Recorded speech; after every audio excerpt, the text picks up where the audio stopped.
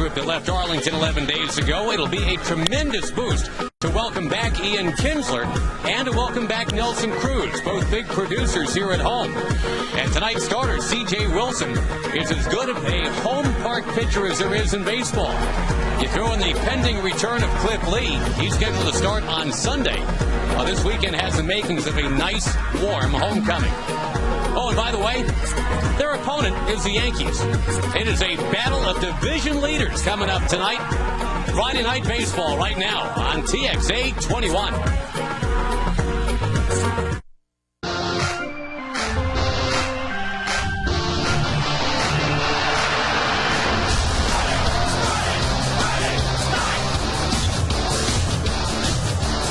C.J. Wilson will take the mound tonight. The Rangers are back home after a long time away from Arlington. They come back 7.5 games up. That's exactly where they were when they left on that 11-day road trip. 7.5 games ahead of Oakland in the AL West. And yes, the Yankees are in town. They're in town all weekend, along with Tom Grieve, Josh Lewin.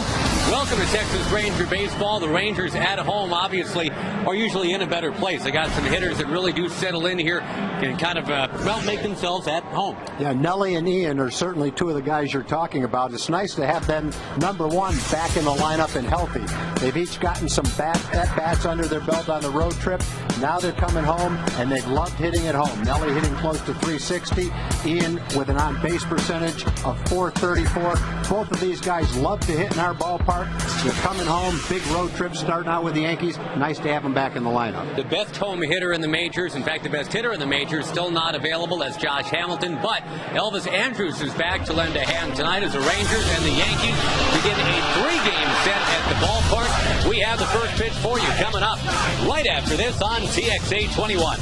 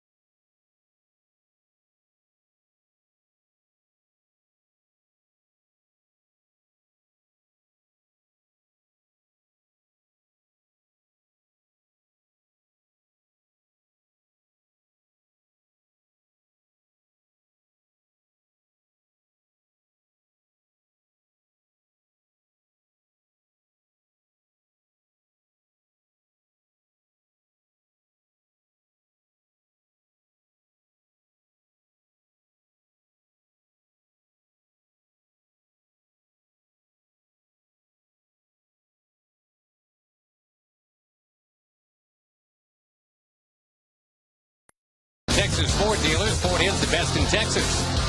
By Standard Insurance, call 1-800-929-2424. And by AT&T. See what's new from AT&T. Go to att.com for details. C.J. Wilson has done some of his best work here at home this year. 10 wins, 2 losses. He could be the first lefty to win 11 at Rangers Ballpark in Arlington in 1 year. Got to beat down the Yankees, though, and they just happen to have the best record in Major League Baseball. They are 87 up and 53 down. They have won 9 out of 12. It all starts, of course, with Derek Jeter, not having quite the year he had a year ago, but he's still Derek Jeter. Swisher and Teixeira, and yep, then A-Rod just off the DL, hitting only .269 this year, but with 100 runs batted in. Career year for Robinson Cano. He will challenge Josh Hamilton for MVP this year. Marcus Thames, Austin Kearns, Francisco Cervelli, and the lefty speedster at the bottom, Brett Gardner. C.J. Wilson, who has done so well against lefties all year. Now, heck, he's done well against everybody all year. He has. He's got an excellent record. His ERA is 5th in the league. His opponent's batting average is number 1 in the league. Very seldom does he give up a home run. He had an uncharacteristic start, his last start at Minnesota. Gave up 6 runs in 5 innings and walked 4. Just did not have command in that start. That was his first loss since the All-Star break. He was almost untouchable in that period, right up until his last start in Minnesota. And you know, CJ could not wait to get the ball back and go back out there and eliminate that last start from his memory. In this ballpark, Aaron Seeley has come up with a 13 and an 11. Right now, CJ's got the 10 here at home. And last time out, it wasn't his best body of work, but boy, since the All-Star break, there's nobody complaining. He's lost only once in 10 starts since the All-Star break.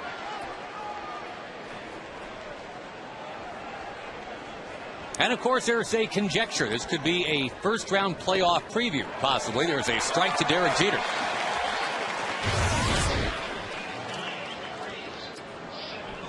We have humid air and 89 degrees at the ballpark tonight as we get going.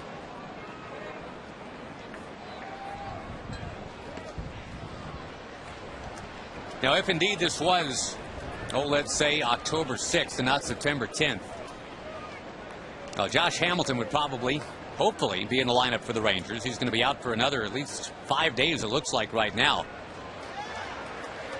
The Yankees are not quite at a full complement themselves right now. Jorge Posada is out for Joe Girardi. And let's face it, Tom, the Rangers will not be facing Javier Vazquez in Game 1. They would probably be facing CC Sabathia. Yeah, and I think every time that the Rangers have played in this ballpark against the Yankees, that's pretty much been the case. It could be an opponent if the Rangers get to postseason play, but it may not be a lineup or a pitching staff that resembles what the early games in the playoffs would be like. When the Yankees were here a month ago, they were without Mark Teixeira. He is definitely playing tonight. Another foul by Jeter.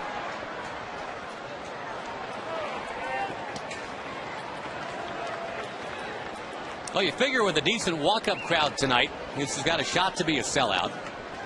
A lot of traffic here in Arlington tonight. This will be a late arriving crowd. There's a big Super Bowl preview party at the football stadium next door. Yeah, if you got here at game time, you're still in your car probably. For those of you with TVs in your car, welcome. Nice long opening at bat here just to slow things down for you. The game tomorrow will be a sellout. Standing room only tickets available. A little bit more availability for Sunday.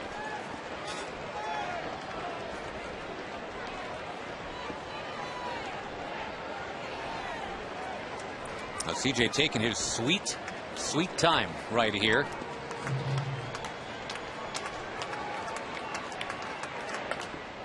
Just can't finish off Jeter. Another foul ball pegged over to the right.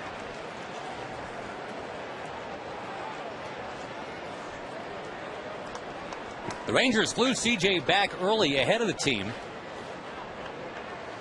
Rangers getting in around 2:30 this morning from Toronto. That is where they salvaged the road trip. It was looking like a stinker of a road trip until the last 2 days. In play this time. A good fastball by CJ. 91 miles an hour. Got it in on Jeter's fists. Tied him up a little bit for that lazy fly ball. And besides Cruz out there, it's Borbone and Murphy in the Ranger outfield.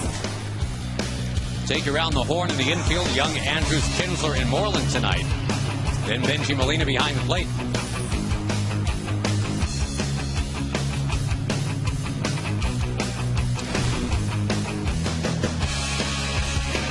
I mentioned the Yankees have won 9 out of 12, and they've ascended to 87-53 for their record. That's 2.5 games better than Tampa Bay.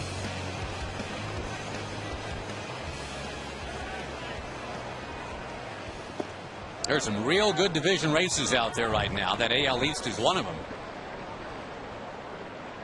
With the Rangers in the West, they are a good 7.5 up on the A's. Trying to make sure they stay that way. The A's will play Boston tonight.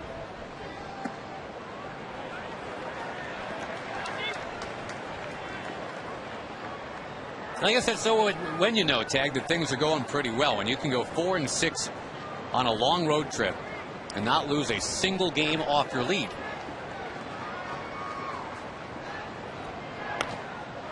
That ball popped foul back this way.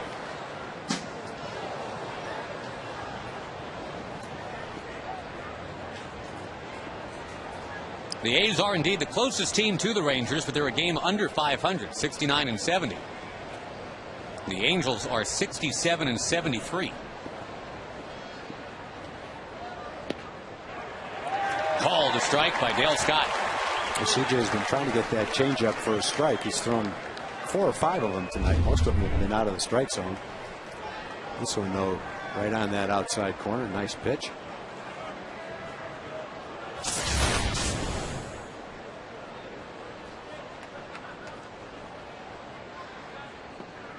The switch hitting Swisher is out of there. Struck him out.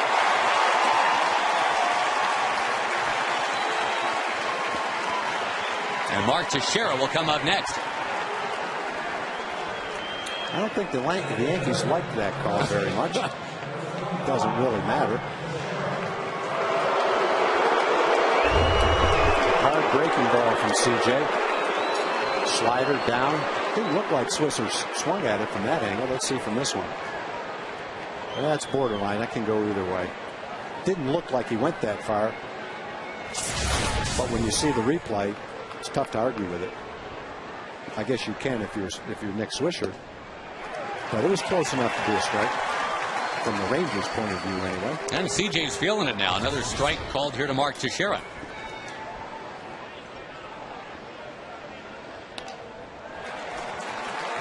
Now CJ's rocking and rolling. He got Jeter after a long at bat.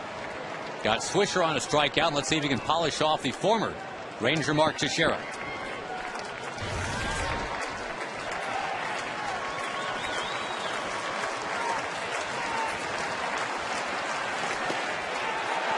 A little bit in.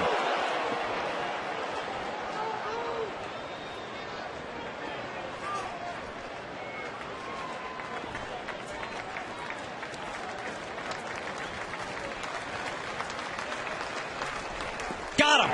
Same pitches to the Swisher. Slider down in the strike zone. Got Swisher to swing at it. Got Tex to swing at it. A-Rod is left on deck. Here come the Rangers in the bottom of the first.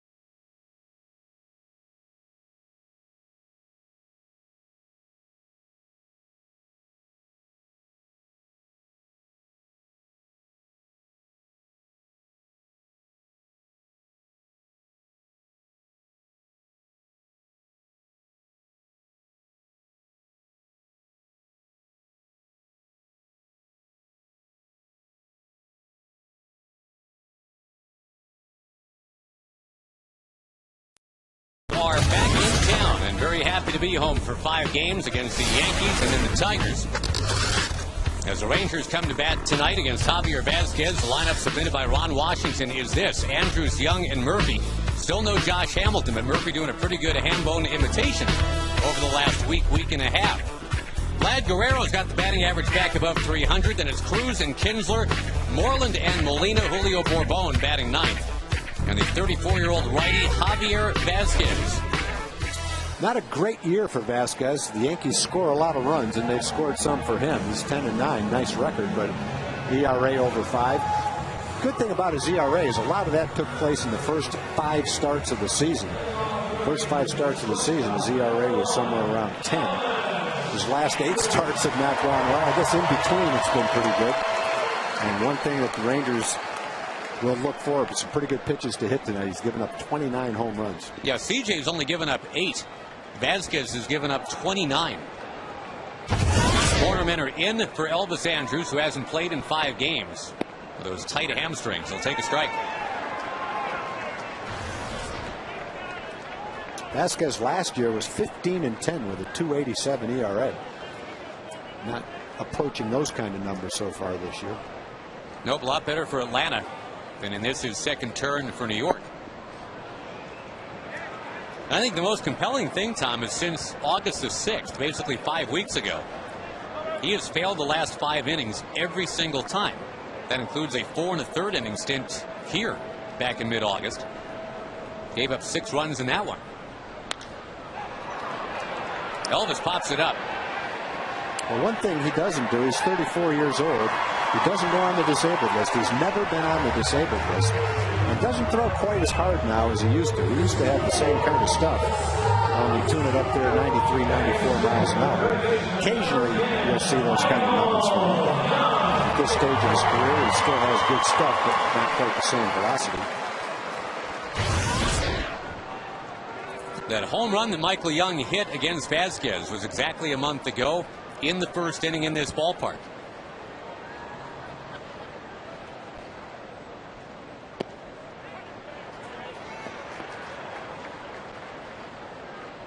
Yeah, Vazquez, his last 7 starts now, Tom, his average has been 4 innings. He's all he's been able to do. Big time high pitch counts.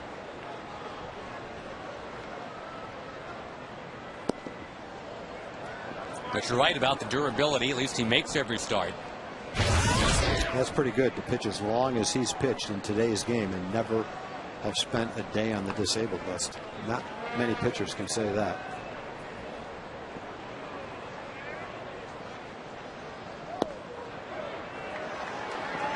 Very tough to run on if you do get on against him. That's the other, I guess, compelling little nugget about Vazquez. He's allowed only 3 steals all year.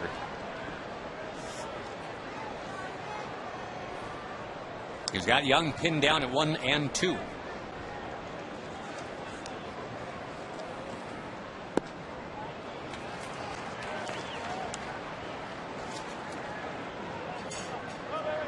Now the Rangers, obviously, just from a psychological standpoint, you'd love to see him start to beat the Yankees consistently. They are 1 and 4 against him this year.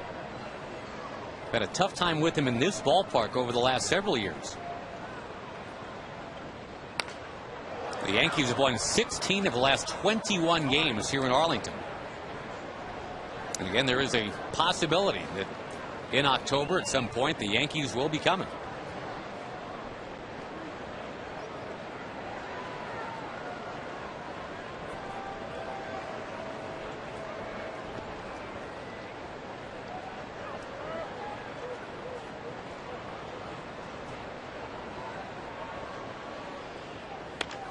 Off-speed pitch into left center it goes.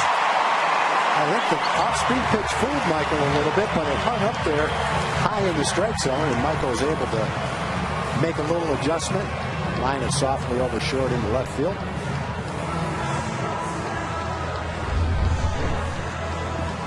Trying to throw it down and away. It's on the inside part of the plate instead.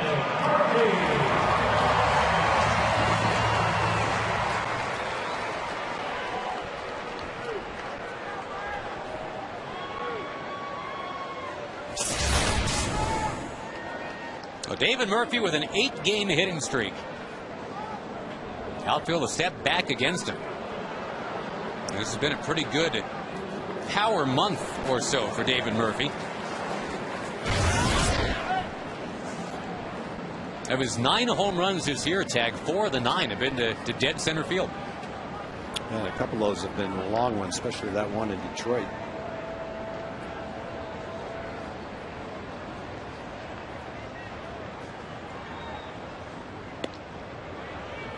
That one stays outside. You got Guerrero on deck. Another guy starting to heat up. Vladdy's got to be bummed that the schedule against the Blue Jays is done for the year. Guerrero ends up 20 for 37 against Toronto this season. Well, he's got the Angels coming up for 7 more games, so that might make up for it. That one's on the corner, 1-2. That's why you can't quite dismiss the Angels yet, as you look at this one near the outside corner. Well, not as near as we maybe thought. Now, the Angels are 10 back right now, but they still have 7 games left head-to-head with Texas.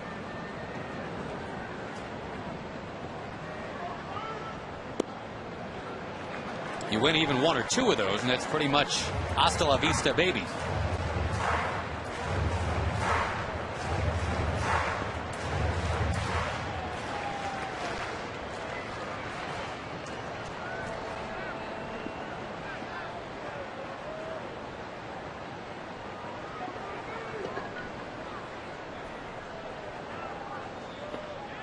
Lay off that changeup, tempting. And you know, right before the All-Star break, Murphy was getting himself out on that pitch quite a bit, just kind of lunging at it, popping it into shallow center. Stayed back, watched it go down. It's 3-2.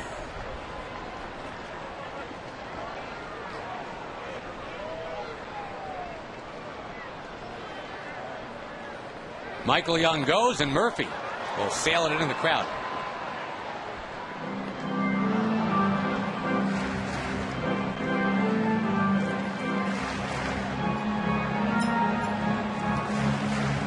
Rangers avoiding CC Sabathia. Andy Pettit's on the DL, and Phil Hughes is having his turn skipped to rest him. But Vasquez is capable of a very good game. You mentioned Tom had the 2.8 ERA in Atlanta last year.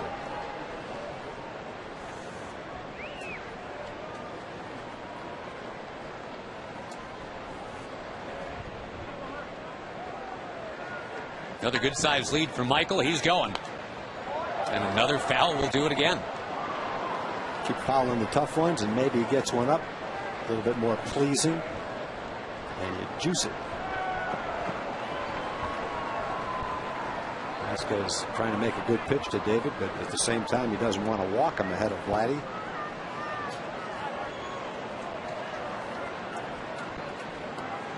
Trying to keep the ball down and away. That's pretty obvious. Young's been going the last couple times. Going a third time, and another foul. All tough pitches, too. That's kind of reminding you of the Jeter at bat to start the game.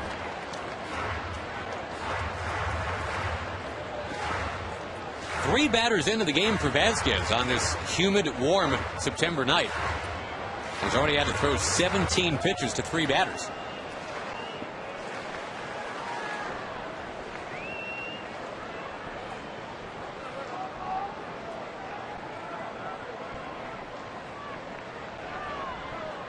Number 9 will be on its way to Murphy with Young going, and this one fouled one more time. Well, he's tried just about everything. Sinkers away. Slow off-speed pitches. That last one, 72 miles an hour. Well, they're looking down at the dirt, trying to figure out, okay, what do I throw now? Tried everything.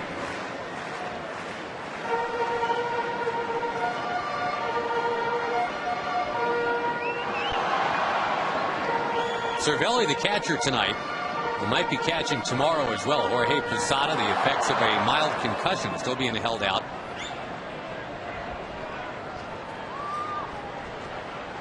We'll see a 10th pitch of this at bat to Murphy. Young goes. Another foul. And David's just guarding the plate up there, fouling some pitches, probably out of the strike zone. The last curveball and then that fastball, likely a few inches outside. Whatever happens this at bat, you're going to have a tuckered out Vasquez up against Vlad Guerrero. You're going to have a tuckered out Michael Young pretty soon, too. Running wind sprints. In play this time. Murphy's got a shot to beat it out. He does!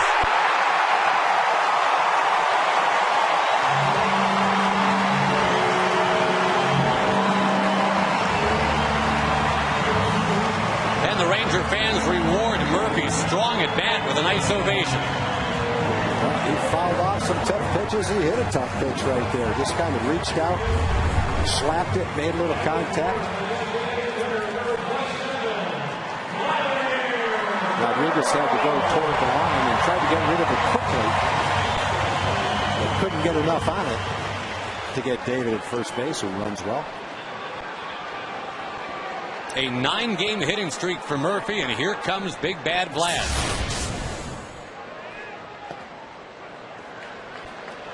Outside corner for a strike. Vladdy with 102 runs batted in now, one of the top totals in the league.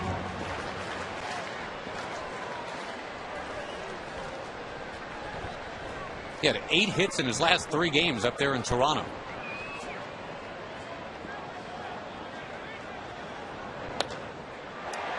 Jeter's got to wait back on this one. His play is to first in time. And the inning left to Nelly Cruz.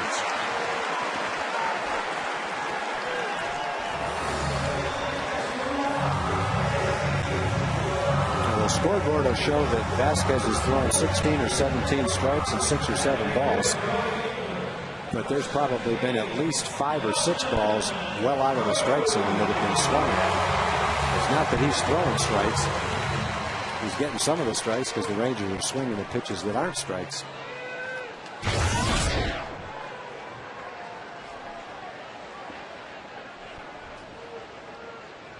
Cruz has missed essentially a third of the season. Still put up big numbers. Bouncing ball to A-Rod. Vasquez survives. The Rangers had second and third, couldn't score. 0-0 at the end of 1.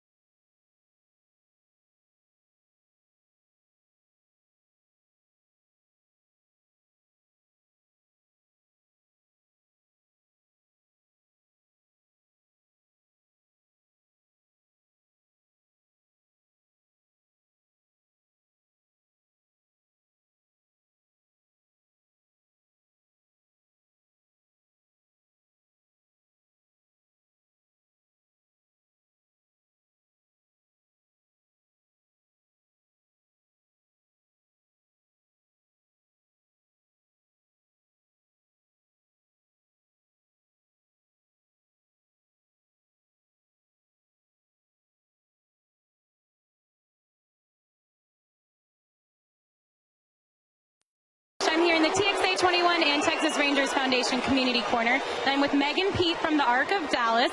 Megan, why don't you first just tell us a little bit about the Arc of Dallas for people that aren't aware? Sure. The Arc of Dallas is a nonprofit organization dedicated to improving the quality of life for people with intellectual and related disabilities. We serve everyone from children, adults, parents and caregivers, and we're in Dallas, Rockwall, and Collin County. Great, and you all have your blue on tonight. They're big Rangers fans. Who'd you bring out here with you tonight? We have Elizabeth and LG. Well, thank you, and welcome to the game. And if people want to get involved and help out with the ARC, what do they need to do?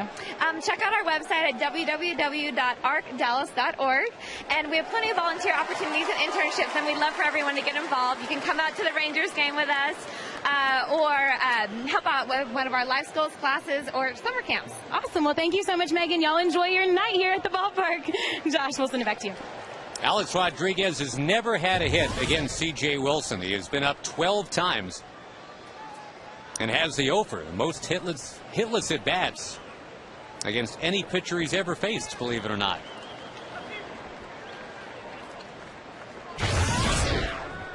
It's been a bit of an injury-riddled season for A-Rod, but he's still got his 100 runs batted in.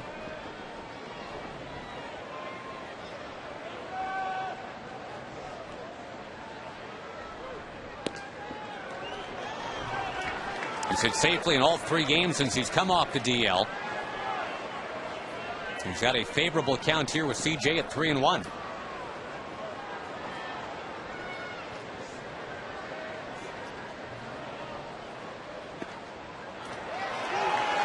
First Yankee base runner tonight is the always combustible Alex Rodriguez. Always greeted loudly, let's say, no matter where he plays.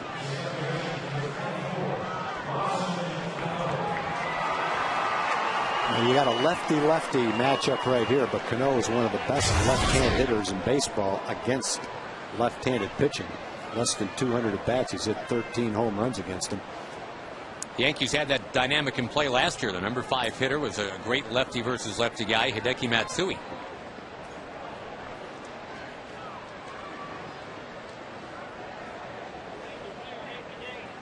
A career high 26 homers for Cano. And he fights this one in the shallow left. Murphy on the run, won't get it. It pops down in front of him. 2 on and nobody out for Marcus Thames.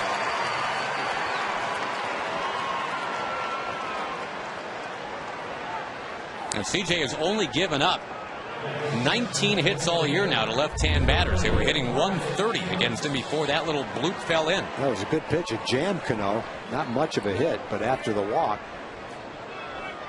Yankees have a little something going now with nobody out. Marcus Thames has been a hot hitter and hitting some home runs over the last month or so, earning a lot of extra playing time that he might not have gotten. He's a dangerous hitter right now. If there is a playoff series, Rangers versus Yankees, get used to seeing number 38 at the plate. Cliff Lee is a lefty starter, of course, so is C.J. Wilson. That's what Thames does, is he hits lefties very well.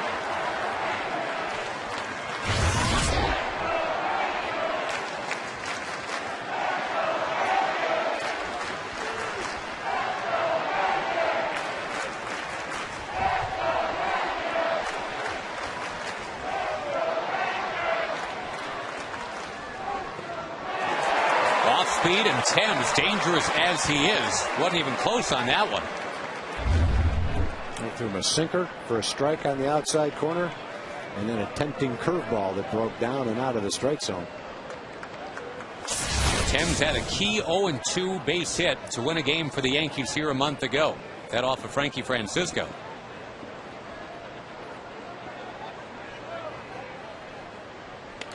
Swinging 0-2 here, he lines it foul. That was a game where the Rangers were up 6-1 late. Couldn't hold the lead. Thames hit a home run to get him back to within 6-5. Then won the game in the 9th with that single.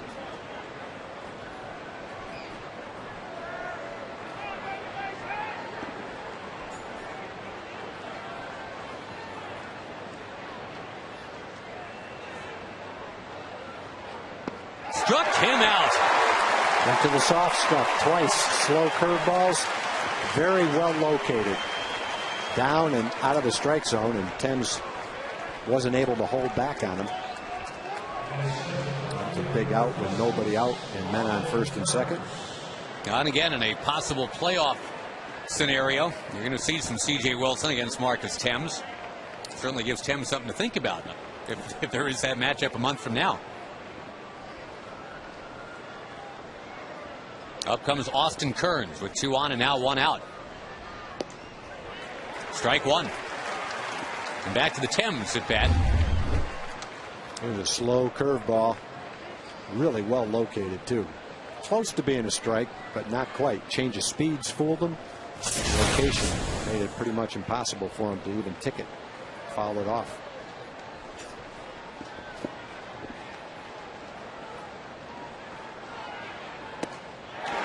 Now the Heat gunned by Kearns to make it 0-2.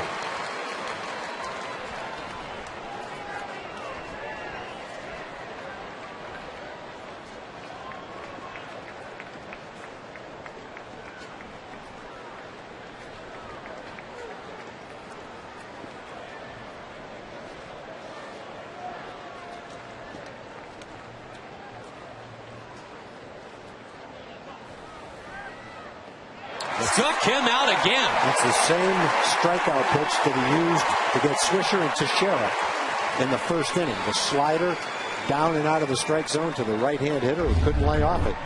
Same swing that Teixeira had. Swisher tried to check his swing on that pitch. Strikeout number 4 already for CJ. Yep, the last 4 outs have all been with the whiff. And after the A-Rod walk and the Cano bloop single, right after that 2 down, and here's Francisco Cervelli.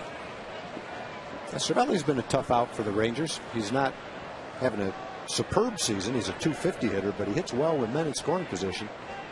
Upper 300s with runners in scoring position. You got to bear down to him, even though he's batting 8th in the lineup.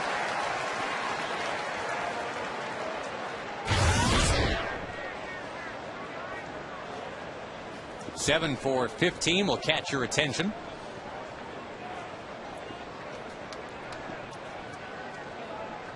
Well, the Rangers threatened in the bottom of the first. The Yankees threaten now in the top of the second. And again, Wilson's ahead at 0-2. 3 straight hitters he's put down at 0-2.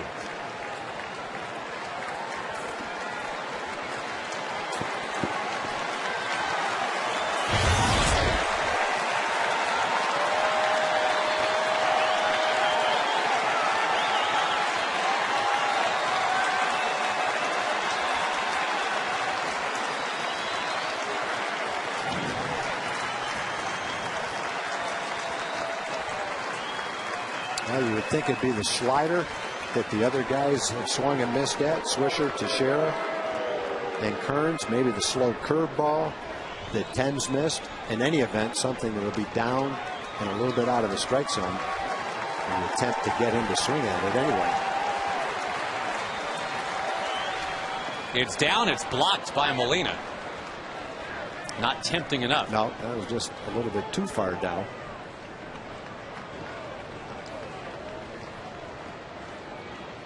CJ is the king of trading out baseballs, too. Wants a brand new one. He's got it.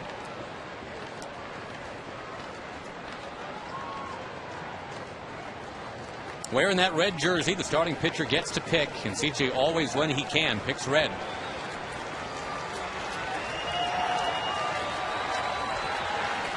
Now 1-2 to Cervelli.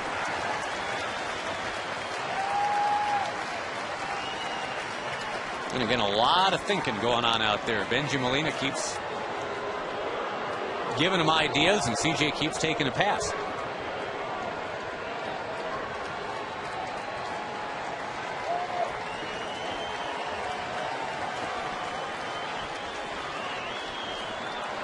There's only so many pitches he can throw.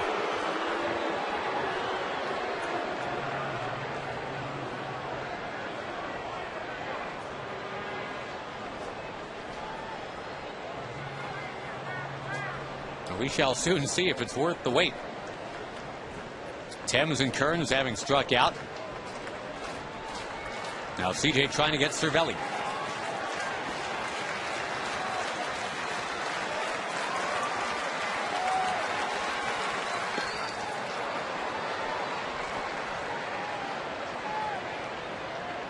He's thrown 2 pitches that have been so far out of the strike zone that they basically were ineffective as far as trying to set up the next pitch or to tempt Cervelli to swing at a bad pitch.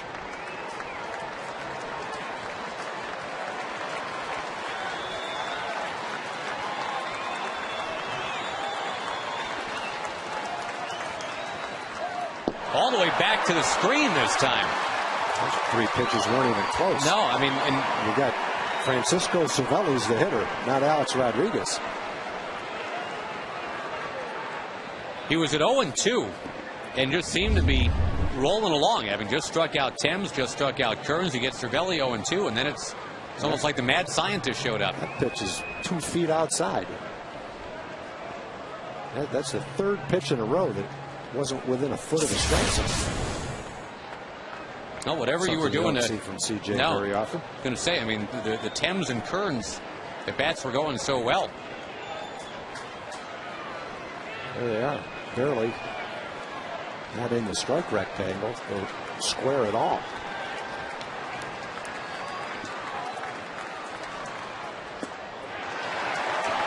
Missing with the off-speed pitch, and now they're loaded up. Is that a case of just trying to get too fancy, too cute? I don't know. I'm not sure what he was doing. I think sometimes you think too much out there instead of just going right after the hitter. You know it was working to the other right-hand hitters. Well, at the very least, he gets to face a lefty now. But Brett Gardner is a guy that can be really pesky up there. Tough to put away. Just unusual to see CJ that far out of the strike zone on 4 straight pitches, starting out with an 0-2 count. But no damage done if you can get Gardner right here. A few extra pitches, but keep the Yankees scoreless if you come right here. He comes right back and throws a strike to get ahead.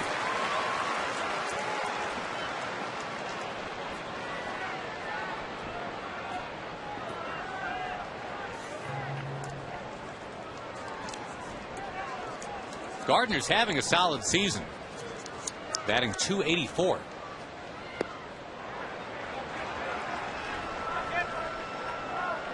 Most number 9 hitters are not hitting in the mid-280s. Yeah, Gardner's pretty good against lefties too. He's almost a .260 hitter against left-handed pitching. Second and third, 2 out. Or excuse me, bases loaded and 2 out. Rangers had that second and third 2-out chance in the bottom of the first inning. And Ellie Cruz bounced out. You very rarely see this. Mike Maddox will go out here mid-batter. It's 2-1 to Gardner. And you just want to tell him, hey, look, let your talent take over. Be aggressive. Go get the hitter.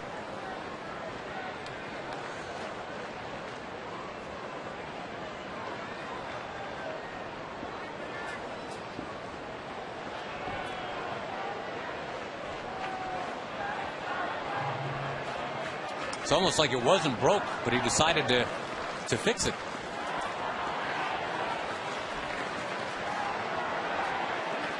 And he just tried to make the perfect pitch to Cervelli to try to strike him out from the 0-2 count, and just never came close. And now he's behind Gardner with the bases loaded. You have to throw him a strike right here. Getting away from Molina, it comes right back to him, and a throw to third is not in time. That would have been the rally killer of all time right there. And that would have been a long 20-foot walk back to the dugout for A-Rod. But all of a sudden, you're talking about 7 of the last 8 pitches that not only have missed, but have missed pretty badly here from CJ. I don't know what happened to Benji. He had to get crossed up on that ball. I think he got crossed up on the fastball earlier during that at-bat to Cervelli. That was after a long conversation between the two of them.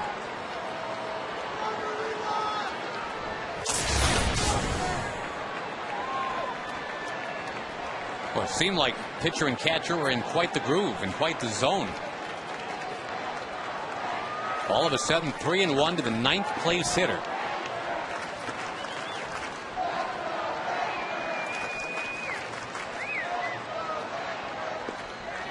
In there, it is 3-2. Yeah, that was a borderline strike too. That was a nasty 3-1 pitch right on the outside corner. Looked like a That's definitely a strike, though. Definitely close to the strike zone anyway. Got the ball.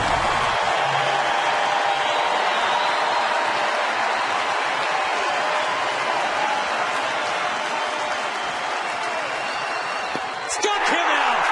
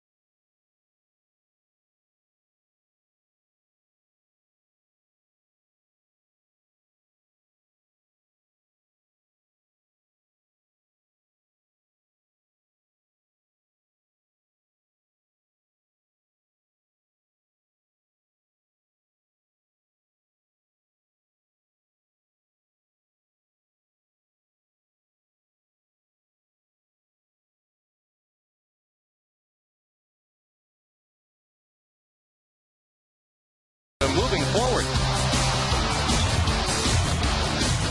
So whatever invaded C.J. Wilson left just in time. The count went to 3-1 on Brett Gardner. Then he got it to 3-2 and then struck him out. As it turned out, after much ado in that second inning, Tom, C.J. Wilson struck out the side. Yeah, C.J. just cost himself 7 or 8 extra pitches there rather than making the pitch to get out of the inning a little bit quicker. But bottom line was he made the pitch, got out of the inning. Got the call on the 3-1 pitch. That could have gone either way. Made the whole ballpark sweat, but he got out of it.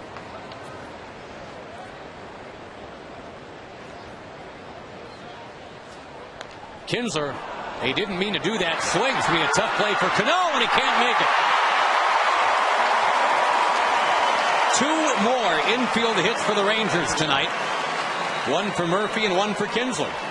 Yeah, Cano had time to make that, but it was going to be a tough play on the dead run, trying to barehand it and make the play. If he was able to grab it with his bare hand, I think he would have been able to make the flip to get Ian. When you check your swing like that, you don't get a great jump out of the batter's box.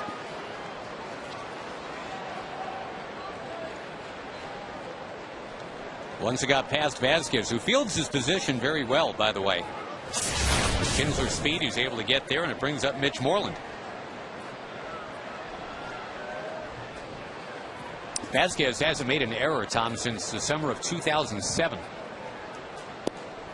More than 100 games ago. Mitch had a big hit in yesterday's game, that 2-run double right down the right field line.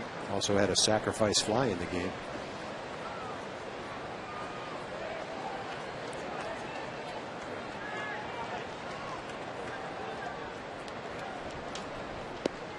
Four to 2 that final yesterday. So 2 straight wins to kind of salvage that road trip. Nice that Colby Lewis finally got that first win since July 16th. Colby had allowed 14 runs total his last 2 games. But was dead on against a tough Toronto team last night.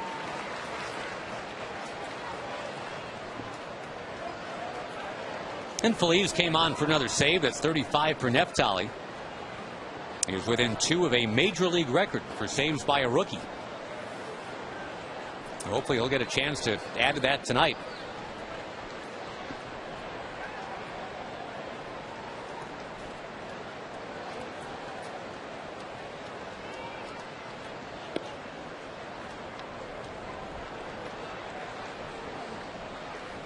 That Ranger bullpen, top to bottom, even without Frankie Francisco the last several weeks, has been very solid.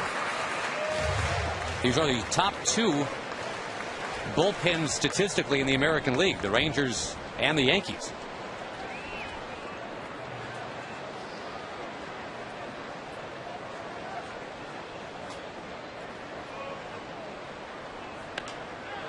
Moreland knocks one up into the crowd.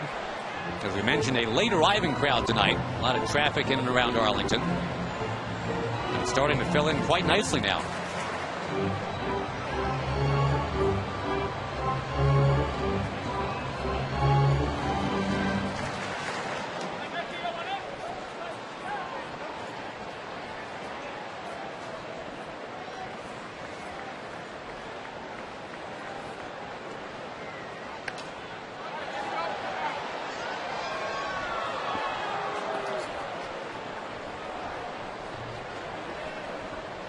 Well, it's funny, the Rangers at 77 and 63 right now. Believe it or not, that's actually 2 games worse than they were at this time a year ago. Big difference, of course, the Angels have had a massive fall off.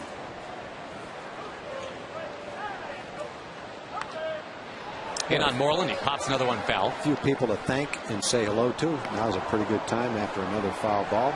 I want to thank Shirley Coast, our cookie lady, for today's batch of pineapple pecan with caramel icing, one of her specialties. Also want to say hello to a longtime Ranger fan and area softball player, Bill Rahm, battling some health issues in Arkansas, watches or listens to every game. Bill, I hope you're watching tonight. Everyone with the Rangers is thinking about you.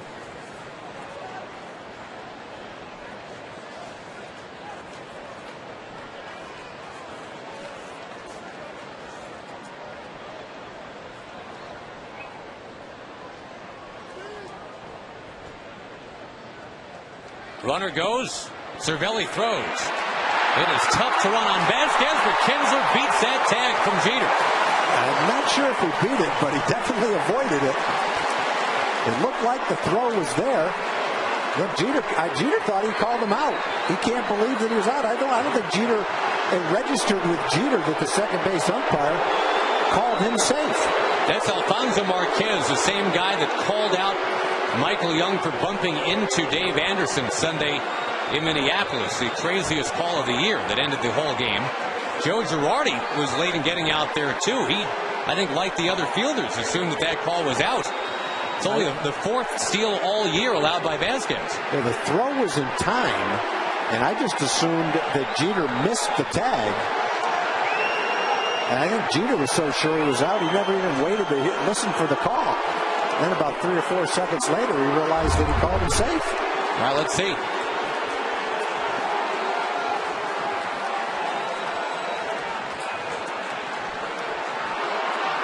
Well, it would appear that the tag was there.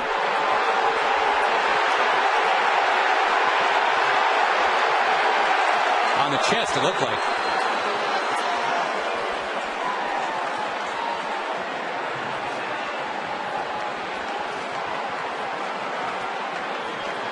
Marquez has his face right in the middle of that play, and he must have seen it and not seen the tag.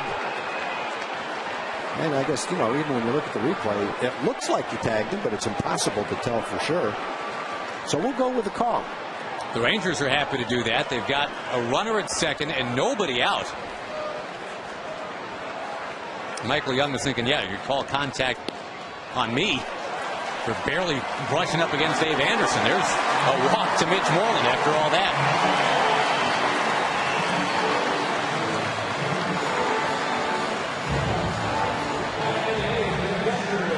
Benji Molina will bat.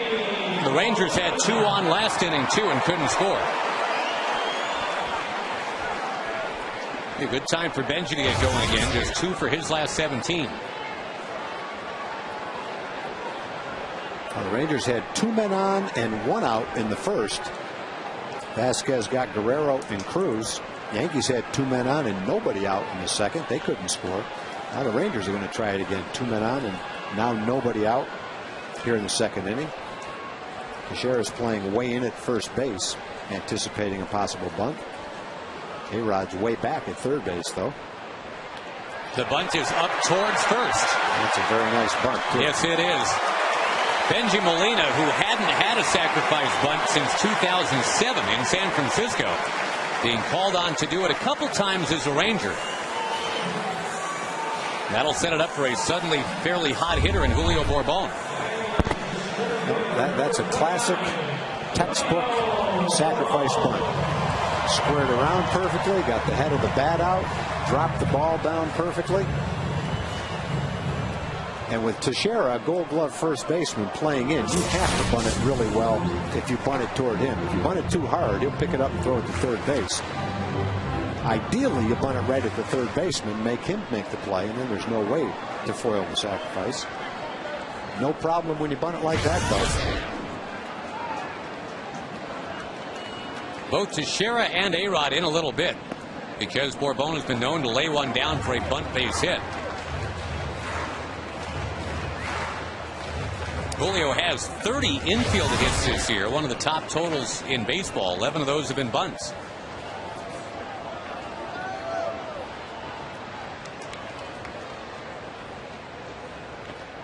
Getting away. Foul tipped it.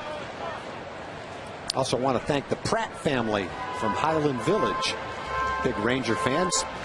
They made an incredible batch of cranberry pistachio candy. Thank you very much for that. And also Kathy Hicks from Iowa Park for the chocolate covered cakes. It's been a good night so far. Thank you very much, everybody.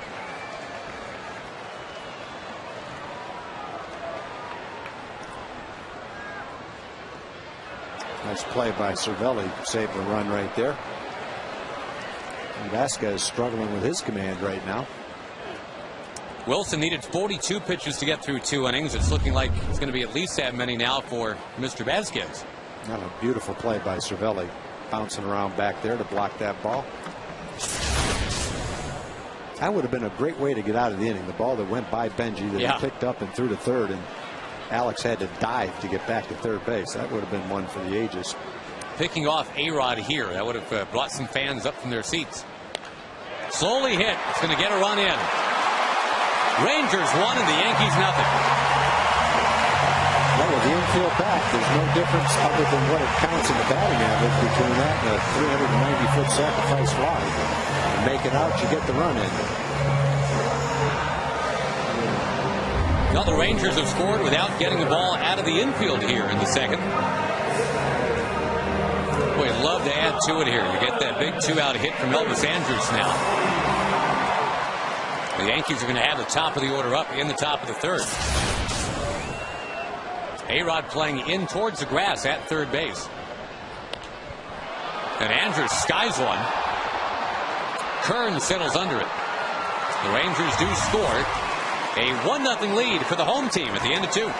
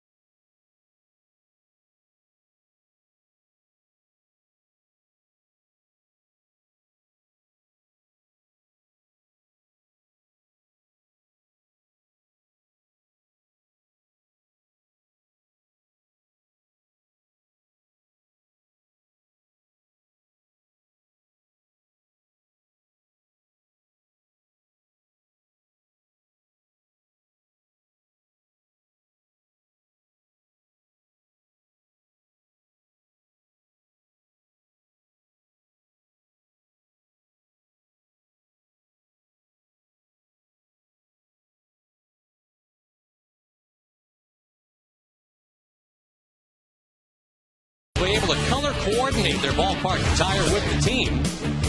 The activation of the Rangers jersey alert is in place. After every home game, the Rangers announce what color jersey the club will be wearing for the next day's game. So you can bring your red if they're wearing red, bring your blue if they're wearing blue. Go to TexasRangers.com/jerseys for more details. Don Carter, he's throwing the Mavericks out of the ball game. He can wear whatever he wants. Boy, he was a fixture at those Maverick games, sitting right at midcourt.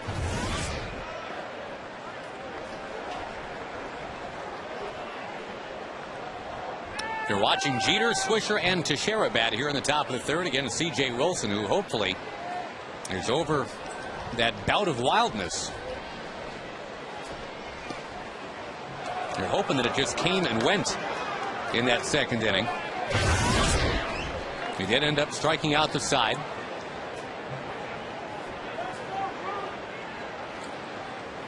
And boy, it took a while.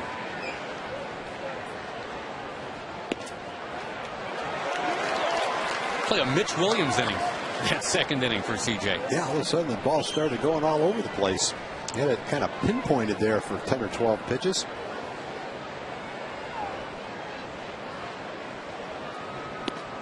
Jeter was up there for a while before finally flying to right in the first inning. CJ's kind of having the same problem in this game so far anyway that he had against Minnesota. He walked 4 against Minnesota. Really never found a groove, found his timing. Got the rhythm that he normally has when he throws a lot of strikes, and he's struggling with the same thing right now. High chopper, going to be a tough play. Elvis gets the opportunity to throw him out, but can't get rid of the ball. Well, the inning started for the Rangers that way last inning, with Cano charging it, not able to make the play on the slowly hit ball. Elvis, I think, with a little lesser chance to make this play, but an outside chance if he can get rid of that ball of getting Jeter. Goes as an infield hit. Now Derek Jeter at 36 still runs pretty well. Got 16 steals this year.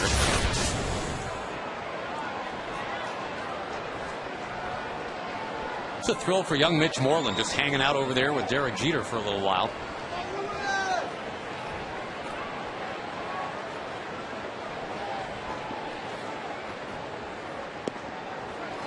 Strike one to Swisher, who, remember, was called out on strikes his first time up and didn't like it at all. It was a borderline call. I think it was a call that could have gone either way. One team's going to be upset no matter which way it goes. Swisher didn't like the call on that last one. That looked like a good pitch. He and Dale Scott continue to talk about it. Not even close. That ball's a strike. They just must not have seen it very good.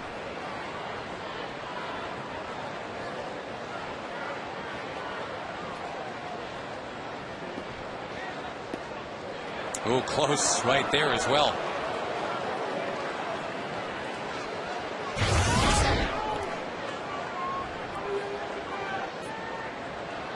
Very solid all-around year for Nick Swisher. Close to a 300 batting average. He's got a shot at a 30/90 or even 100 season.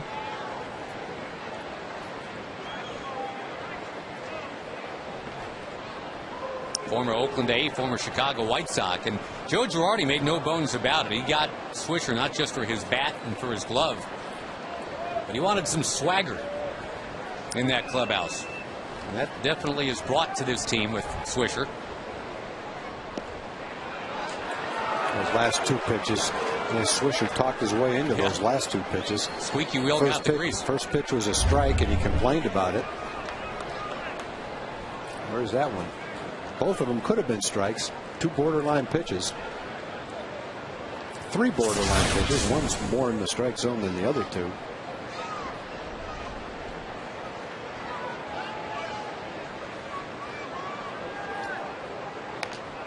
Lined into the crowd.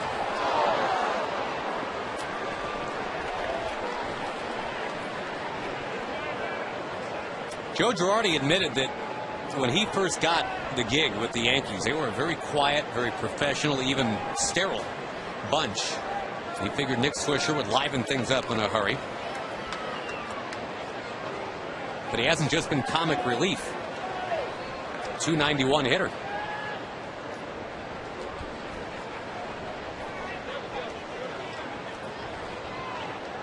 Because last year in Chicago, he hit only .219. Watch his strikeout totals balloon into the 130, 140 range. But as a Yankee in 2 seasons, boy, they've gotten everything they could have hoped for out of Nick Swisher.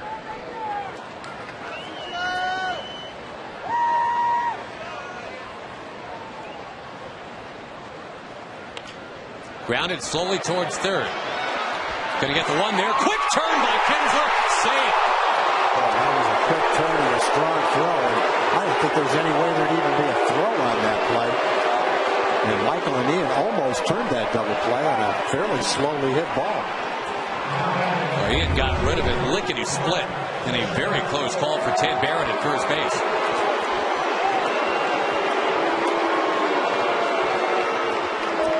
Gives Mark Teixeira a chance to bat here with 1 on, 1 out.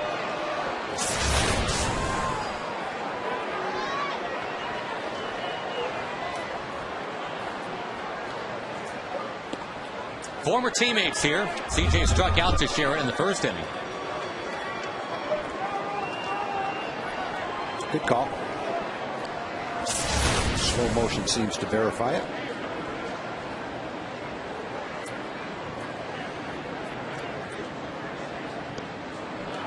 Rangers seem to get a bit of a break on the bases in the bottom of the second. Kinsler called safe on a stolen base attempt. He has scored the only run of the game so far.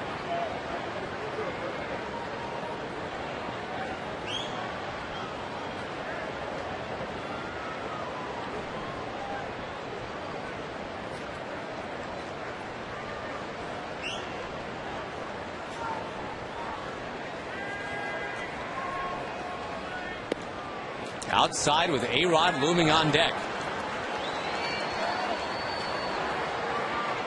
As always, Tex very patient up there. 1 RBI away from 100 for the year.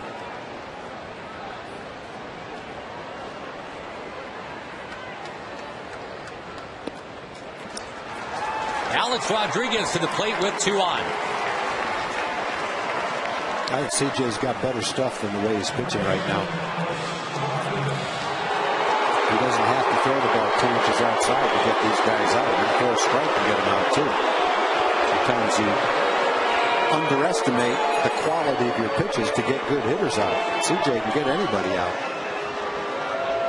Well, and it's been proven time and again he can get this particular player out.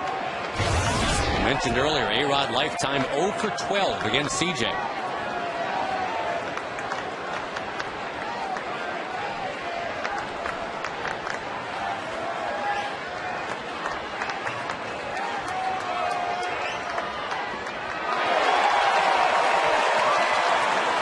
Alex up right there. Threw him a changeup instead of a fastball. 31 strikes, 26 balls, 57 pitches.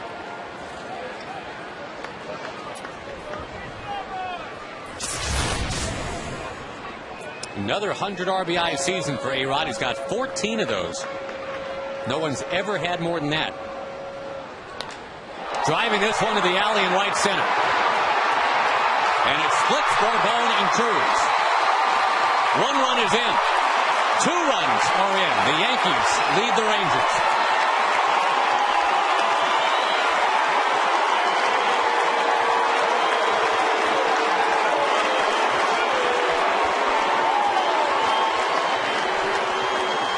Boy, they were so close to turning that double play on Swisher. He reached Teixeira walks, and then A-Rod just went and got one. Well, Alex, you know, he had the changeup away that he missed, and another pitch he's able to kind of lean out. But one thing CJ can't lose track of is you still have to pound these guys in as well. You just can't throw all soft stuff away, sinkers away. You have to be able to come back inside with your fastball to keep good hitters honest, and he's got a great fastball to do that with.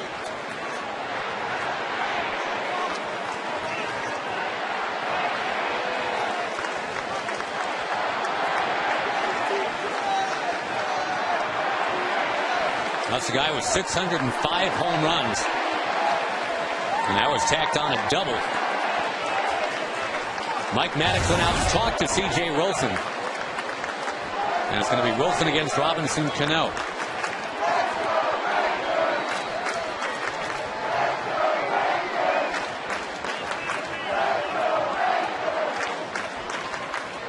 In play slowly. Moreland. Whoa, he's got to go and reach around C.J. Wilson and get to Cano.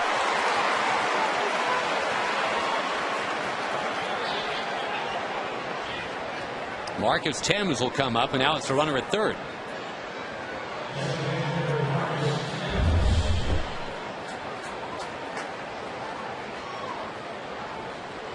Yes, C.J. was on the bag. Mitch Moreland wasn't going to be able to get there. He had to reach down and apply the tag. Yeah, there's not much C.J. can do on that. He's got to get over to cover first base.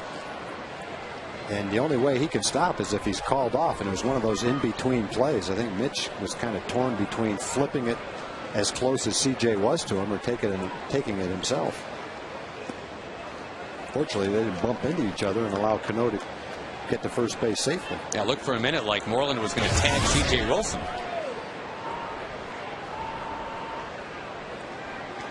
Thames, a strikeout victim last inning.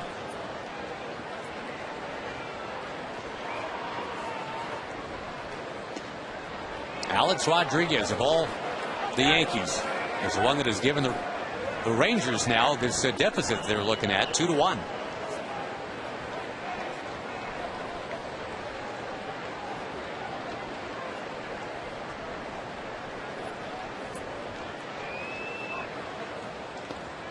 It's been more than 20 pitches per inning for CJ on a warm, humid night.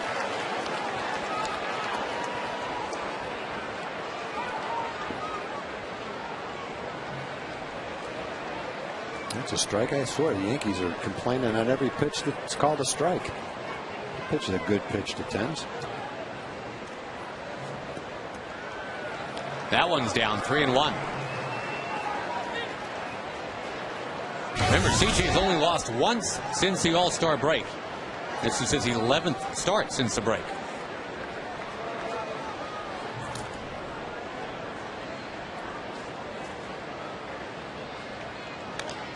Thames gets it by Andrews, and it's 3-1.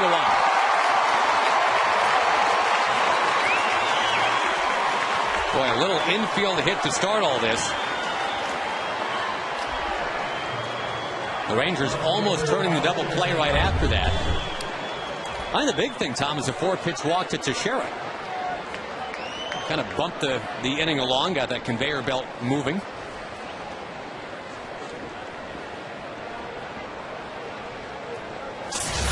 A-Rod followed with a 2 RBI double, and now Thames with a single. And the hitter is Austin Kearns. We're going to have action in the Ranger bullpen in the 3rd inning. CJ's throwing every pitch toward the outside corner, and he'll catch the corner or miss away. What it's done is it's cost him 65 pitches, and he's not out of the 3rd inning yet.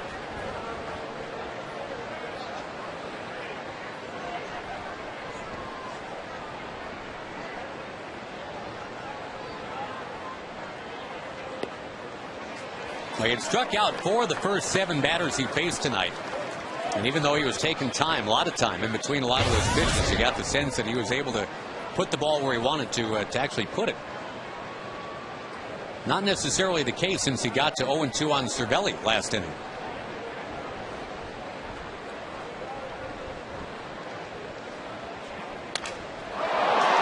On a shattered bat, it is a base hit now for Kearns. 4 hits in the inning and a walk.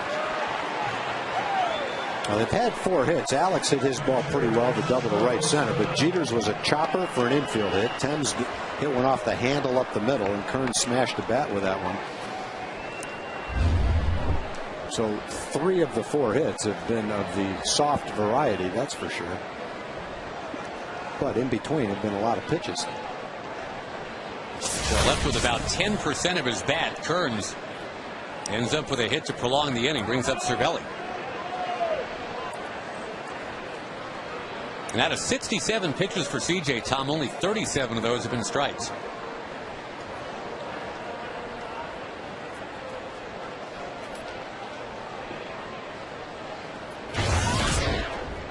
once again with Cervelli up there.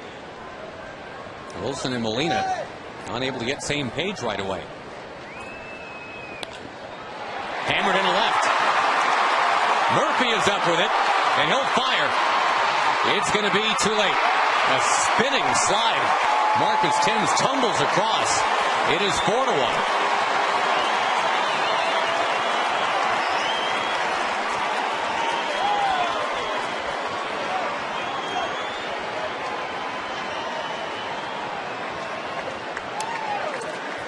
I remember the last start for CJ. Did not go nearly as well as all the ones preceding it. In fact, the last inning that he pitched there in Minneapolis, it was an inning kind of like this, just a lot of singles and walks, which led to a removal in the 6th inning in that one.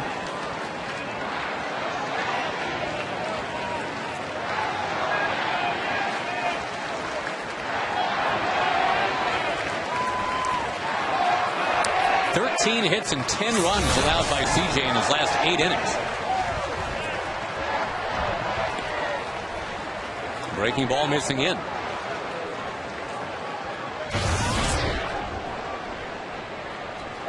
Boy, it was a 1-2-3 first inning. But then 6 batters in the 2nd inning, and now the Yankees batting around in the 3rd.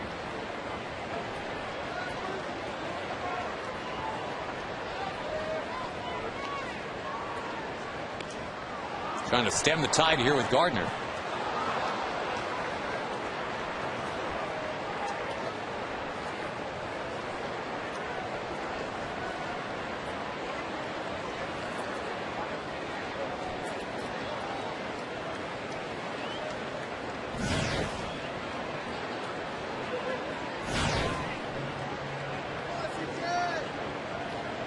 Boy, and again, you see with Benji and with CJ. Just takes a while to establish what to do here.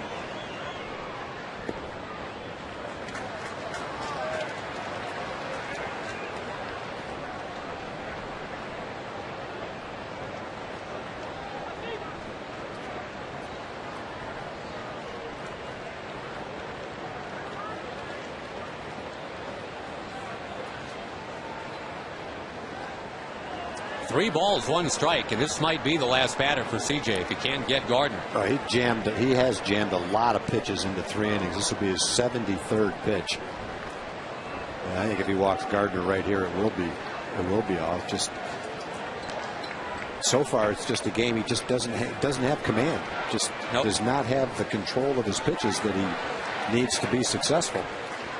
It's just a night where all you can say, he just doesn't have it. That happens. That's better. Yep. A bullet in there. Remember, it was 3-1 on Gardner last inning. Then he came back with strike 2 and then got him. Gardner always seems to be up there for a while. He takes a lot of pitches, kind of Bobby Abreu style. Runners will get going.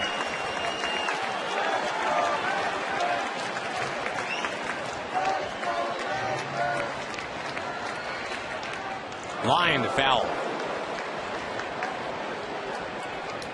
And yeah, we're going to see a 75th pitch in 3 innings. You're looking to hit the ground running here this weekend. Got the big crowd.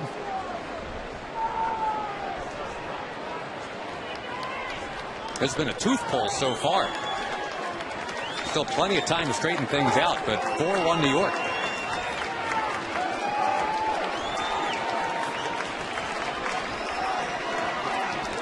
The runners get going. And a fly ball in the left center. Bourbon and Murphy going back. It's Bourbon. And the inning finally ends with 4 runs in for New York.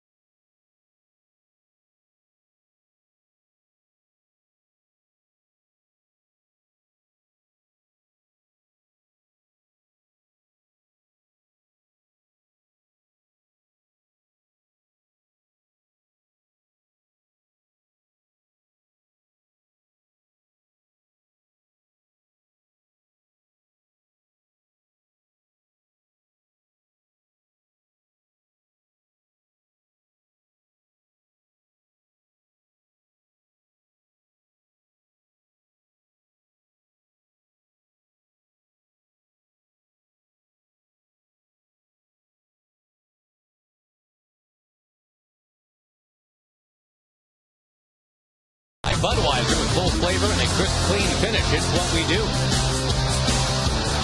Rangers have some work to do. It's 4-1 New York. A couple of Hall of Famers right there. Reggie Jackson in the mid-'80s once said, you don't face Nolan Ryan without your rest. Nolan's the only guy I go against that makes me go to bed before midnight. I used to have some outstanding battles back in the day.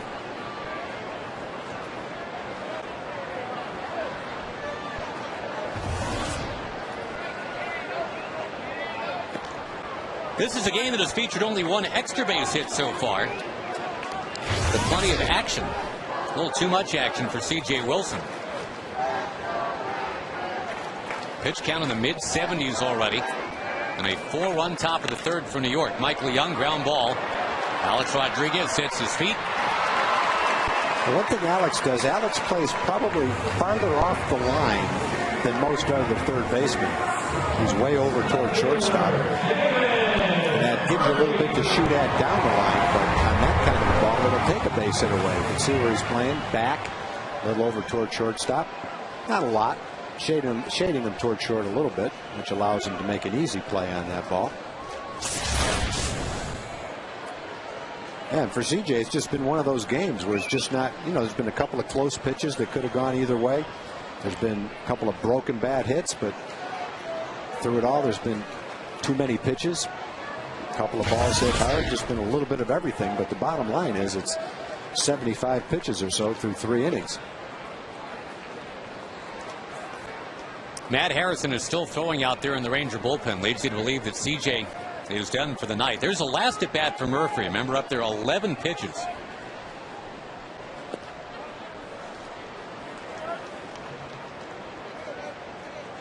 One out with an infield hit to run his hit streak to 9.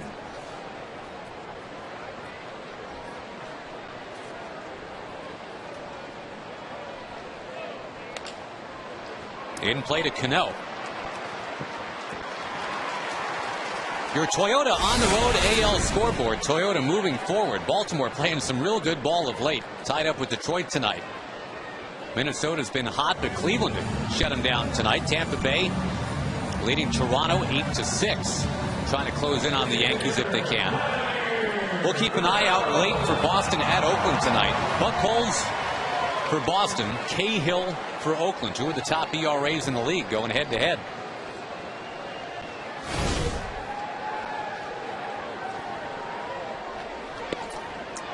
Vladdy will take on the outside corner on the first one for the second straight at bat.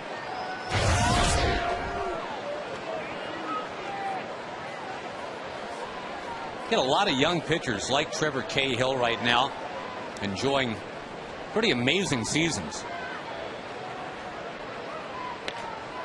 Saw a stat, Tom, that major league pitchers this year aged 24 and younger have a winning percentage of about .540. It's the highest winning percentage by that age bracket in the season since 1934. That was a group of youngsters that year led by future Hall of Famer Dizzy Dean.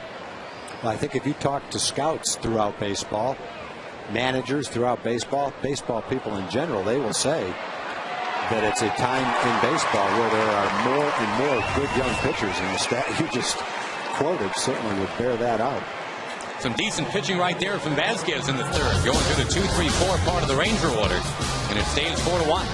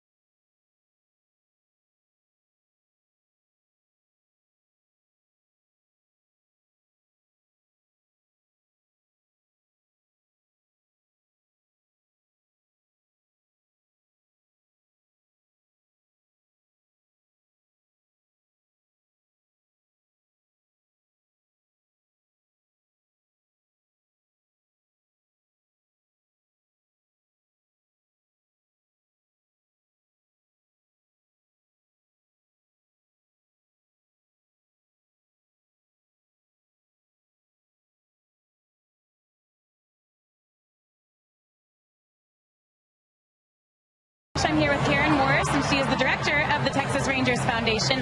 And last night out at the ballpark, they kicked off a brand new reading initiative program. And what was that program? That's right, Julie. With a partnership between the Arlington Chamber Foundation and Storybook House in Dallas, we created an authors program where once a month children's authors will come to Arlington, visit Arlington schools, and we'll do night events. And those night events will go to benefit the Arlington Library Foundation. Awesome. And if people want to help out, or if they want to get involved with this program, get their kids involved, what should they do?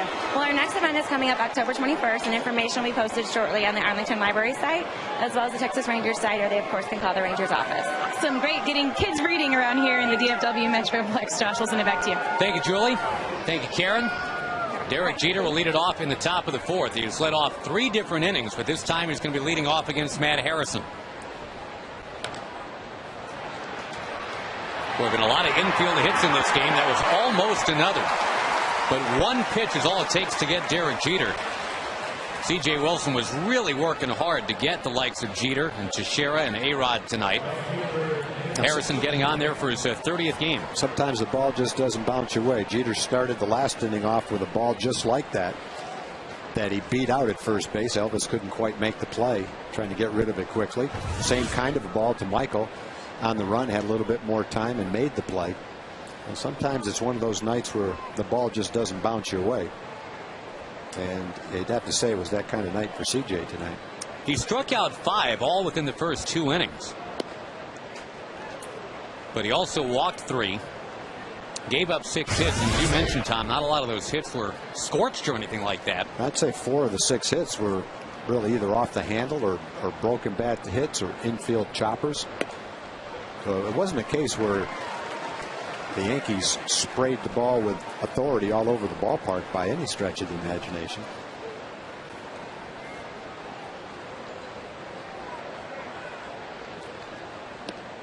Harrison's put up some pretty good numbers against the Yankees in the past. The only guy he's really struggled with is A-Rod. He's gone 3 for 5 against him. Alex Rodriguez had never had a hit against CJ until he doubled off him tonight.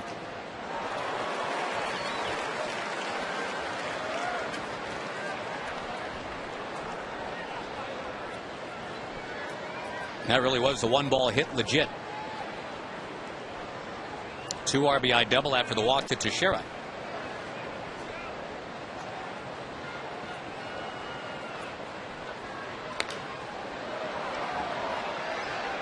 Rangers and Yankees again tomorrow night, and again standing room only tickets will be sold as Tommy Hunter tries to get to 13-3. He'll be taking on A.J. Burnett.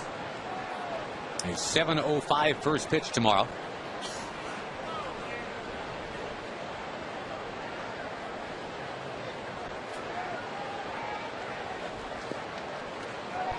It's down too low to Swisher.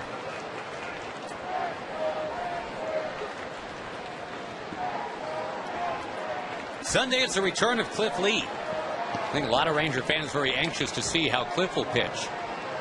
Having missed a start, and that sore back was looked at.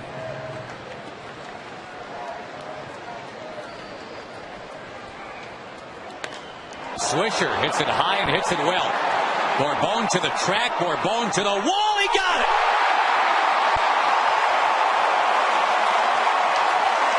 Nice timing by Julio. Had that ball tracked all the way. Timed his jump into the wall perfectly. And up right near the top of the wall to take that extra base. Get away from Swisher. See how high he did get up. They're assembling on the hill, but it never does get there. Well, it's close to being a home run. Can't tell if it was up over the wall or not. Let's take a closer look. Probably not quite. Right near the top of the wall. But nice play by Julio. Boy, you could have carried it right over, though. We've seen that before. Great look right there. Here's Teixeira. And a fly ball to right field. Harrison needs only 9 pitches to carve through Jeter, Swisher, and Teixeira. The Rangers coming up in the bottom of the 4th.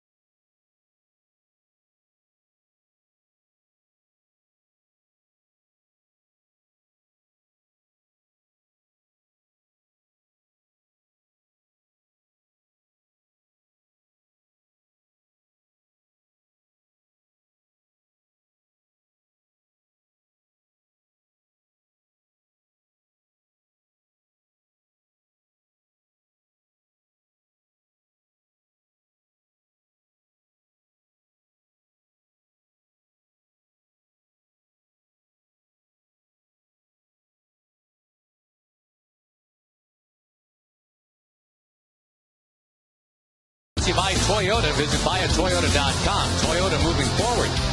And by Standard Insurance. Call 1-800-929-2424. Trying to wake things up here, the Texas Rangers are. Big crowd. And watch the Yankees take a 4-1 lead with a 4-run third. Rangers still looking for their first extra base hit. It's not like Vasquez has really dominated tonight. Looking for his first strikeout tonight, right? Through 3 innings. Yeah, he's doing enough to mix up his pitches, keep him away from the good part of the plate, and get some outs. But no, you'd have a hard time watching him pitch right now and say that it's dominating stuff. You mentioned it's been a long time since he's pitched more than 5 innings in a game. So they're not facing the Yankee ace right now. But on any given night, a big league pitcher can spot his pitch, make pitches to keep the ball away from the hitter's strengths, and have success. You just have to be patient, keep going up there. When you get a good pitch to hit, take advantage of it. We'd love to get to him right about now. The Yankees bullpen has been airtight, especially over the last couple months. Cruz is jammed, and he pops it up. Vasquez is known as being a bit of a strikeout guy. Had 220 of them last year. And coming into tonight, Tom, 348 games in a row that he struck out at least one batter. It's like those basketball teams with these stretches of successful three-point shots made for whatever, 300 games in a row, 400 games in a row. But he's not been blowing away the Rangers at all. He has been tying them up, however. That is a 4th pop-up.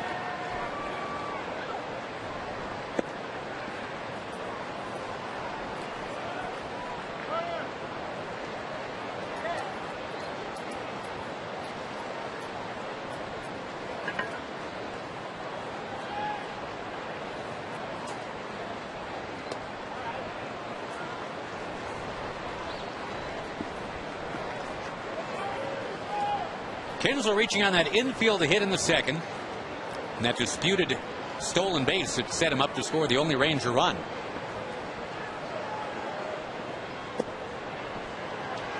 Now, Tom, we were talking earlier about Cruz missing about a third of the season. Kinsler, same story. Nelly's missed 56 games. Kinsler's missed 58.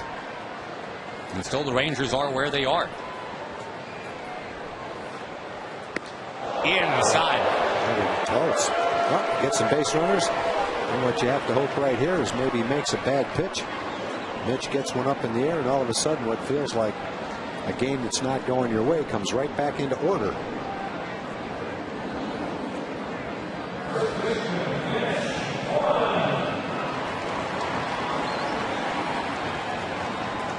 Well, Mitch Moreland certainly has it in him to give one a ride. Had a couple of home runs on that road trip. Well, it seemed like a long road trip, didn't it? Yeah, it was a long road trip. Kansas City to Minneapolis to Toronto. The in and out of a different country, I think, takes its toll. I don't know how the Blue Jays do that so many times a year. Long ride out to the airport, going through customs. Well, the day game yesterday would have helped a lot, that's for sure. They only had 10 or 11,000 people there, so I don't think it made much difference. A smash by Moreland. It is foul. That was the only night game in the American League last night. At least the Rangers won it. It was a happy plane ride home. The Rangers played a couple of good games the last 2 games in Toronto. Got a nicely pitched game yesterday from Kobe Lewis. Well, the wind has changed here at the ballpark. Starting to pick up a little bit. The flags are pointing towards that Yankee dugout.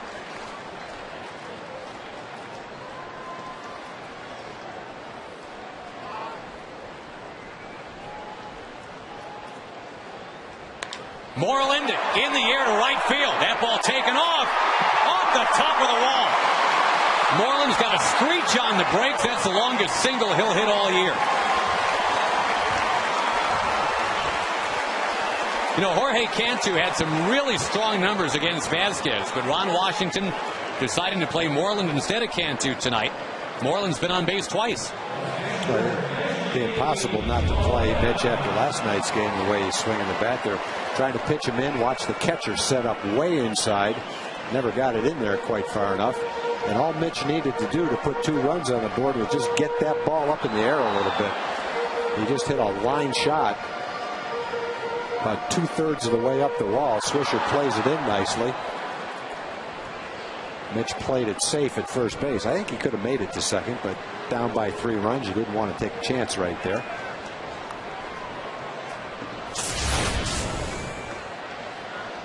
Inside it hits Benji Molina, and they are loaded up. Yeah, I can't imagine Joe Girardi is thrilled to death with the way this inning's going so far for Vasquez.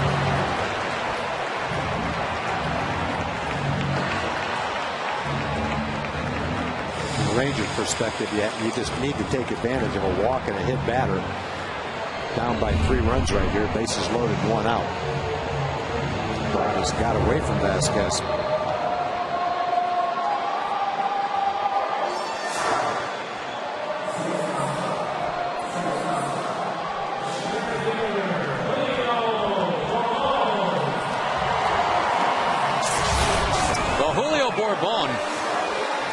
Not really known for his power. He's got 3 homers. They were all clumped together within a stretch of 15 games in June. But lately, he's been slashing line drives to right field, doubling to right and right center. One of those wouldn't hurt right now.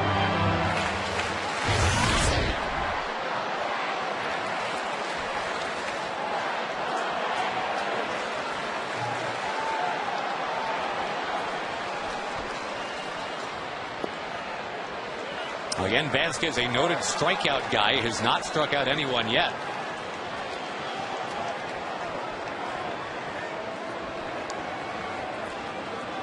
Tough guy to double up here in Bourbon. And the same for the man on deck, Elvis Andrus. Down the line, it is looking like a double for Bourbon. 1 run in, 2 runs in. Molina lumbers to third, and it's 4-3. He didn't hit it that hard, but he sure located it well. Got out in front of an off-speed pitch, it looked like, and pulled it right down the line. Picked up a couple of runs. All of a sudden, it's a 4-3 game. Still second and third. Only 1 out, and really, Vasquez has no one to blame but himself for this inning. He walked Kinsler with 1 out, hit Molina with a pitch, loaded the bases, and when you load the bases, this is what can happen. Throws him a curveball. And Julio pulls it right down the line, gets the Rangers right back in the game, and Elvis can tie the game and maybe put him ahead right here with a base hit.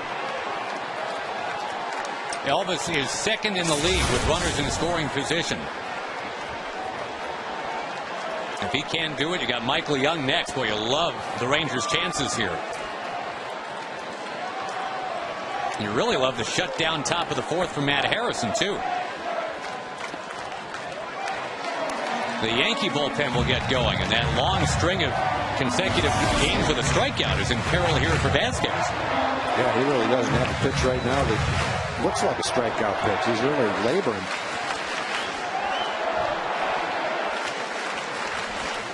Get a good pitch to hit right here. Be patient. Drive one into the gap in right center field. He was patient. He takes a strike on the inside edge. That's a borderline pitch, but might have come down and caught the top of the strike zone.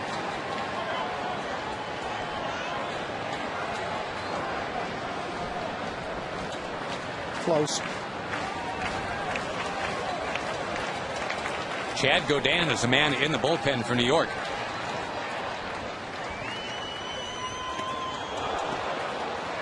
Kind of a late swing right there from Elvis. Count 1-2.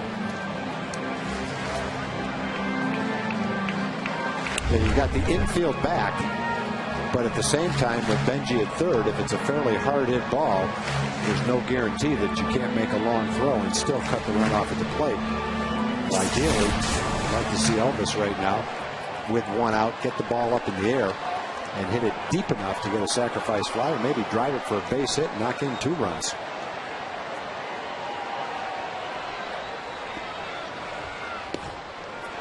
Well, Cervelli framing it for Dale Scott to look at, but Dale Scott says nope. And that's the old case where the catcher catches it, tries to bring it back toward the plate. Watch his glove. See him move it just a little bit to get back. That wasn't a strike. He tried to make it look like a strike, but Dale Scott was right on top of that pitch.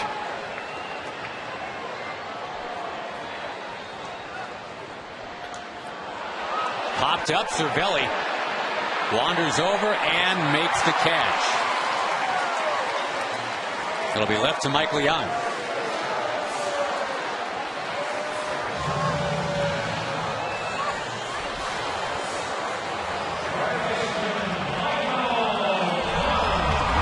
On your Ford leaderboard, Michael Young is in the top 5 in terms of base hits this year. Josh Hamilton out for the last week. Ichiro has been able to catch him and tie him. How about number 167 right here for Mike to give the Rangers a lead?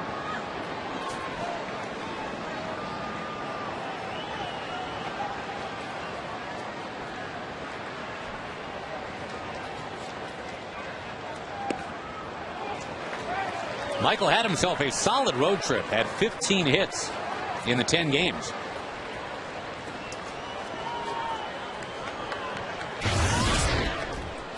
He was 3 for his last 4 against Vasquez, going back to a month ago.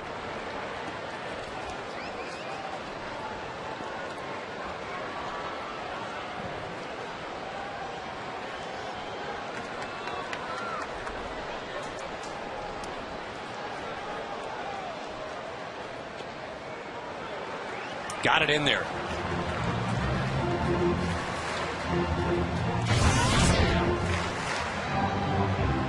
Four runs, 6 hits, no errors for the Yankees. 3-5-0 for the Rangers. They battled back here with 2 in the 4th inning.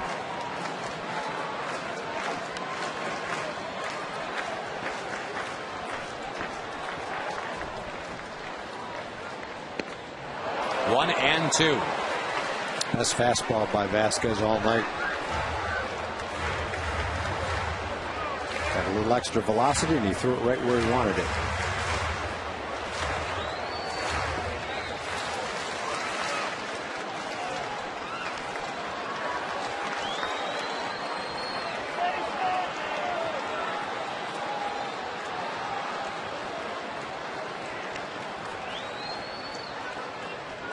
Cervelli surrounds it. You've got Murphy on deck.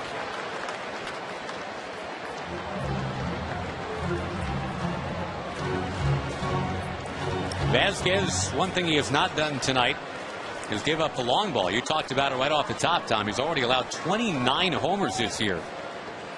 This is, of course, a homer-friendly ballpark and a team that's built to hit him.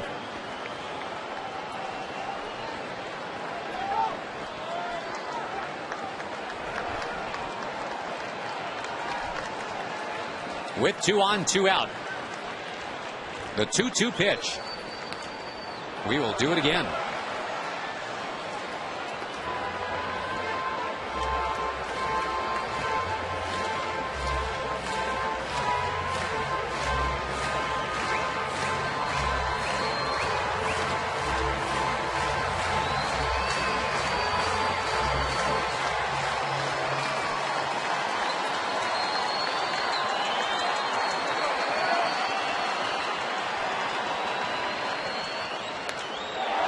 Fly ball from Michael Young in right.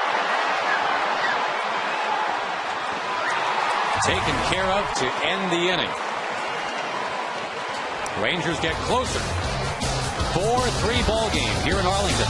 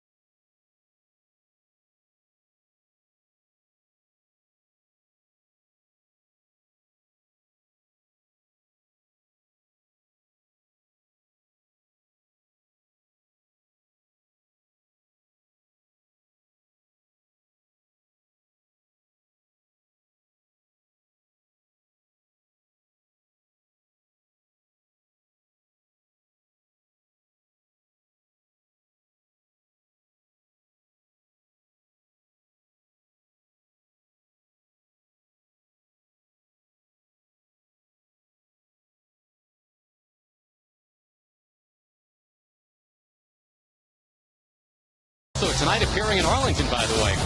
Call 1-800-BLUE-MAN for tickets. Blue Man Group was here to do the anthem. Yeah, they know how to drum an anthem. It's the truth. And there's Red Man Group in support of the Rangers tonight. Hooting and hollering because of who's at the plate right now. It is Alex Rodriguez to lead things off for New York. He's got the key hit tonight, the 2 RBI double. First hit he had ever had against C.J. Wilson.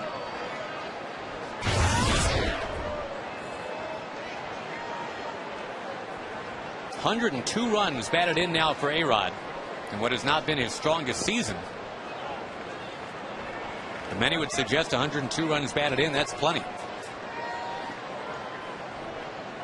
Although for what he's getting paid, 202 runs batted in might be more in line.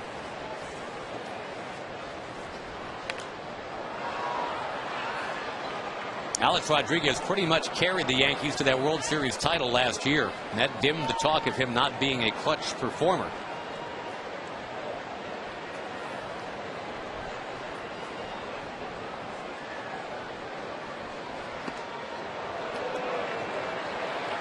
A-Rod might get pitched inside more than any hitter in baseball.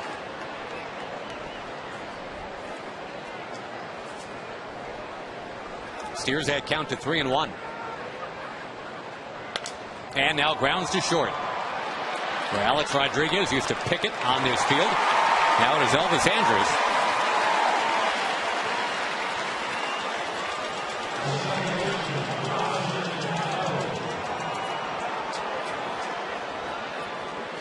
Well, the Rangers right there last inning. They had second and third and just one out. You had Andrus and Young coming up, but the Rangers unable to tie the game.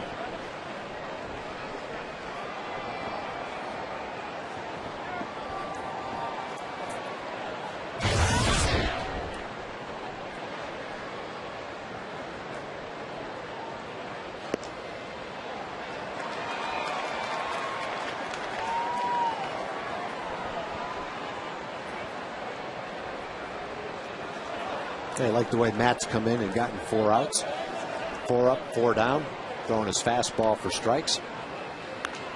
Good cutter right there. Yeah. It'll be 5 up, 5 down. Good job. Swisher was the one guy that made you hold your breath. He took Bourbon back to the wall in center. Pretty strong 4th inning all the way around for Bourbon, huh? Made that leaping, running highlight reel catch in the top of the inning. Then the 2-run double in the bottom. Yep, very nice. Set up the inning to have the Rangers tie the game. They just couldn't get it second and third and 1 out. Couldn't get that other run in.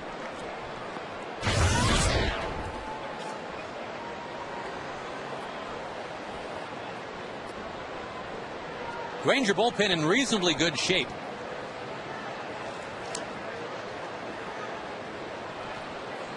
Colby Lewis went into the 7th inning yesterday. 94 miles an hour there for Thames.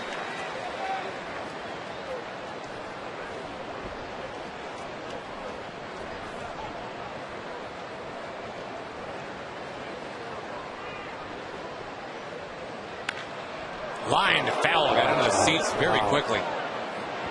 Well, someone's got the ball. I don't know how they got it.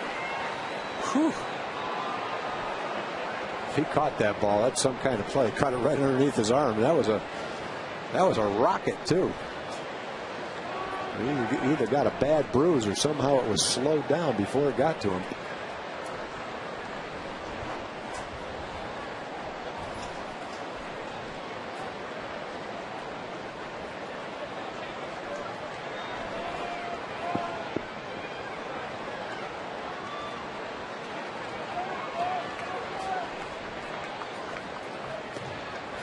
Ooh, close. Didn't get it.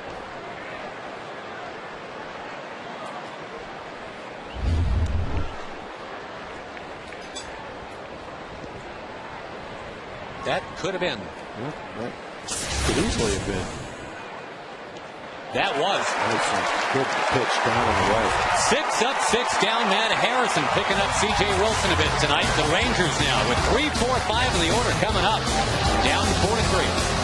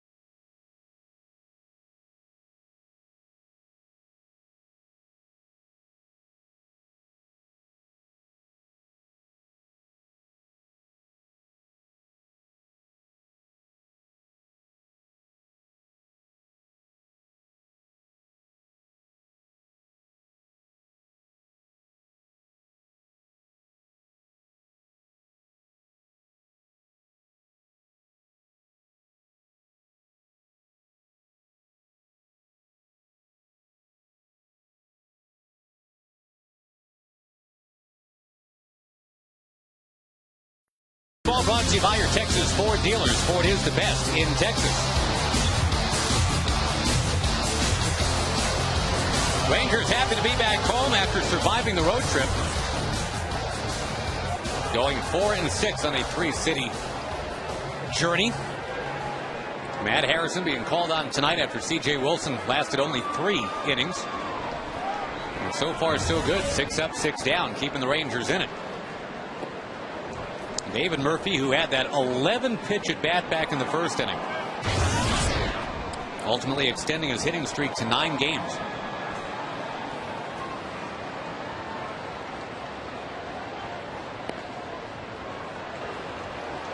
Now Vasquez will try to give the Yankees a full 5 innings tonight. It'll be the first time he'll have done that in about 5 or 6 weeks. It's a second pitch that's been called on David like that. It was about 6 inches outside.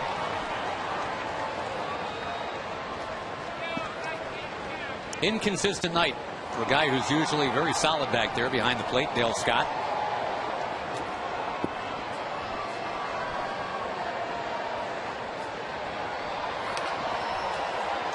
Murphy trying to reach so Vlad Guerrero can bring him around.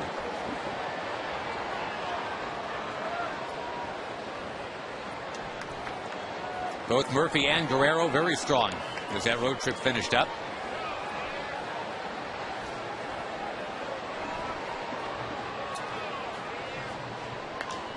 To left field, Murphy's been doing a lot of that, but this is a line drive caught by Kearns. It's a pretty well hit ball. You're down in the count.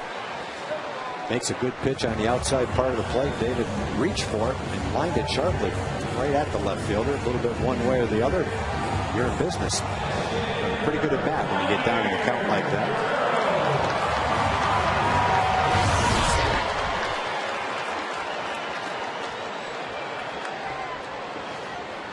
Vladdy hitting 300 right on the button. Whoa, tantalizing. 65 miles an hour. Looked like Guerrero was swinging underwater right there. You know, the best that Vasquez has pitched in this game are the last 3 hitters after Bourbon doubled with the bases loaded. Got out of the second and third 1-out jam. Located his ball, his pitches very well to Murphy. Now he's way ahead of Vladimir right here, 0-2. He's kind of bearing down right now. Again, it's been a while since he's gotten through even 5 innings for the Yankees.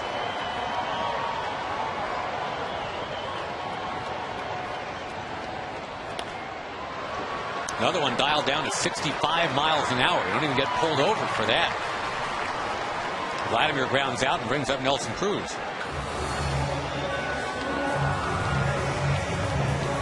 Same 2 teams tomorrow night, and then on Sunday afternoon. Say Dryer's Ice Cream Sunday on Sunday. Kids 13 and under get ice cream for just $1. TexasRangers.com or 972 Rangers. 2 ways to get your tickets. Tickets are going pretty fast for the game on Sunday. Standing room only available for the game tomorrow night.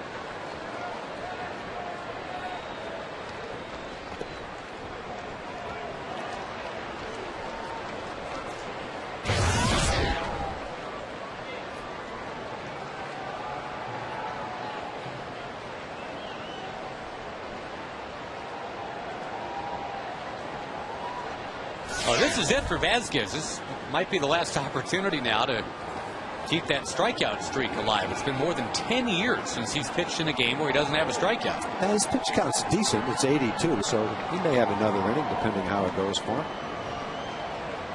Godin warming in the bullpen when it got dicey last inning, but you're right. Ever since he got past Bourbon, been 4 up, 4 down.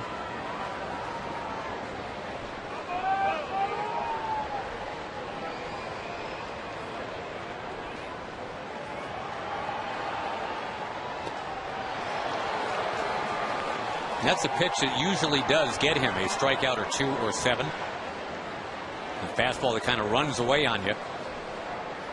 Haven't seen a lot of the curveball from Vasquez tonight compared to other starts. He's got a pretty good one of those.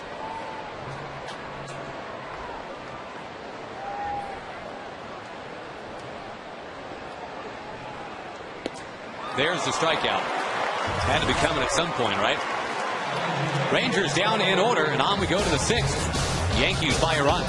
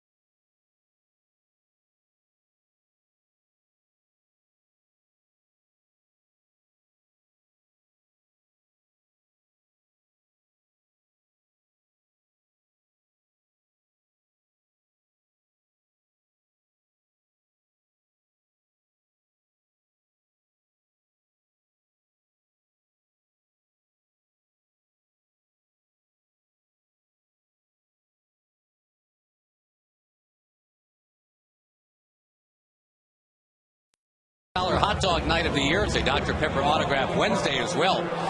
Rangers players and coaches signing autographs out in the concourse at 5:30. TexasRangers.com, the website address, and the phone number 972 Rangers to get your tickets. What a big crowd of probably about 45,000 here tonight. The Yankees with a 4-run third inning, owning a 4-3 lead as we go to the 6th. Bottom third of the Yankee batting order. And these are some new names regarding the Yankees in their batting order, Tom. And we're talking about Kearns, Cervelli, and Gardner. Cervelli and Gardner the last couple years have been around, but not necessarily household names yet. Kearns imported from the Indians, one-time Reds, #1 draft pick.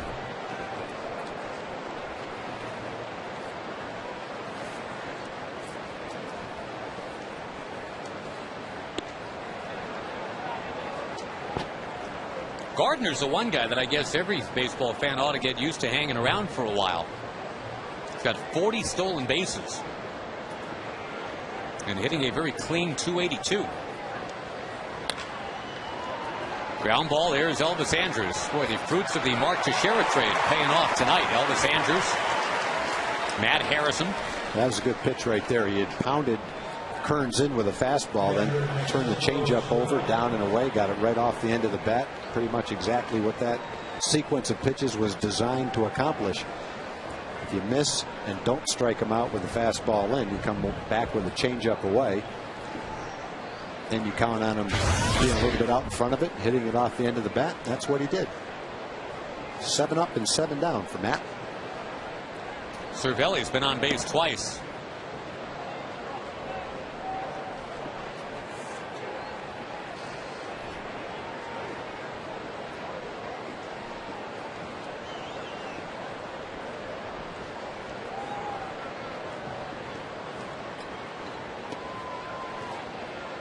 If the Yankees are scoreboard watching, the Rays lead over the Blue Jays now is just 9-8.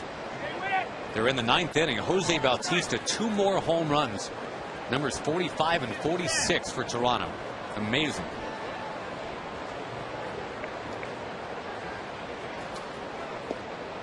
Right now, New York a 2.5 game lead on Tampa Bay. Tampa Bay scored 6 in the first inning tonight. They were up 8-1. Now it is 9-8. I want to say hello to John and Beverly Hanks in Bandera, Texas, and thank them very much for the autobiography that John Hanks wrote about his time in the Philippines, where he was a prisoner of war. Big Ranger fans, watch all the games. Thank you very much.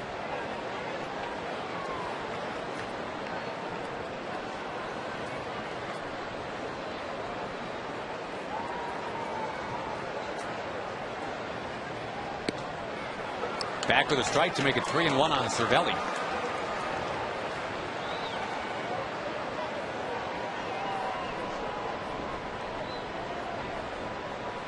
Yankees didn't play yesterday.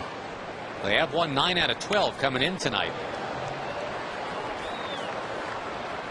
Did you hear the tale of how long they sat on the runway trying to get out of New York yesterday? Well, I heard they were the 42nd plane in line, and that it took a lot longer than they anticipated it would take. They didn't get back a whole lot earlier than we did. No. Can you imagine?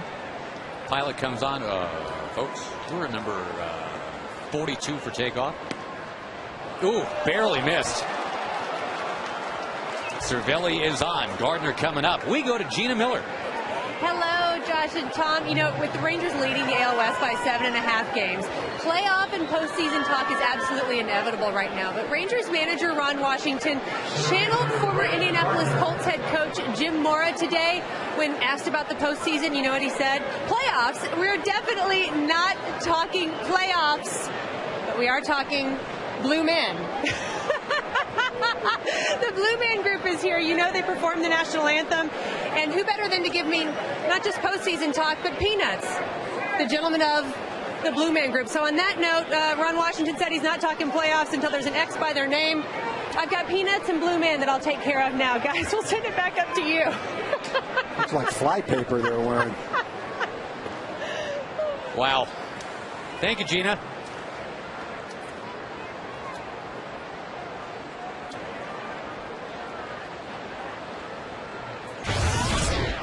Blue Man Group will be the segue to the fireworks show tonight, too. Yeah, They'll be out there performing. It was a very, very unusual but interesting national anthem that they played before the game. Played it on a bunch of tubes. Yeah, never heard anything like that, but it was very, very good. A tube-related anthem, something we have not seen yet.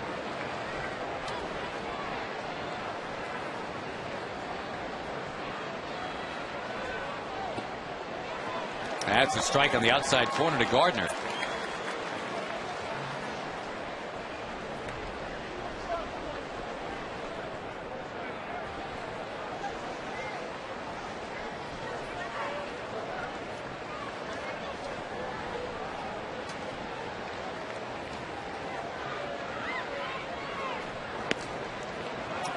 Now a fastball in. You got Jeter on deck.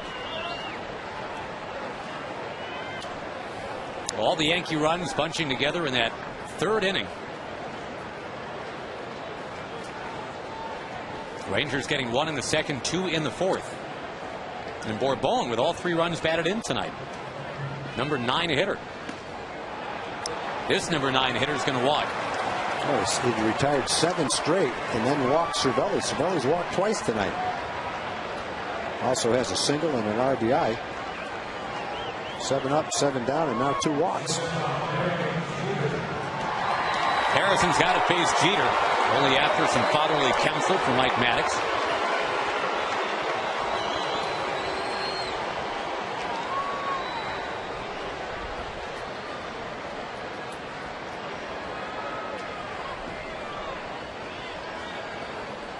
Ranger bullpen gets going. Pedro Strop, who started to loosen. That bullpen up against it a bit tonight with C.J. Wilson lasting only 3 innings.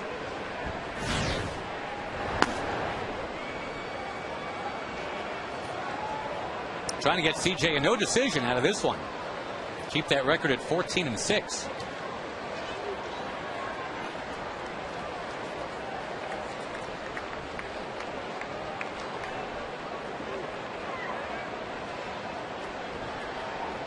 Well, obviously, when you talk about the Yankees, the guy it all starts with every time is the guy at the plate right now, Mr. Jeter.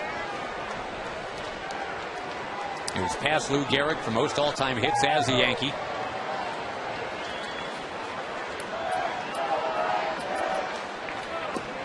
Without a doubt, the most popular and universally well-liked Yankee in many decades.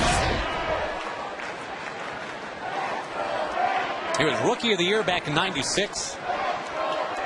And yeah, the catalyst for their long run of dominance from that point on.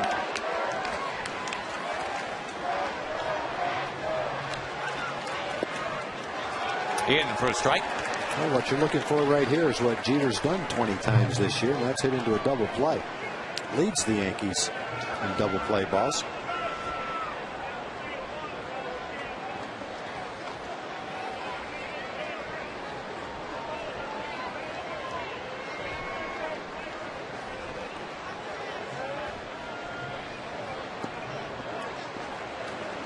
Trying to tempt him. The Yankees, I mean, the one thing top to bottom with them, they don't get themselves out a lot.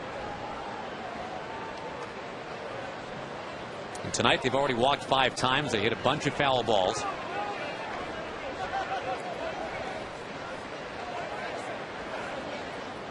They just make you earn every out.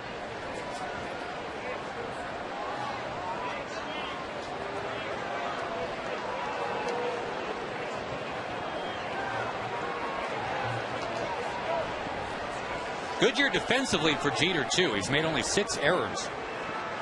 Cano, his double play partner, has made only 3. That is tight up the middle.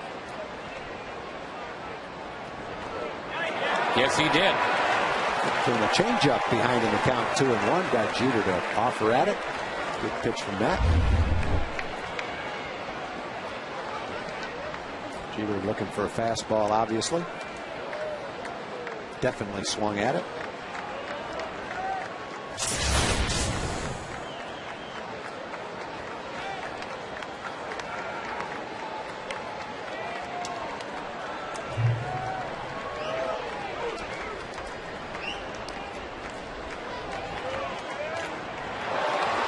Got a piece.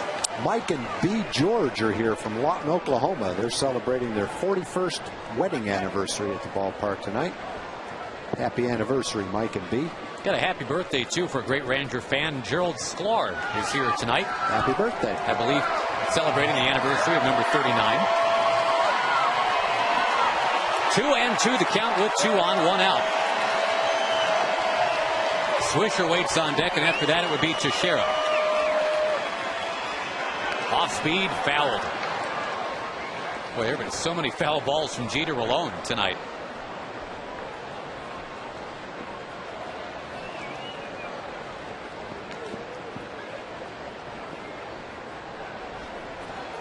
The Rangers have thrown almost 120 pitches tonight, Tag. There's just 1 out in the 6th inning.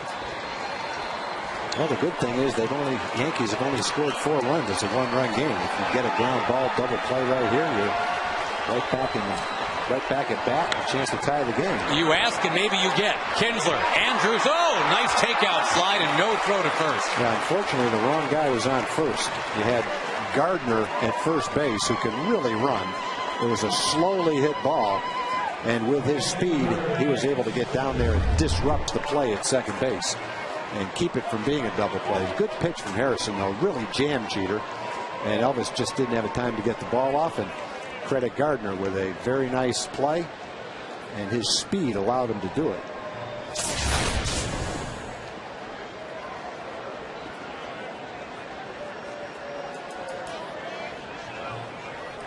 Now, Swisher, the batter, gave one a ride against Harrison in the 4th inning. Bourbon made that leaping catch at the wall. Very fair to say the Rangers are in this game because of Bourbon. Strong night defensively, and he's driven in all 3 runs.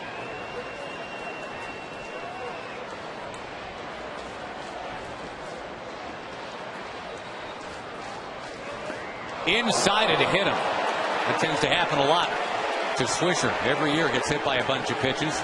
Teixeira will bat with the bases loaded.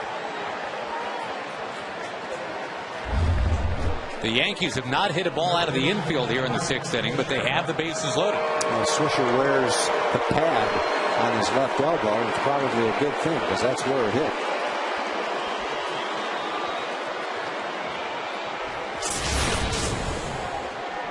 Boy, you have steered into the choppiest waters possible now with Teixeira and A-Rod and Cano, your next 3 hitters.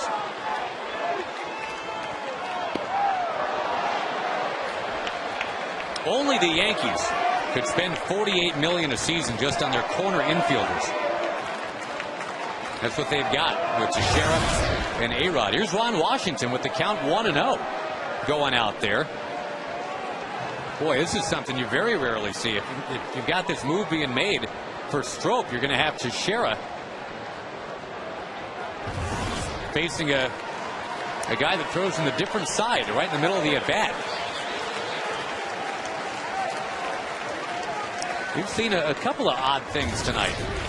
Right in mid-batter, Harrison is pulled, and Pedro Strop will dive into the fire here. It is 4-3.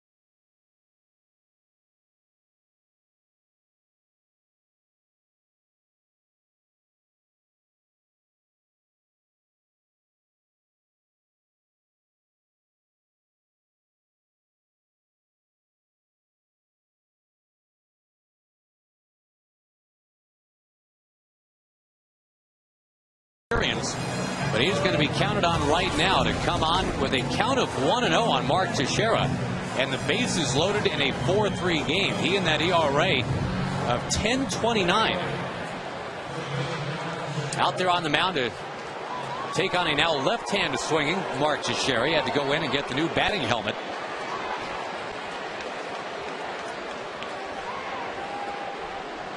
It's a good test for Pedro right here. Not much margin for error. You've already got one ball on the hitter. But you come in, you've got a good fastball, throw it down, make it sink, get yourself a ground ball. Oh, he almost threw it right back to the screen. These runners on base, the responsibility of Harrison, who retired the first 7 Yankees he faced out of the bullpen, but then 3 of the last 4 reached without a hit. Uh-oh. It's a very confident move.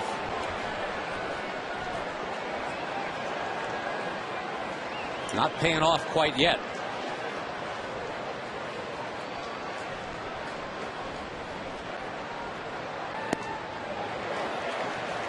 '96 got it in there. And a guy with 21 career grand slams is on deck in Mr. Rodriguez.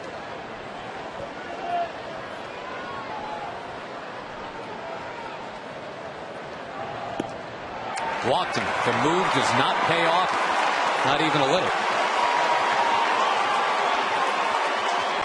It was close, but again, all night tonight, you got to earn them. Let's see. Boy, oh boy. It wasn't high and it wasn't outside, and it wasn't called a strike either. We have seen Mike Maddox on the mound every inning except the first tonight.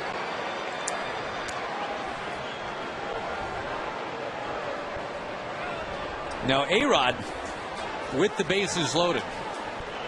8 out of 16 with 3 home runs this year. He's got 29 runs batted in this season with the bases loaded. That is by far the most in the majors. It's still the middle of the game. It's a very manageable game right now, 5-3, but it's up to Pedro to come in and make a good pitch right here and get Alex and get out of the inning right here. I want it to turn into a big inning.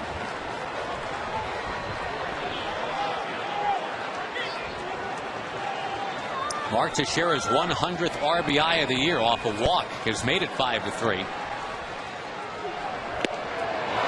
Strop hums it by him.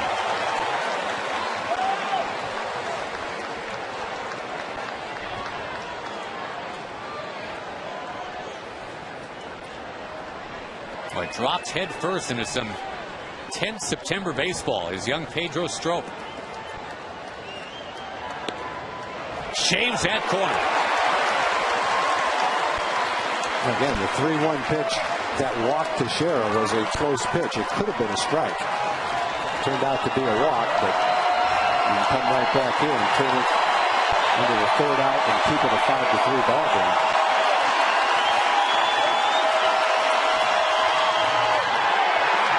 Well, just got a piece. He was fooled by that pitch. Would have been a strike, it looked like. And then just kind of checked his swing and made contact with the ball to keep it from being strike 3. Looks like it was coming down. And he fouled that ball off when the ball was behind him. That's a pretty good reaction right there to saving it back. Prolonging it back. That was almost in the catcher's mitt when he did that.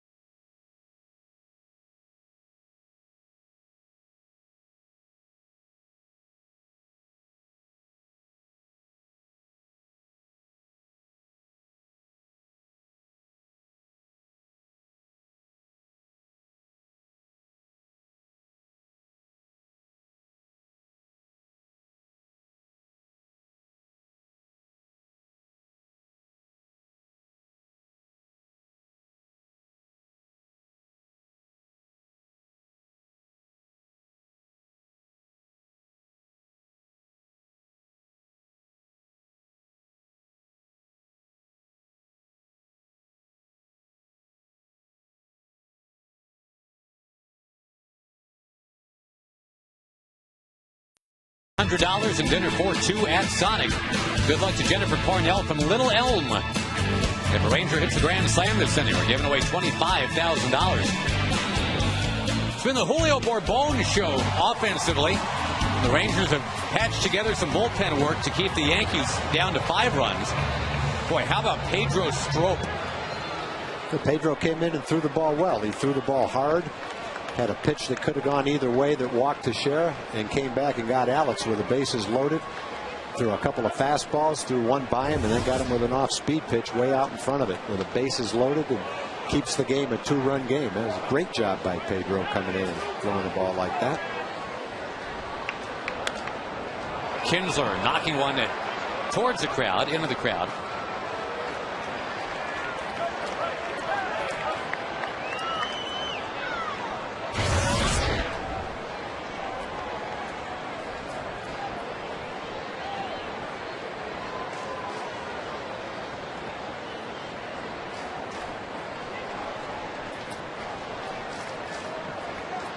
Kinsler, Moreland, Molina due for the Rangers.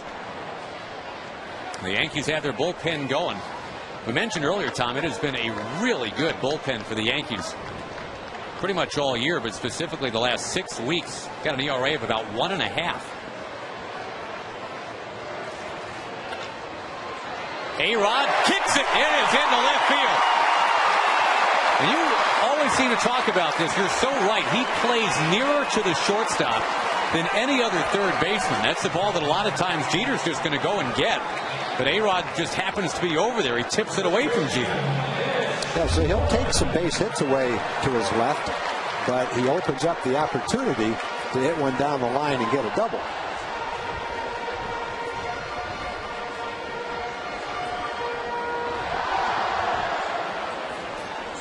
scored a base hit.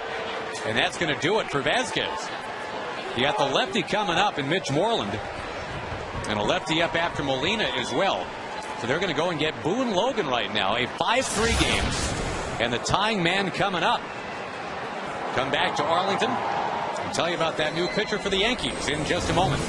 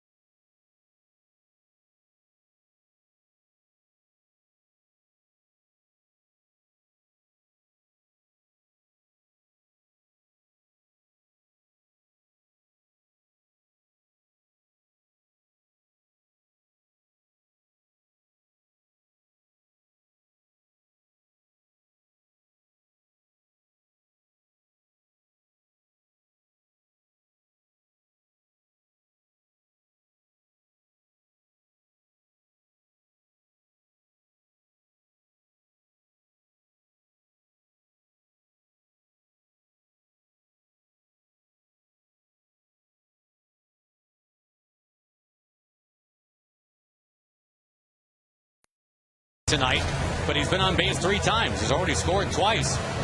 Catching up with his buddy Mark Teixeira. He is a Ranger base runner. Mitch Moreland about to bat. And Boone Logan, who came over with Javier Vasquez from Atlanta in that Melky Cabrera deal in the offseason.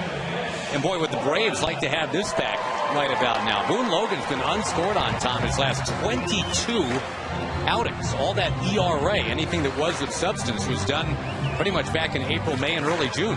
He's got a good arm. He's the only lefty right now that the Yankees have out in their bullpen. And right now, Ron Washington is saying, I like the way Mitch Moreland's swinging the bat. Left him in to face a lefty in last night's game. And he hit a double for 2 runs down the right field line. Logan, the San Antonio native. No swing from Moreland. Yeah, that was the big hit of the game yesterday. Lefty versus lefty, matching up.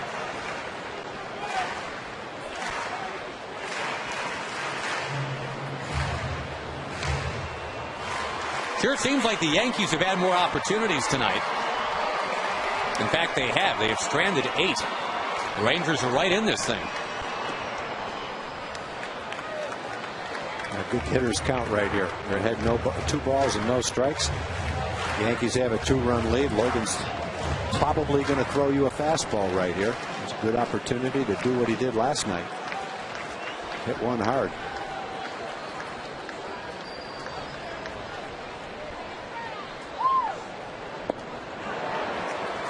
Good swing. He got the fastball, just didn't hit it. It's funny, Logan coming over with Vasquez, Tom. Last year, it was Logan with the ERA in the 5s, and this year it's down to the 2s. For Vasquez, it's been exactly the opposite. In the 2s with Atlanta last year, he comes to New York and it's 5.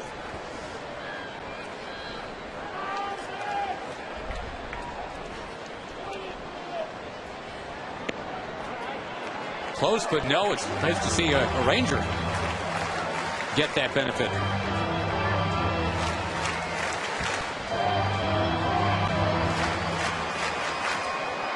Close pitches. Seeing those pitches go either way tonight.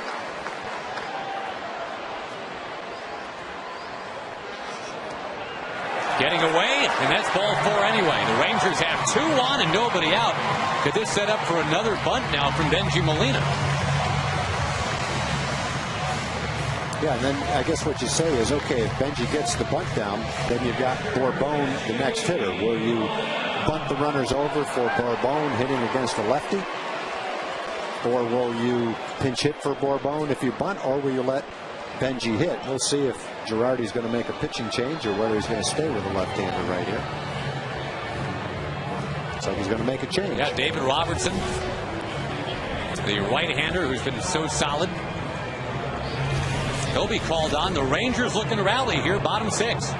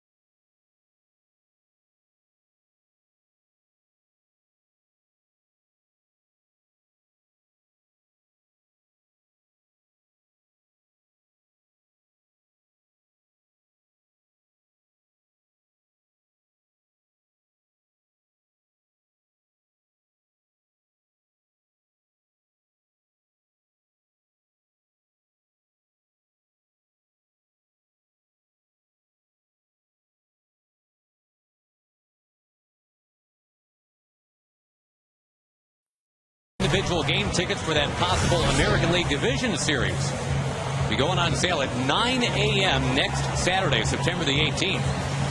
Tickets can be purchased online at TexasRangers.com or over the phone at 972-RANGERS starting at 9 a.m. Central Time next Saturday.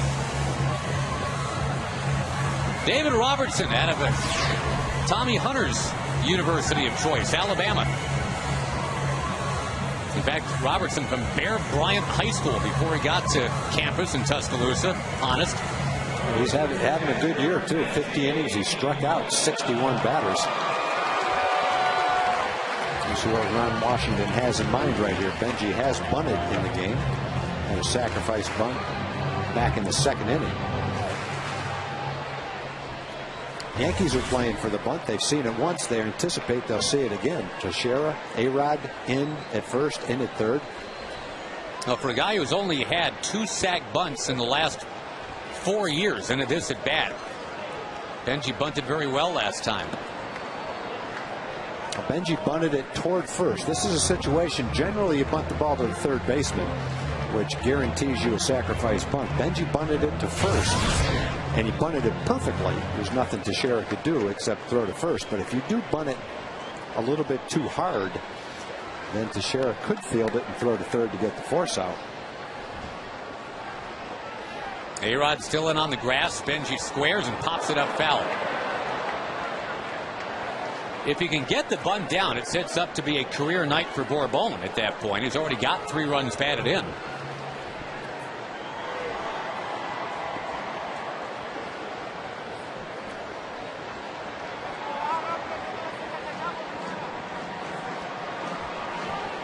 Third time in his big league career he's had a 3 RBI game. Lets it go by. Now, there could come a chance here where Ron Washington changes his mind and you say it's 2-1. You anticipate a fastball and you let the batter swing away, maybe even start the runners.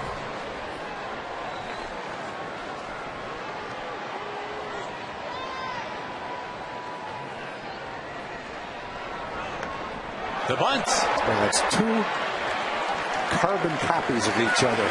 Soft bunts right to Teixeira, and nothing he could do except go to first. Nicely done by Benji. Again, if you're going to bunt it to first, you have to do it just right, not bunt it too hard. If you bunt it to third, you can bunt it as hard as you want. You make the third baseman come in. There's no way that he can get back to third to keep the runner from getting to third. Good job. The tying man now at second, only one out. We've seen this movie play very recently. In the fourth inning, the Rangers had this shot. And boy, it just sets up beautifully for Bourbon, earning more playing time of late. Rewarding his manager tonight with 3 runs batted in already.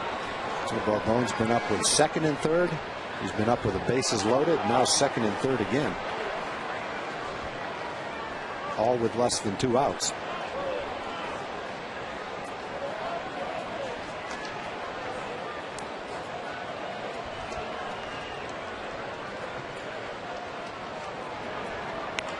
Another ground ball is going to get the job done. A career best 4 RBI game for Bourbon. Every RBI from the number 9 guy in the order. Well, he's got an RBI by hitting the ground ball to second. He's got an RBI by hitting a ground ball to short. The key is the infield is back, and the one thing you want to do is make solid contact. You can hit the ball on the ground if you hit it to the shortstop or the second baseman. And both times he's been able to do that and get the run in.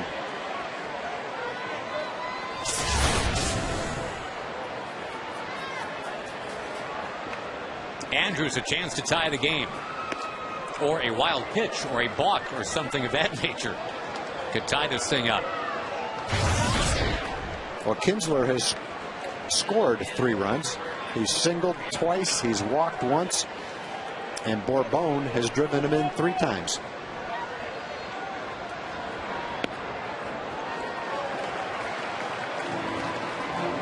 Andrews is second best in the league with runners in scoring position. Of course, we said that last time and he popped up.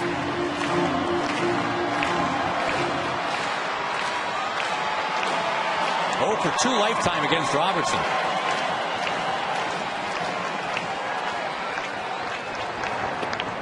Boy, pitching him inside. And that time he does get the strike.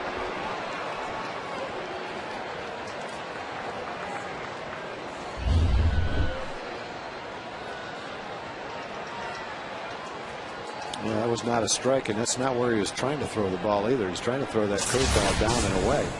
Got the call on it, though. 3 balls, 1 strike, and Michael Young next.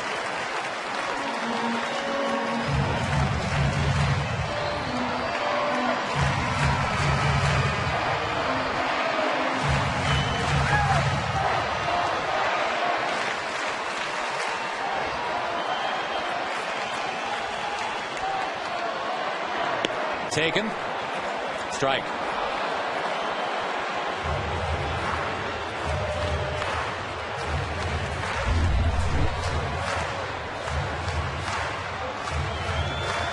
Good pitch. 3-1 pitch. Very good 3-1 pitch. Not much you could do with that pitch. Better off to take it and hope you get a better one now. 3-2. Here it comes. Ground ball past the mound. Cano has got it. And again, the Rangers come close. Still plenty of ball game left, though. We head to the back third. 5-4 Yankees.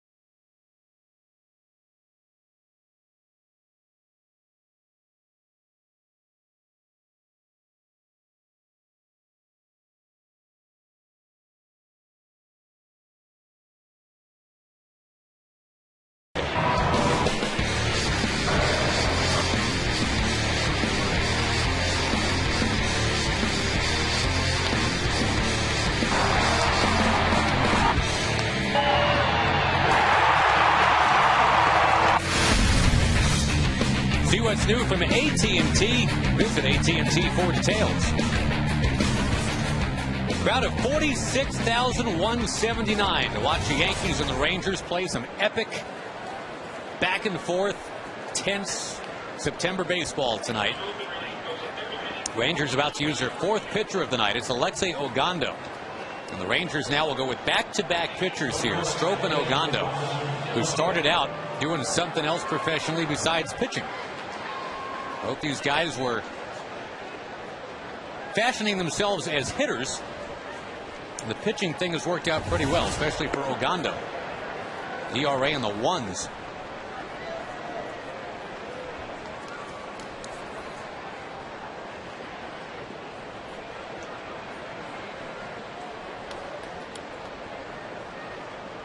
Cano, then Thames, then Kearns here in the seventh inning. I think obviously what you're looking for here, Tom, is what Harrison was able to supply in the fourth. Coming out of the bullpen, just a quick little 1-2-3 inning. Get those Rangers bats right back up there.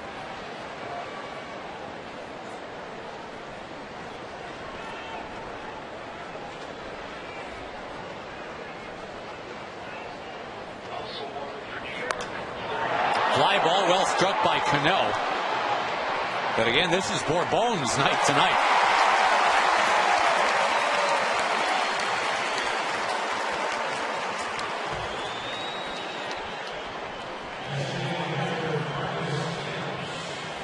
Alexei doing what he does. That's come in, generally throw strikes, and generally it's 96 or 97 miles an hour when he throws his fastball. Cano hit that ball pretty well, but that's the deep part of the ballpark out there. You got to really drive it to get it over Bourbone's head if you hit it high that way.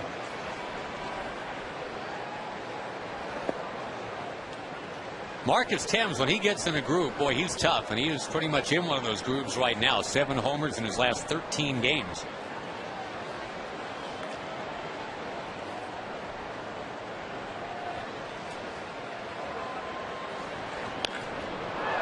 Looking to go and get another one. He drills it deep to left. It's his own name out there. The ball stays in the yard. He came very close to 8 home runs in a stretch of 14 games. Just to let you know who he is, he's going to send it right off his own likeness out there on the scoreboard. Well, he hits a slider. Hits it pretty well, too. Stayed on the, looked like on the inside half of the plate. Fortunately, it also stayed in the ballpark, and so you can pitch around it.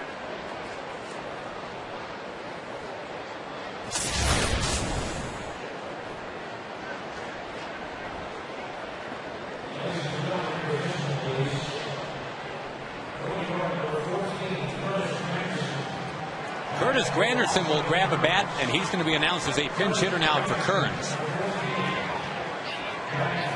We've got a left-hand hitter against a right-hand pitcher, and probably a guy that would go in for defense anyway. Yep. So it's a good opportunity to get in the game. Granderson hasn't had quite the fully glorious year that the Yankees envisioned when they brought him over from Detroit. But still a guy with 17 home runs. Michael Kirkman's getting ready. And we'll see how quickly he can get ready.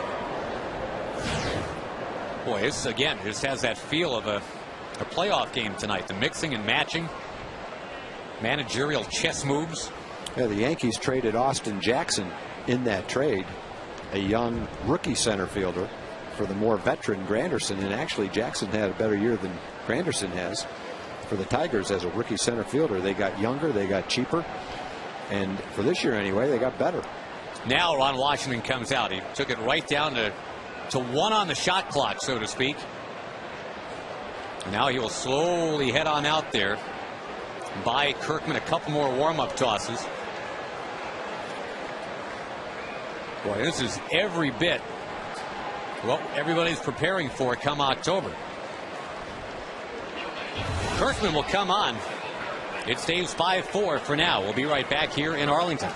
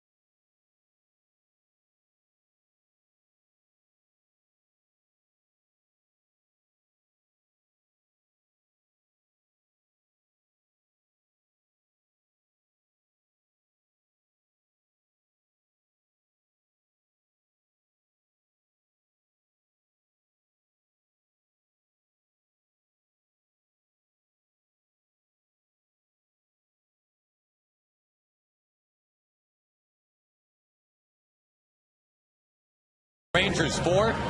The managerial maneuverings continue. And the big crowd hoping to see itself on the scoreboard. And that trio right there just got that done. Michael Kirkman has been a revelation since coming up from AAA, the Pacific Coast League Pitcher of the Year, and that has funneled right into his first opportunity in the big leagues, a .9 ERA.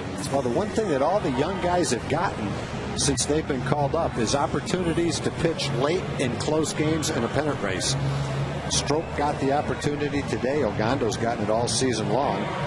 Clay Rapata has had great opportunities on the road trip to pitch in tight situations, and now Michael Kirkman in a one-run game late in the game, key part of the game, facing a left-hand hitter, coming in trying to get the job done. It's great experience for the young guys to pitch not only in the big leagues but into meaningful big league games late in the season like this. Curtis Granderson, a check swing foul. Marcus Thames, the runner at second. Rangers will have 2, 3, 4 in the order up in the bottom of the 7th inning. Had a brief lead tonight of 1-0. Yankees with 4 in the 3rd. Rangers back with 2 in the 4th. The team's trading runs in the 6th.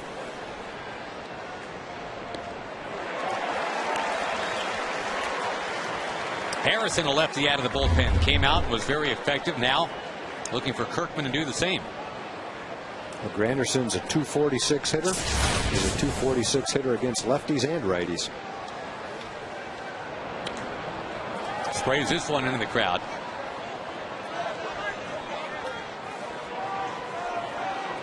Though it wasn't really designed as such, essentially the Yankees and Tigers traded outfielders this year. Johnny Damon ended up with the Tigers.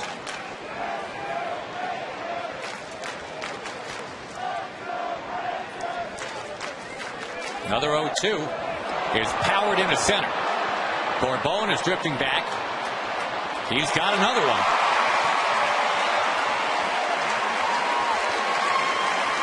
It's pretty good at bat for Granderson. He was behind in the count. He hit the ball well, but not well enough. And it's a good out for Michael Kirkman. And now he has to get Cervelli. No one's gotten Cervelli out tonight. He's walked twice and had an RBI single.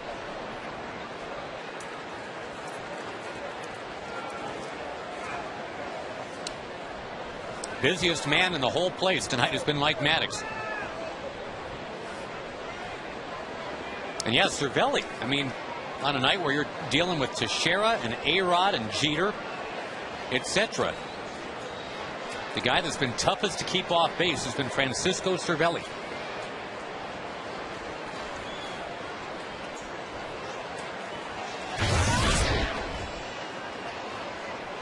Oh, to keep it a one-run game, here's the guy you got to get.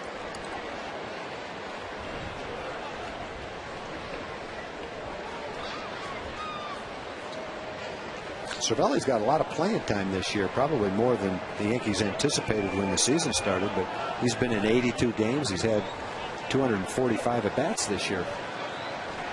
He's done a good job for the Yankees. He's a hustler, scrappy player. Well, Posada's not forever, right? No, he's not. That Yankees gang of 4, that little band of brothers they've got, Posada, Jeter, Pettit, and Rivera. They all came up through the Yankees minor league system pretty much in concert. And for a long time, Bernie Williams was another one. Yep.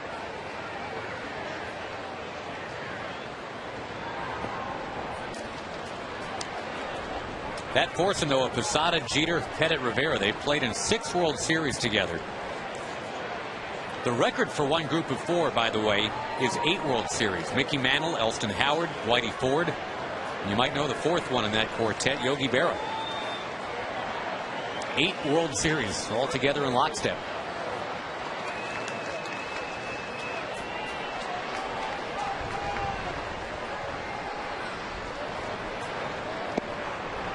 Boy, 3 balls, no strikes, and suddenly Cervelli is the guy that you worry about. He's 8 for his last 16 with 4 walks. Well, when he walked the last inning, it turned out to be a run. In this situation, you got first base open, a left-hand hitter's coming up next, and I think the message from Mike Maddox was, be careful, don't give him a good pitch to hit. And if you do walk him, okay, now you have to come back and get the left-hand hitter out right here, lefty versus lefty. That should be something that Kirkland can come in and do.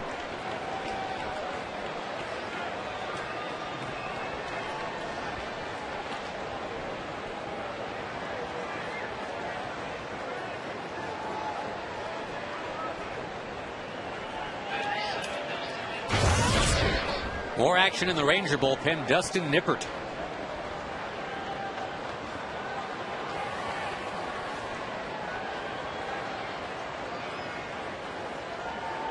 It is 2 on, 2 out. Gardner already has been a third out of an inning twice with men on base. Back in the second and the third.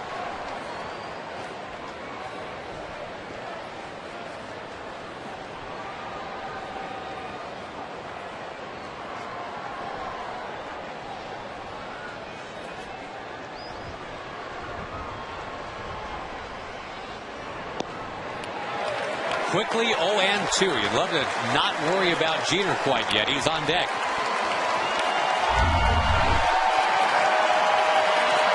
The breaking ball. Both pitches in the same spot. Looking for now 0-2 to make it a little bit tougher pitch right here.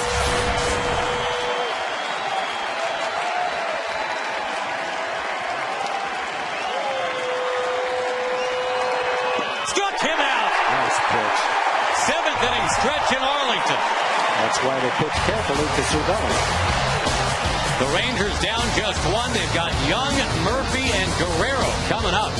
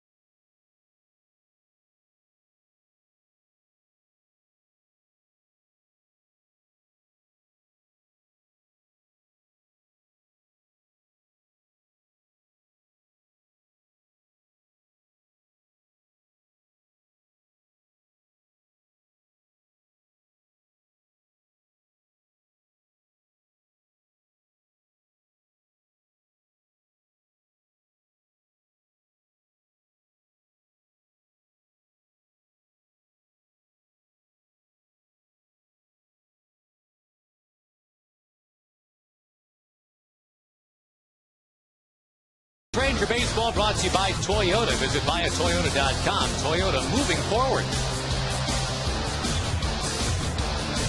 Well, the defensive changes for those New York Yankees, who lead 5-4 in the bottom of the seventh.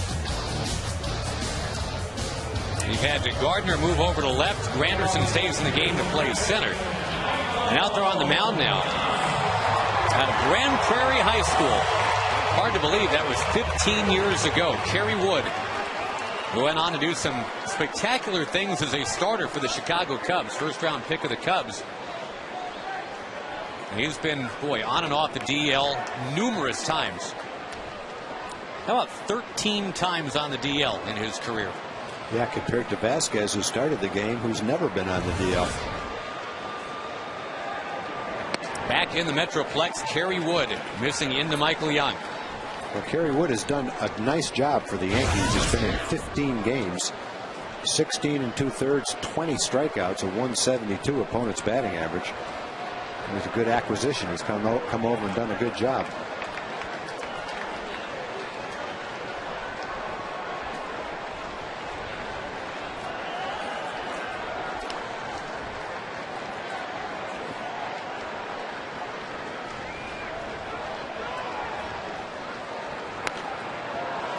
Young sends it into the crowd of 46,000 plus.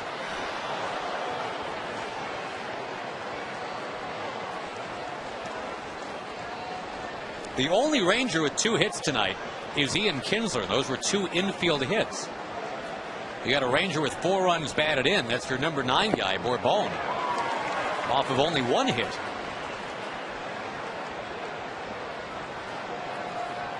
Two RBI double and 2 RBI groundouts.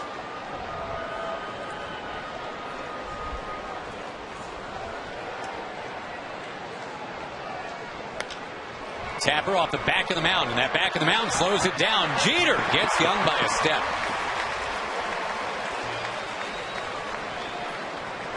David Murphy will come up with a chance to tie it with 1 swing.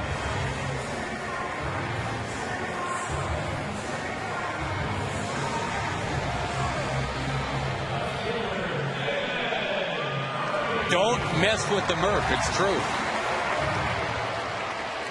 Mess with the bull, you get the horns.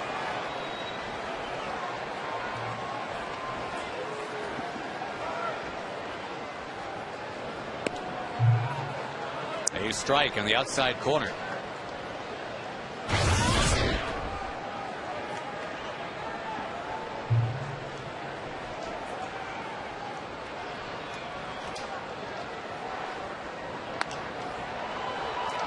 Josh Hamilton is still out and probably will be for the remainder of this homestand. Possible we could see Josh at some point during that Tigers series, but more realistically it'll be when the Rangers hit the road again. Meantime, David Murphy picking up the slack.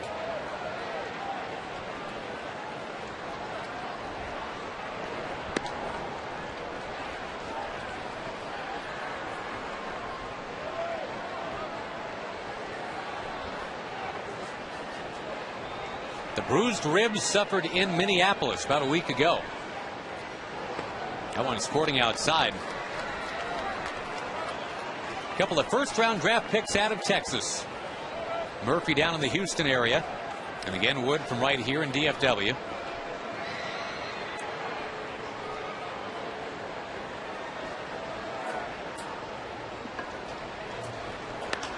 Murphy pegs it, takes off to left center. Granderson back to the track. 2 down, and Vlad Guerrero coming up.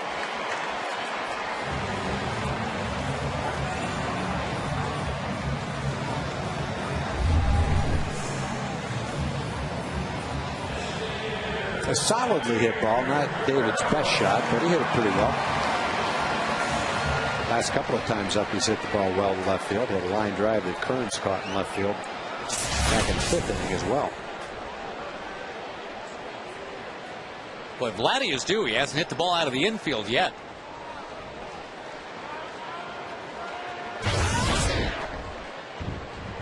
Look at those numbers against Kerry Wood, and that goes back a long ways. Montreal versus Chicago.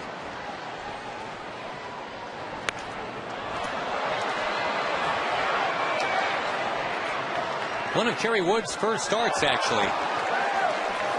In fact, I'm pretty sure it was his first major league start. I'll look that up. It was against Vlad Guerrero and the Montreal Expos in Montreal.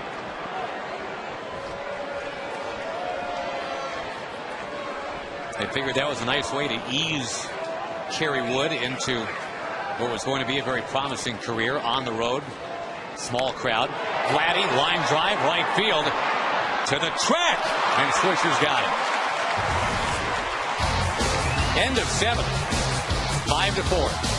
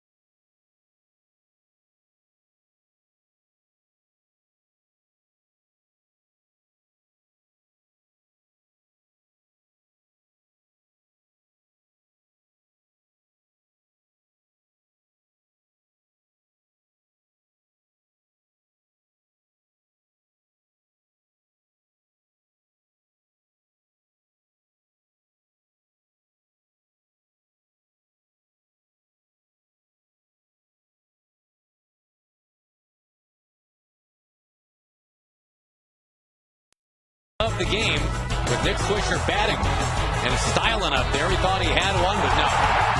Julio Bourbon, who's also collected 4 runs batted in tonight. ShopHonda.com. There is your Honda flashback moment.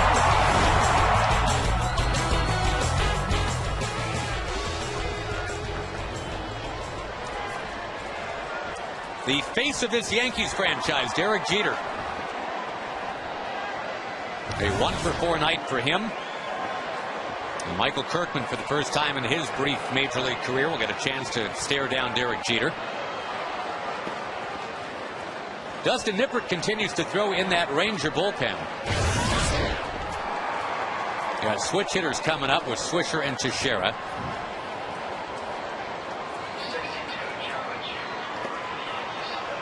Meantime, the Yankees have hard-throwing Jabba Chamberlain working in their bullpen. Already 9 pitchers have been used in a game that has seen 9 runs scored. Well, it's September, and you're apt to see more pitchers in September, especially if the managers have confidence in the pitchers that they have.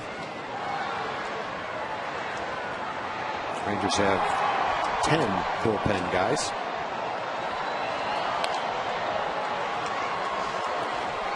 Yankees have 8. Generally during the season, the team will have at least 6, usually 7, and occasionally, depending on the state of the rotation, you might have 8. If you go back a number of years, and there was pretty standard procedure, 5 starters and 5 relievers. If you go back a little farther than that, it might have been 4 starters and 5 relievers. You might only have a 9-man staff. Most teams now have a 12-man staff. The Yankees will head out and check on Derek Jeter. Well, Jeter wears the pad. Yeah, that one came down and got the other leg, though. No protection there. Got him in the right knee.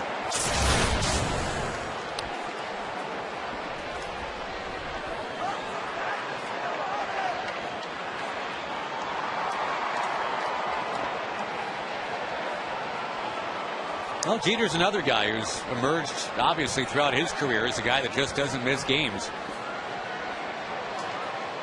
Yankees' #1 pick back in 1992.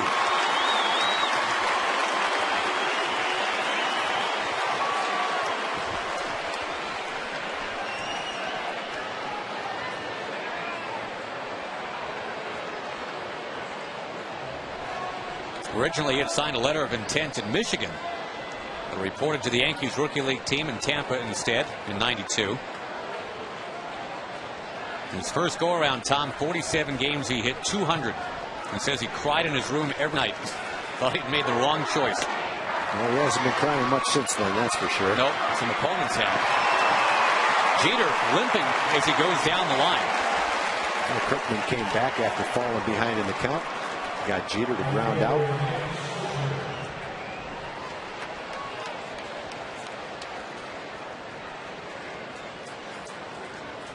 The Yankees have scored just once since that 4-run third. A night where C.J. Wilson needed 75 pitches to get through 3 innings. Harrison went 2 2/3 after that. We've seen Stroke. We got a big strikeout of A-Rod. That with the bases loaded. Now it's been Ogando and Kirkman. There is strike 1 to Swisher.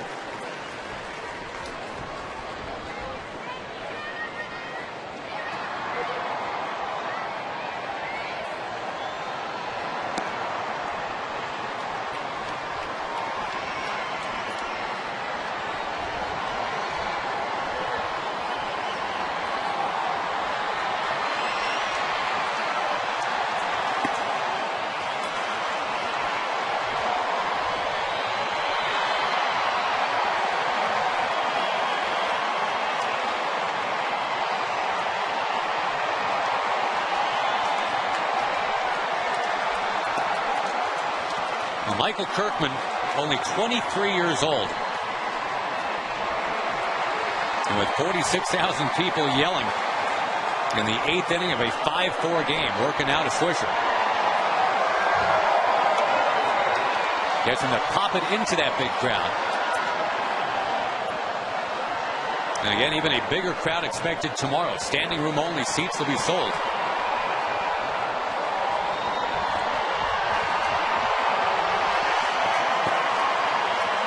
All that nasty weather has gone away.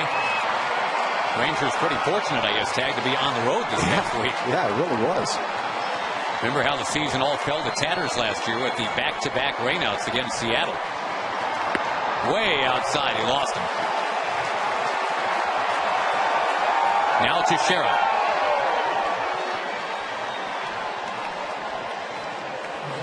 Now remember last time Ron Washington went and got the righty mid at bat to face Tex.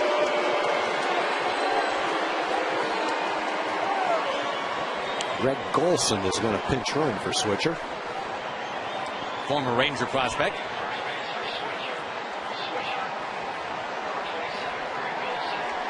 And now here does come Ron Washington out of that dugout. And again, they want Mark Teixeira batting lefty.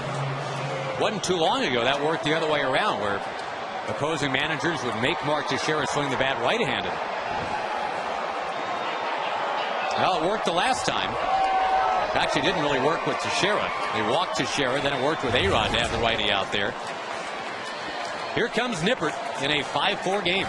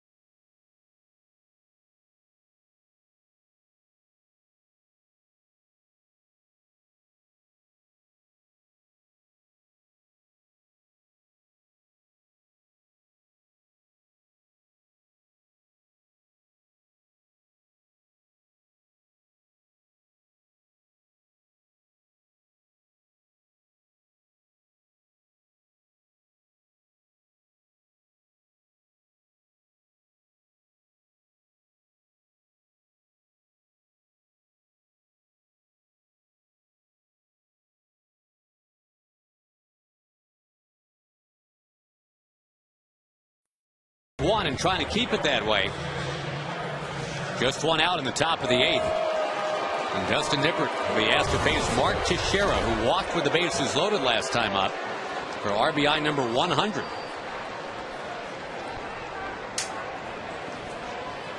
There's been no shortage of maneuvering by Ron Washington tonight. Wilson, Harrison, Strop, Ogando, Kirkman, Nippert. We're not even through the 8th inning.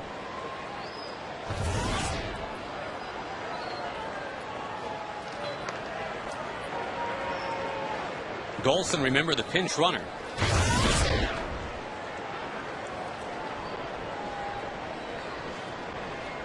Teixeira is 3 of 7 lifetime against Nippert.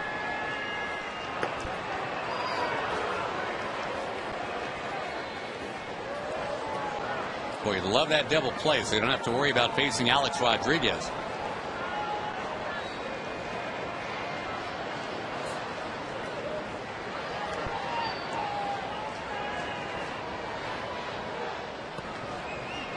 Teixeira, lefty this year, is batting 40 points lower than batting righty.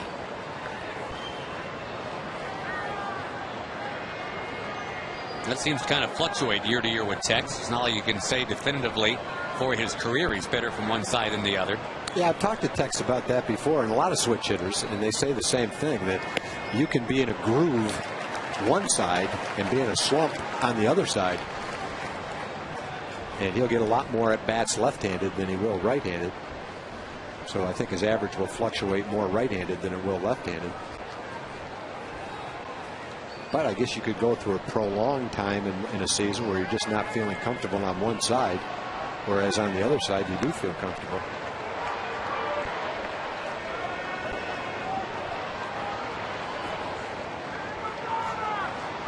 You got some home run hitters coming up in the 8th for the Rangers, starting with Nelly Cruz. Trying to stay within a run right here.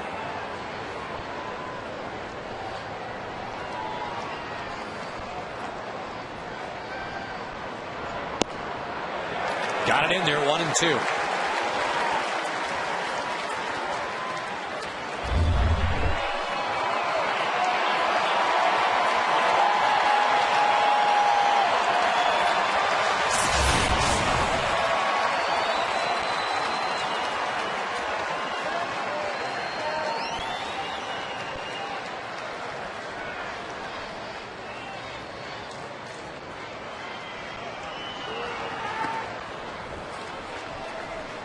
Again, it's the kind of night where you've really had to sweat out there if you're on that mound.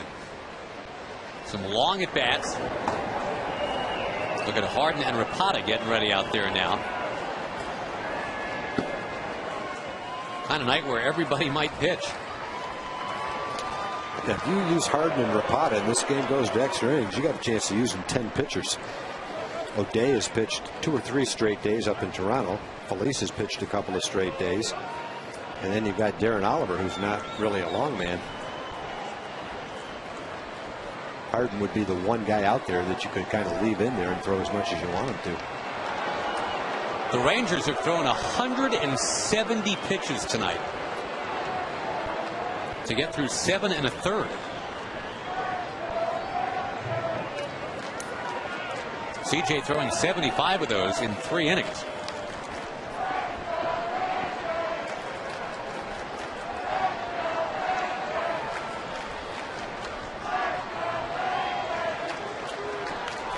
Fouled by Teixeira. And that again takes those pitch counts up and up and up. All these fouls from the Yankees. The Rangers have walked 8. And that's not a great number. Thankfully, the Yankees have stranded 10.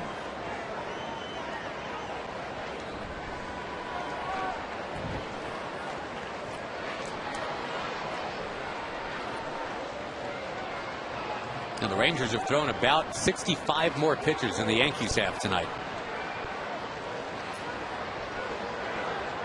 Outside, in danger of walking a 9th Yankee, and A-Rod on deck.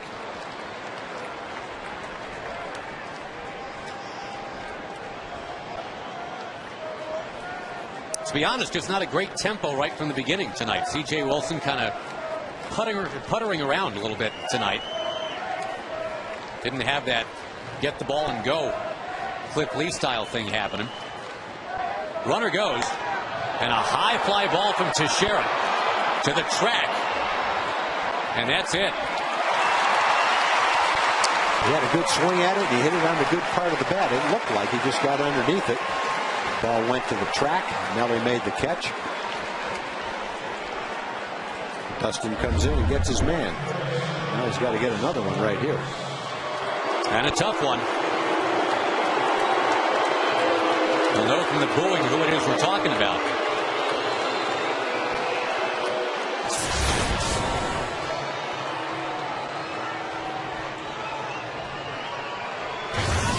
Big 2 RBI double for A-Rod tonight, but he also struck out with the bases loaded last time up.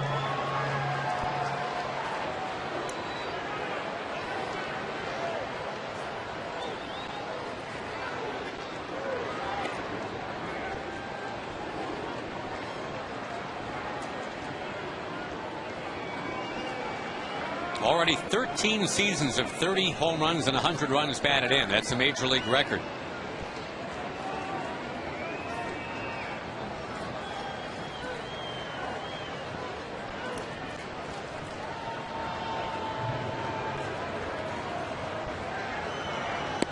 Wave and a miss, 1-1. That last at bat with Pedro Strop on the mound. That's what finished him off with the bases full of Yankees. He showed him his 96-mile-an-hour fastball and then got him out with a slider down and away. And allow the Rangers to stay in the game right there. Keep the Yankees from blowing out to a big lead. And keeping Golson close at first. He's probably not running with Alex up there. You never know. But you'd be well to focus your attention on the guy with the 605 homers here, right? Yep.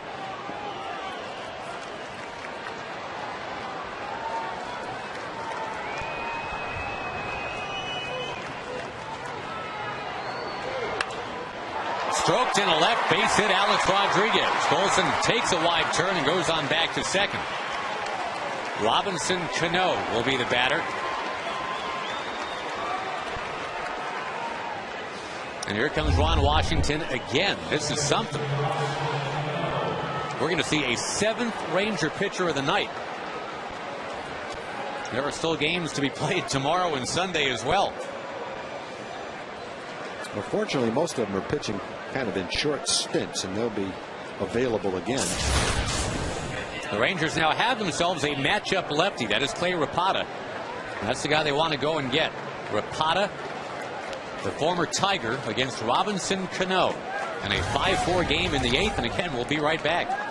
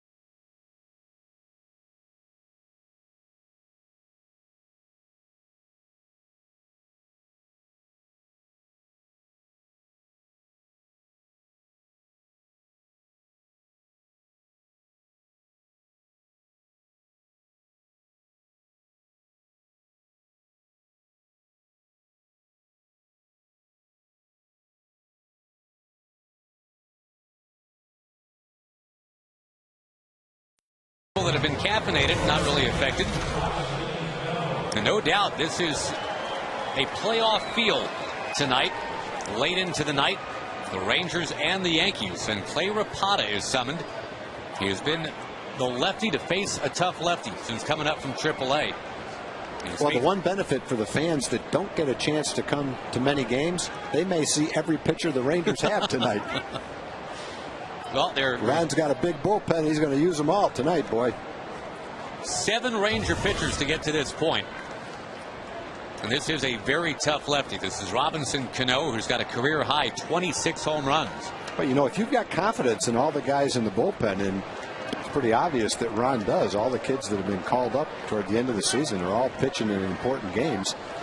And you've got 4 lefties. You've got 6 righties. You might as well use the matchups. That's why you have them here in September. On a night where Oakland's got a 5-0 lead on Boston in the 3rd. Rangers trailing here 5-4. A throw down to second base.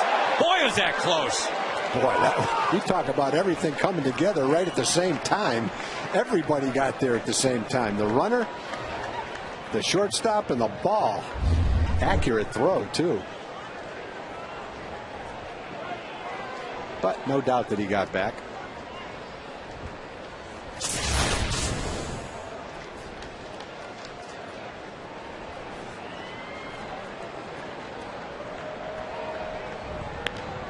Little bloop. Chased in foul territory. Michael Young is there. Another good job by Rapata. our score. Nellie Cruz will lead it off when we come back.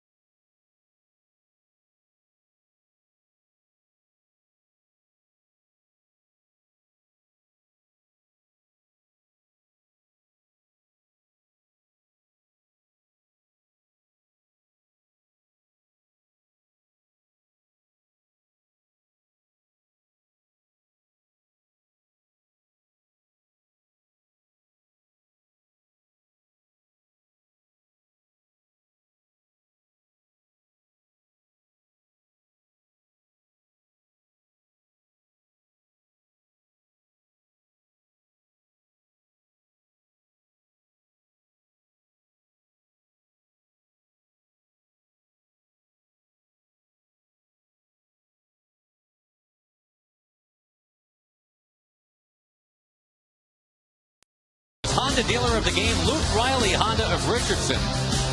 Just off Central Expressway or log on to LukeRileyHonda.com and drive away happy.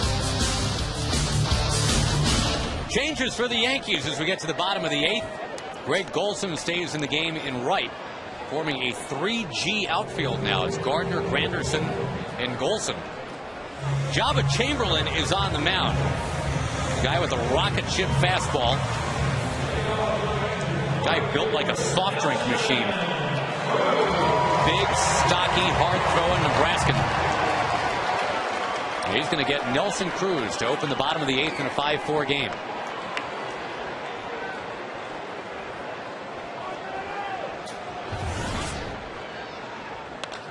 Nelson Cruz, deep into the night to tie it up. Thinking he should have thrown his rocket fastball. Instead, he hung a slider and tied the game.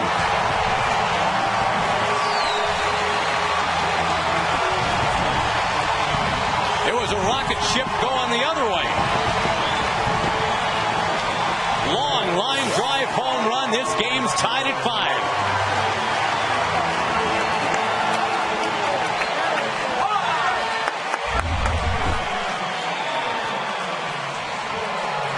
Down the middle of the plate, the old hanging slider, and he hung it to the wrong guy.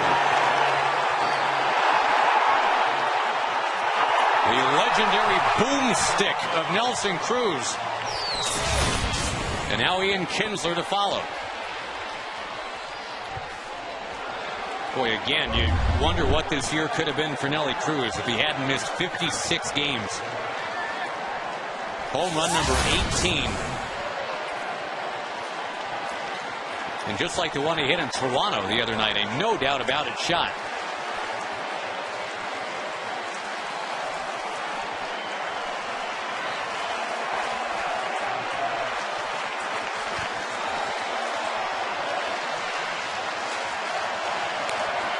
Kinsler 3 out of 8 lifetime against Chamberlain, who is now starting to feature that fastball.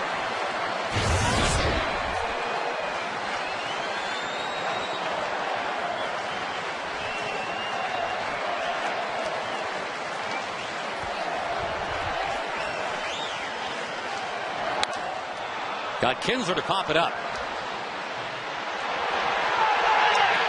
C.J. Wilson is off the hook. He will not get a loss tonight. A parade of relievers keeping the Rangers in it. Pretty remarkable, Tom. There have been 6 Ranger relievers. They have combined to allow 2 hits.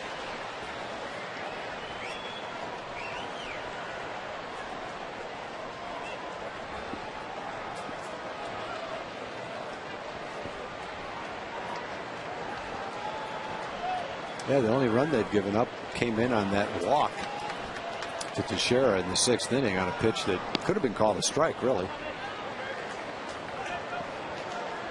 Last time the Rangers and Yankees played, they were tied 5-5 in the 8th. Marcus Thames would unlock the tie in the 9th, and he is going to lead things off in the 9th for the Yankees. See if the Rangers can grab a lead before we get there.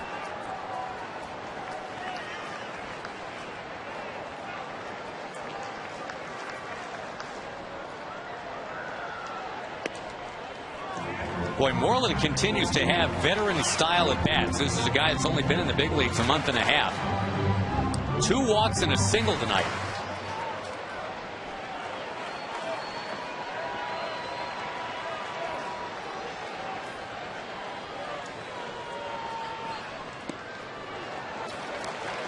That's something we saw Justin Smoke do a lot when he first came up. Just lay off that tough 1-0 or 2-1 pitch. Let's see if Moreland can follow up what Nelson Cruz did.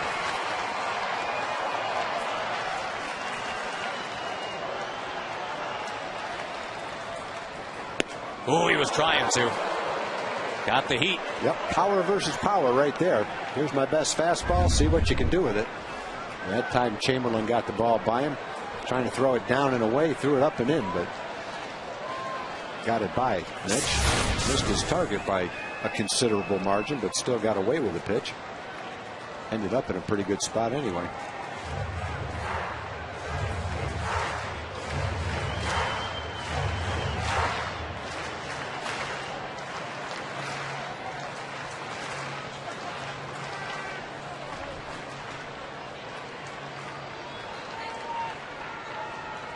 Chamberlain brings a 3-2, and Moreland is on.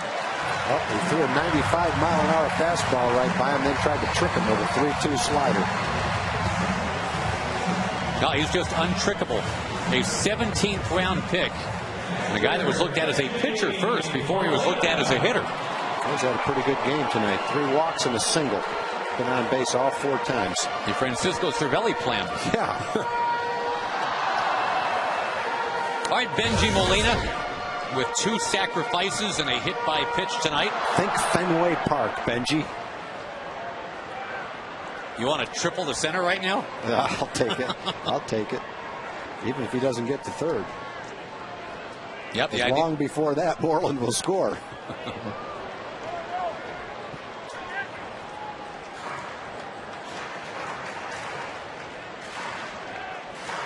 You got some outfielders who can really run it down out there now. Gardner, Granderson, and Golson.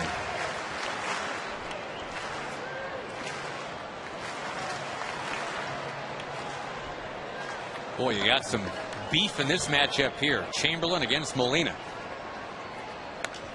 And Moreland has now walked 17 times in less than 100 with less than 100 at bats. That's pretty good. Project that out over the course of the season, and you're talking about a guy that would walk somewhere between 80, 90, 95 times.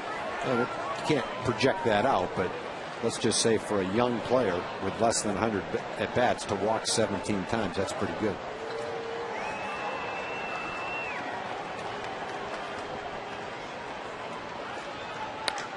Benji Molina hoisting it to center. Didn't quite get it. It goes to the track. He hit it pretty well, though. In fact, if you're thinking Fenway Park, that's just about the same direction that he hit his triple. Just didn't hit it quite as far. Hit it well, but a lot of room out there.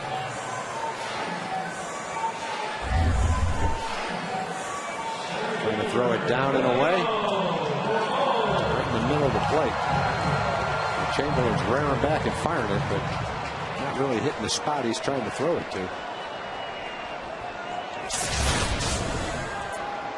Borbone has driven in 4 of the 5 runs tonight. Is it too much to ask that he chips in 1 more? Well, he's driven in a run every time up, so keep it going.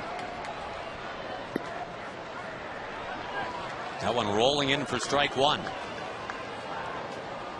And Marcus Thames will lead it off when the Yankees hit in the ninth. You've gotten past that Teixeira, A-Rod, Cano part of the order.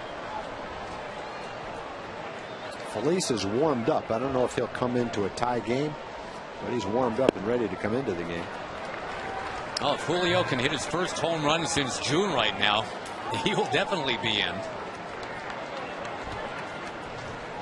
Already a career night. Why not? A nice comeback for the Rangers, too. The Yankees had the big third inning where they scored 4, took a 4-1 lead, and the Rangers have battled back to get close all game long and finally tied it here in the 8th.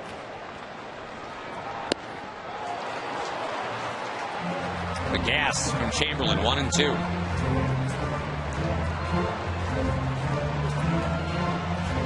When you play the Yankees, you do anything you can to avoid having to face Mariano Rivera.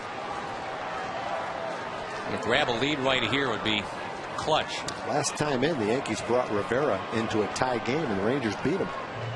David Murphy said.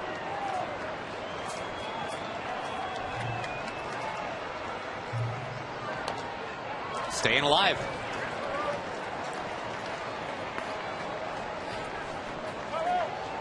Rangers trying to prove to themselves they don't just hang with the Yankees, but they can beat the Yankees. They've done that once in 5 tries this year.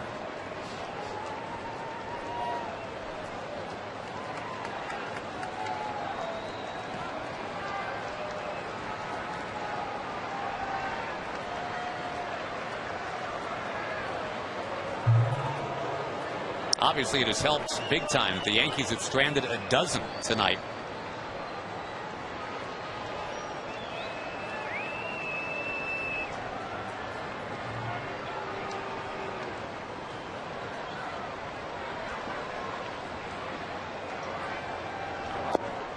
Whoa, taken, and it's close. It is 2-2.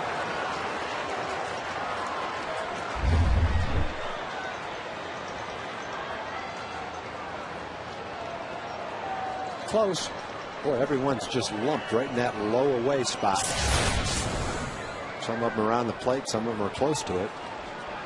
Counts about what it should be, though, where all those pitches were. 2-2, even.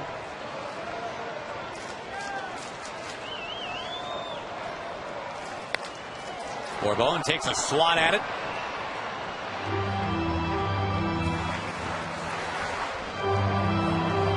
Well, the Rangers were playing some 2-hour, 20-minute kind of games on the road.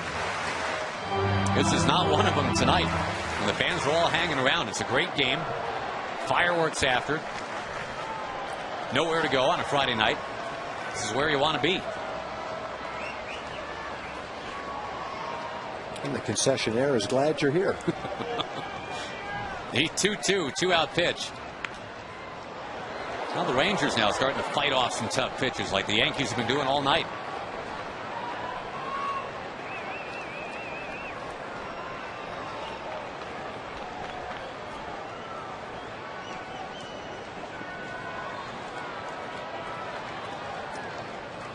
.310 pitches in this game total. We are not done with the 8th inning.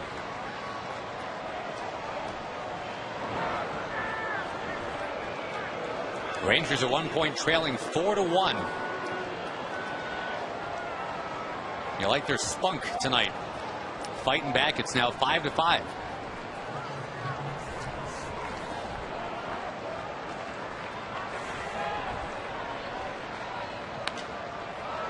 Popped in a left. Shallow. Gardner coming towards the line. He's got it. Nelson Cruz took the first swing of the inning, and out it went to tie the game.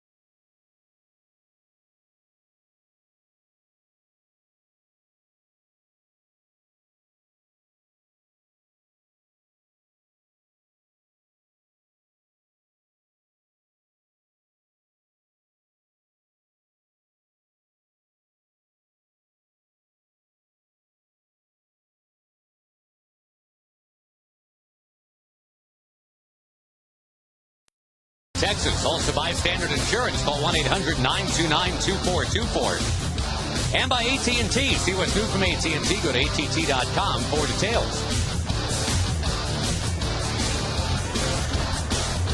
An 8th pitcher of the night coming out there for the Rangers. It is their closer, though it is not a closing situation. Neftali Feliz pitching for a 3rd night in a row. Opens with a 99-mile-an-hour fastball here. Marcus Thames heard it go by.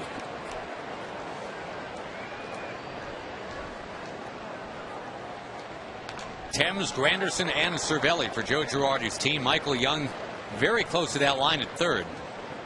Outfield deep and around the left. Yeah, here's one where you say you guard the line to keep him from getting a double, but you wonder how he's going to hit the ball down the line with a guy throwing 99 miles an hour. Thames turned on a Frankie Francisco pitch in the 9th inning to help the Yankees win a game exactly a month ago.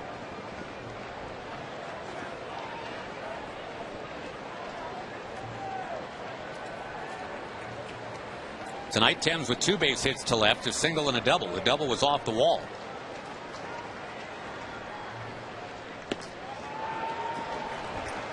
Three and one.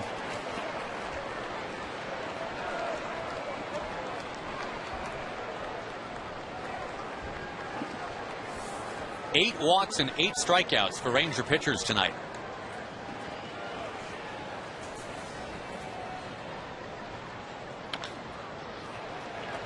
And now he is on the verge of breaking that tie one way or another.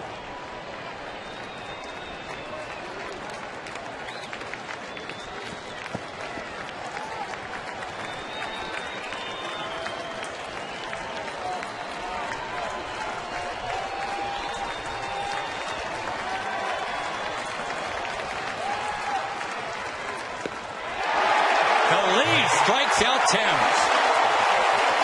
You just don't have much margin for error when the ball's coming 97 miles an hour. Ball coming 87 miles an hour, you can kind of look at it and just have a little more time to check your swing.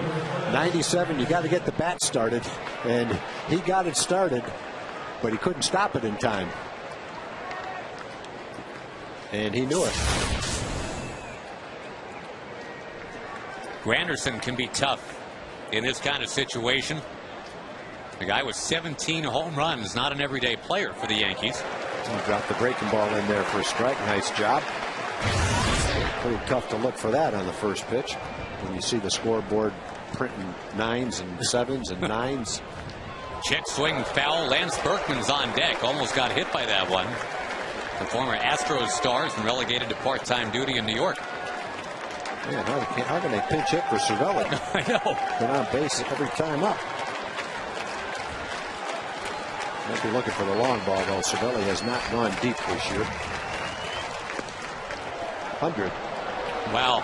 And the fans will ooh and ah when they see that triple digit. You know, there were some times where Neftali would come in and be around 93, 94. He's come in 3 straight nights, and it's all been 97 or above. And down goes Granderson. There's the curveball, and no chance on that one. When he's mixing the breaking ball for strikes in with a fastball, it just raises his success level even higher.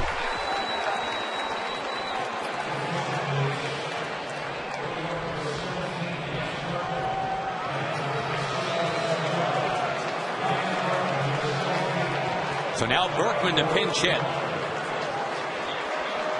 A little buzz through the crowd with Berkman introduced. Now, by the way, the Rangers will have the top of the order up in the bottom of the 9th.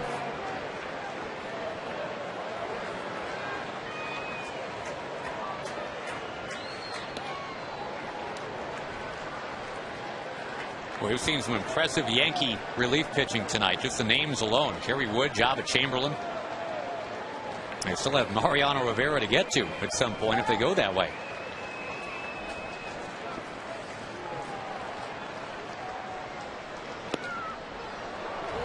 Close, but he didn't get it. Gardner on deck.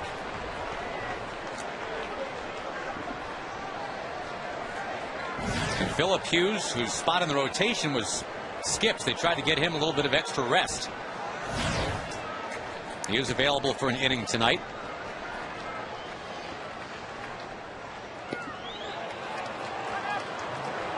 Wouldn't that be something? You go to the bullpen and get a guy with 16 wins. Yeah, you got 7 losses too, so maybe you'd make him 16-8.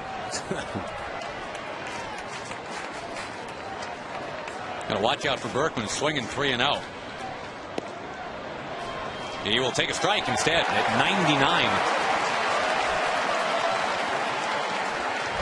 Twins used a couple of starters about a week ago. One of them got the loss. That's a strike. Not the side of the plate he was aiming for, but it's still a strike.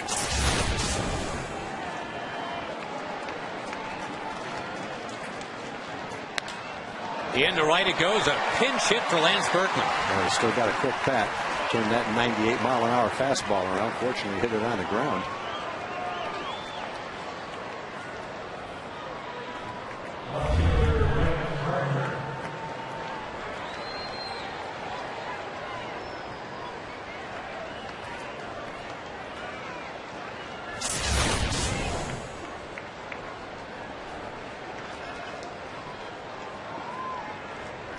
Gardner not necessarily a home run threat, but he's definitely a threat to put one in the alley.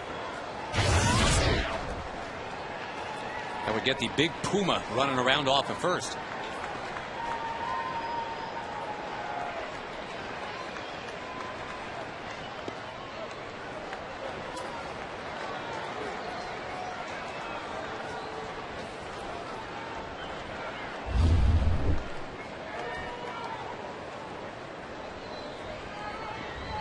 Close. Molina had to really reach back too. Might have been expecting something else. Well, he's expecting it in a different location, that's for sure. The other side of the plate. Like he might have overthrown it a little bit. Still, they're close enough to be called a strike. Rangers hoping for a little walk-off magic, but first they got to keep this thing tied. And keeping it Berkman close. The Rangers had the walk-off win exactly a month ago against the Yankees and Rivera. David Murphy had the game-winning hit.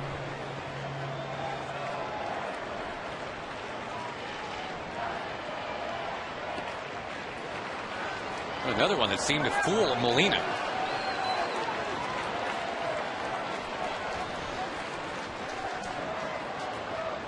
And hopefully this doesn't turn into, for Feliz, what happened back in the second inning with C.J. Wilson, where everything was just cruising along, and all of a sudden, towards the bottom of the order, he just stopped throwing strikes.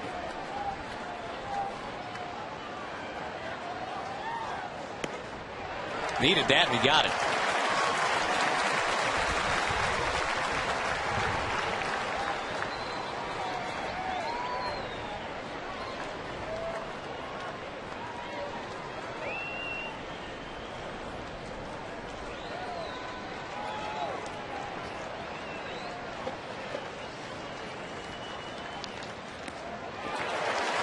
Rifled in at 98 by Feliz. And now the crowd getting behind Neftali.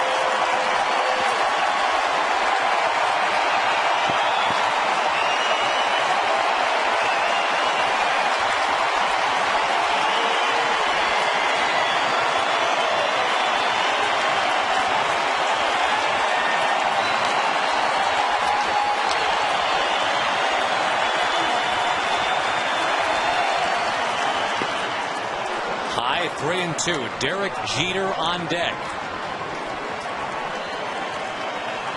And would you believe more action in the Ranger bullpen? There's only a couple of guys left. You got Oliver down there and you got Harden down there.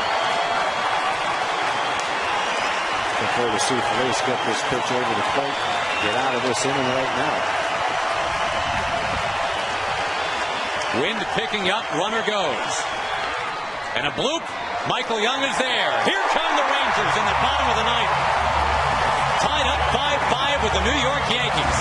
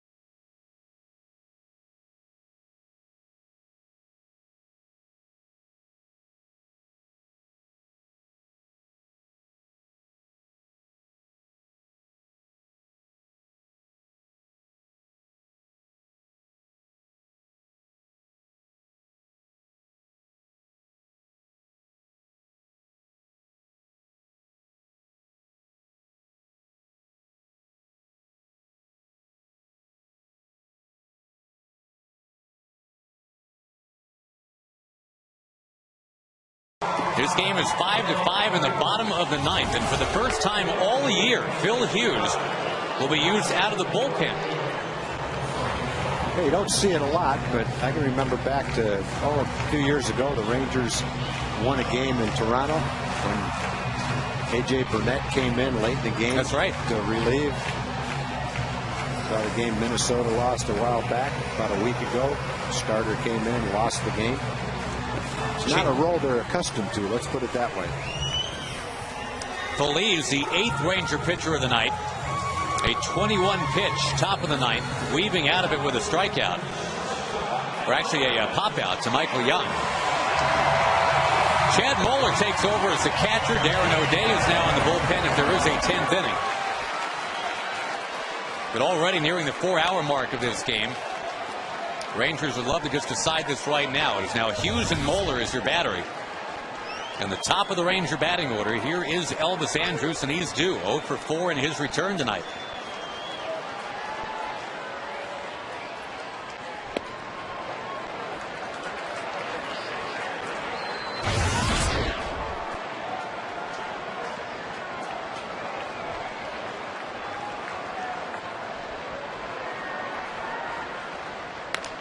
A chopper. Nice friendly hop for Cano. Michael Young comes up next.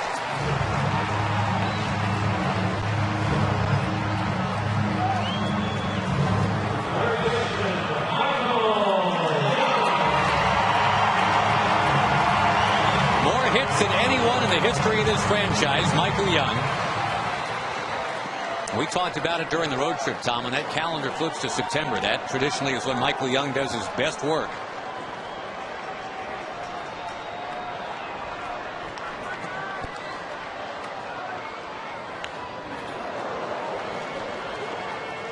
That's a pitch Michael occasionally hits out of the ballpark. The fastball a little bit up, a little bit on the inside half of the plate. And he had that kind of swing at that pitch. He just fouled it straight back.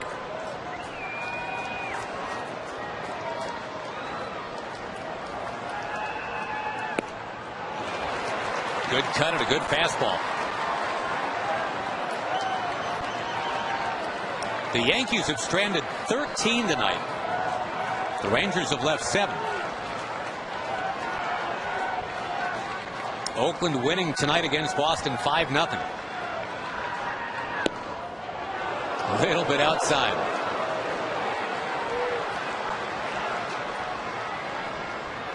Murphy and then Guerrero in this bottom of the 9th inning.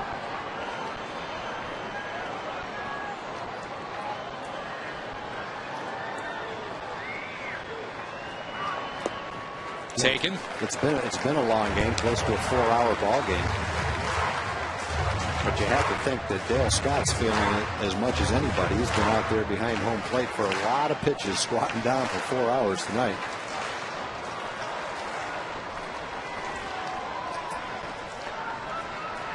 Young chasing the high fastball. Rangers do not have a hit since the Cruz home run.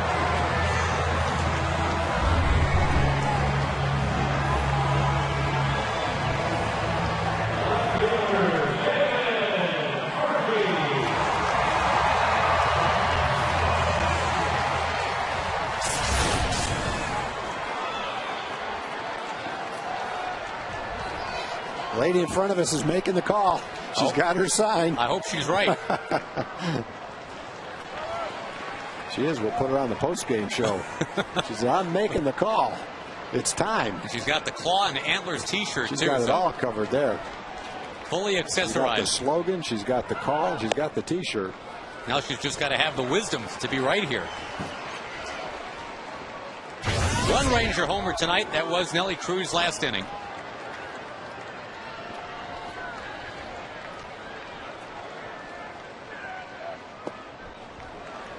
The other thing that would certainly work is for Murphy just to fight his way on base and give Vladdy a chance to win it.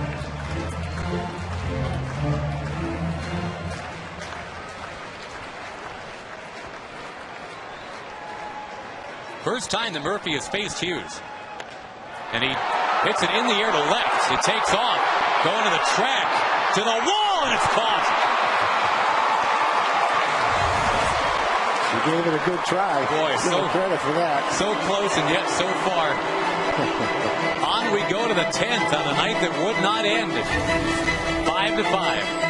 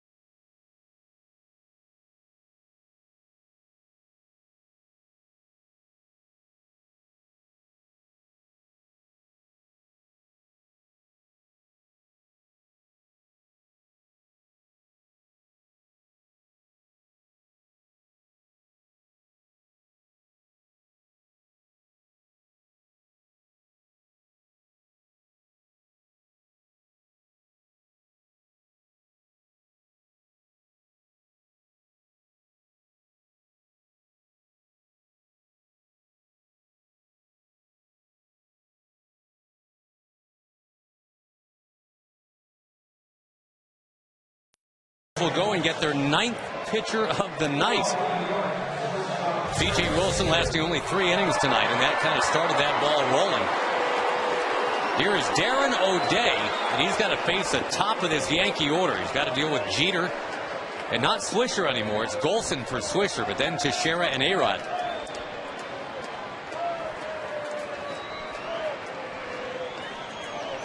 Darren was touched up a bit in Toronto, giving up a home run in every game in which he pitched. The ERA is coming up a little bit, but boy, it's still been a great year for Darren O'Day.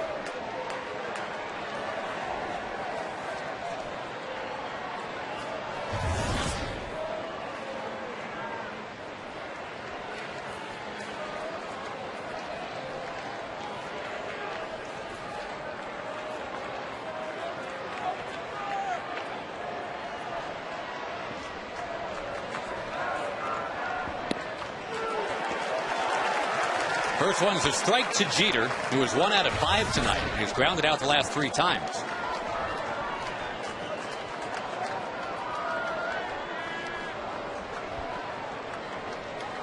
Only in September would you see 9 pitchers being used in one game.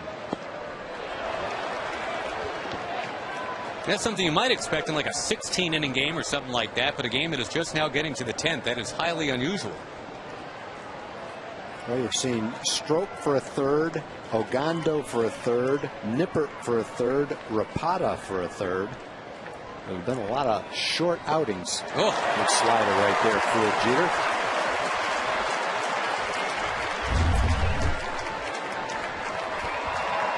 The Rangers only once have used 10 pitchers in a game.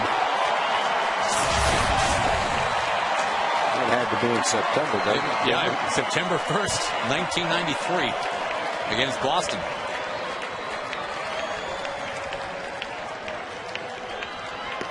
Struck him out. That's kind of classic Darren O'Day right there. Get ahead with a breaking ball for 2 strikes and then come into the high fastball and get the hitter to chase it. Golson's not going to hit. Colin Curtis looks like he's going to be the hitter. Yep, instead of Golson. It's a guy that's played most of the year in AAA.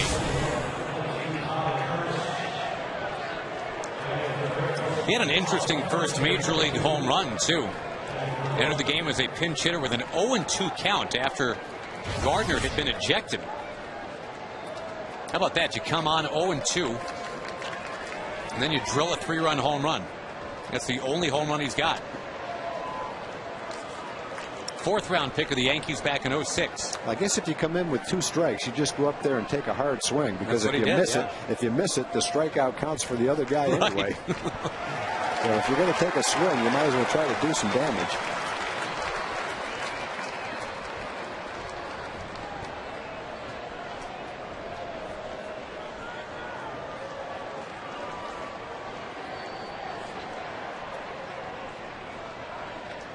O'Day being used for the 4th time in 5 games.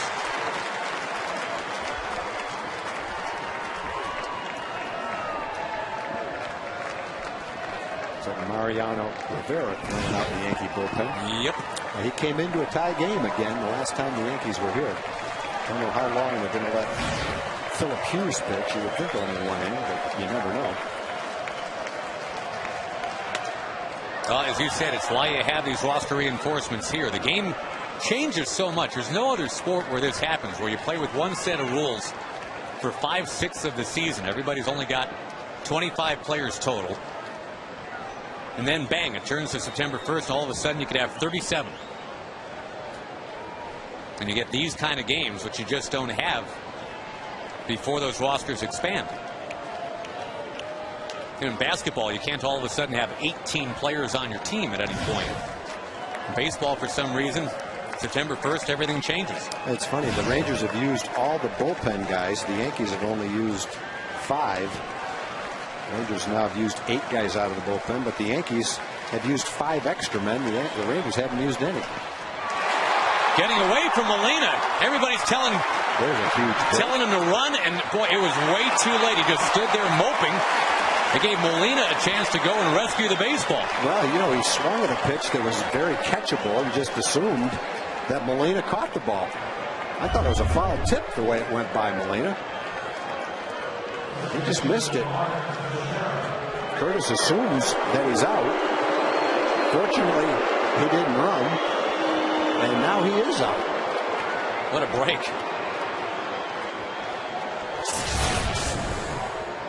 So pitcher number 9, Darren O'Day, now has to face Teixeira. A-Rod on deck.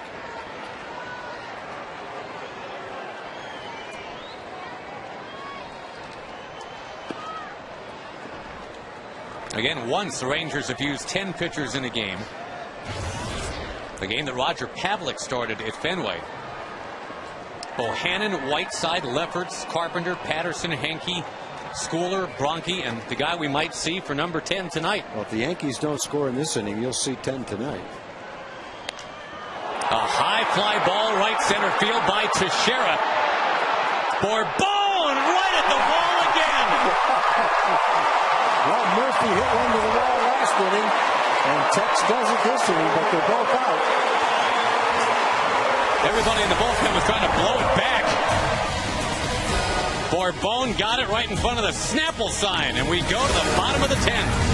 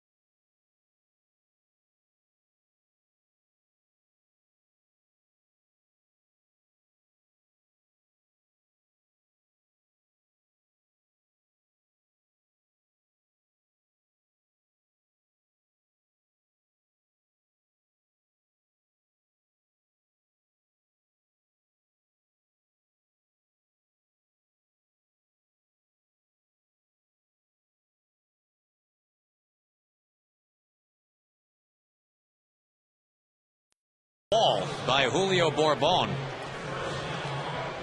Curtis stays in the game. He's in right. The third right fielder for the Yankees tonight. And the amazing Mariano Rivera will take over on the mound. 555 career saves. The most in American League history. He'll be a first ballot Hall of Famer. Only one homer allowed this year in 51 innings. And the one really bad game he's had in the last 8 weeks was right here. Exactly a month ago, he allowed 3 hits in a third of an inning. Before that, he had allowed 1 run in 28 innings. Maybe Vlad Guerrero can just clock one here, get the fireworks show underway.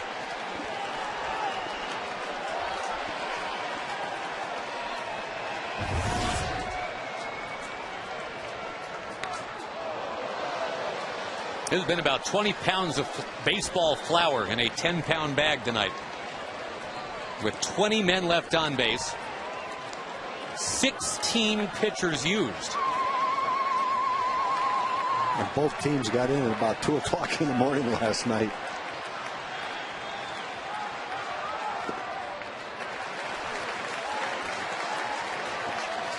Five runs, 9 hits for New York. 5 runs, 7 hits for Texas. These two teams could see each other again in about a month.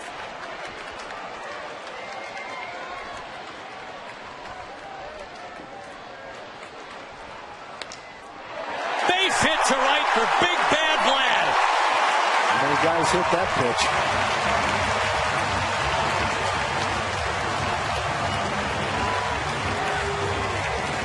And here comes Herman. That's what he's here for. Getting a chance to do it. Guerrero's first hit of the night. How timely is that? Moeller, remember, is the catcher now. They have gone without Posada tonight, still holding him out. Well, do you ponder running here with Esteban Herman, or do you just let... I don't think so. You know, you've got Cruz, you've got Kinsler. I think only if you know that you can steal it, you get a great jump. You don't want to take an opportunity to have someone thrown out on the bases with your good hitters coming up now. The only home run in the game tonight has been supplied by Nelson Cruz.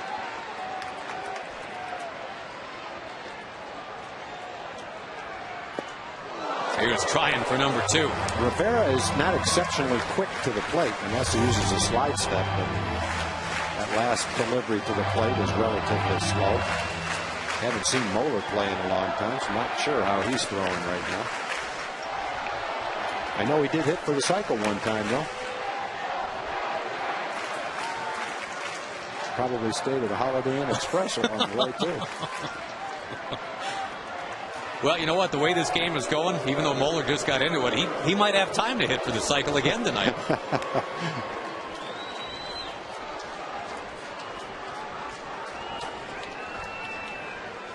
What a ball game, and there are still 2 more in this series.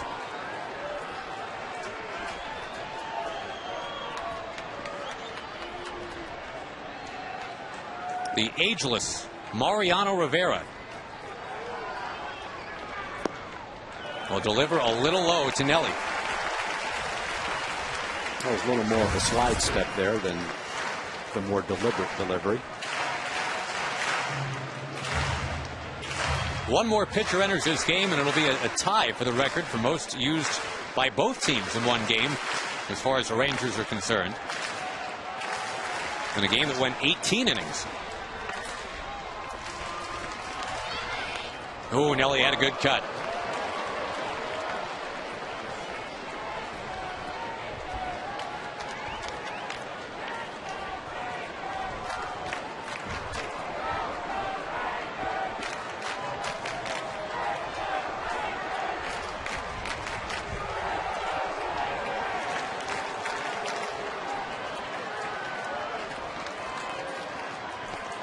Herman, the pinch runner. Nelly drives it. It goes back to the track. At the wall, and it's caught. And Herman was all the way at second base. He's got to hightail it back. Boy, that's unbelievable. You talk about some close calls. Murphy drove one to the left field wall, Teixeira to the right field wall. And now Nelly Cruz to dead center. Thought he might have gotten enough of that, as strong as he is.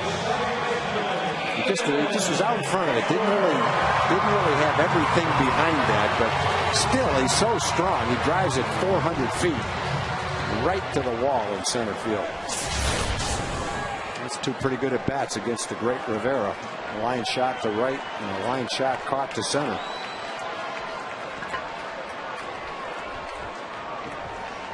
Now Kinsler.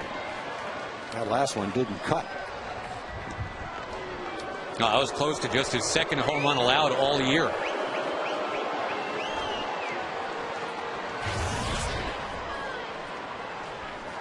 Well, he tied it and almost won it right there.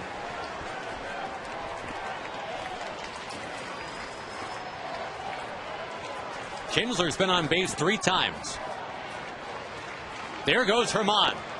And the throw from Moeller. No way! You said it, Tom. The reason you go and grab Herman away from AAA, you just might need him in case of an emergency. Let him get out there and run for somebody. He can run, and he's a good base stealer, too. He's quick. He's up to full speed in a hurry. What did he steal in AAA? 50 bases?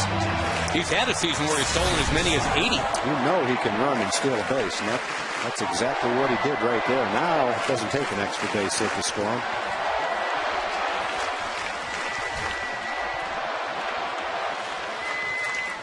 Kinsler pops it into the crowd. Yeah, you don't need a long ball right here. All you need to do is drive a base hit somewhere. Make some contact.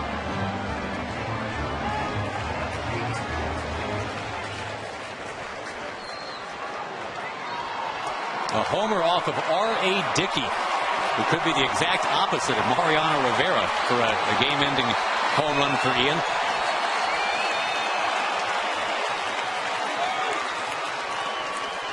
To be a 2-strike hitter here. Moreland on deck.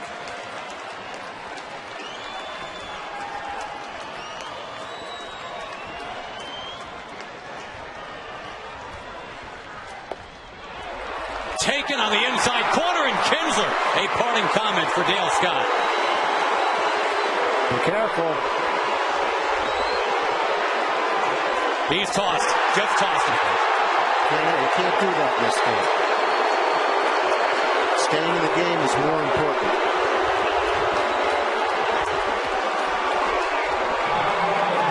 Now Herman might be needed in the field if the game continues. Kinsler basically took the bait right there. It's like Scott was daring him to say one more word, and he said it. You know, he gave him a chance to say what he needed to say, and Ian said it.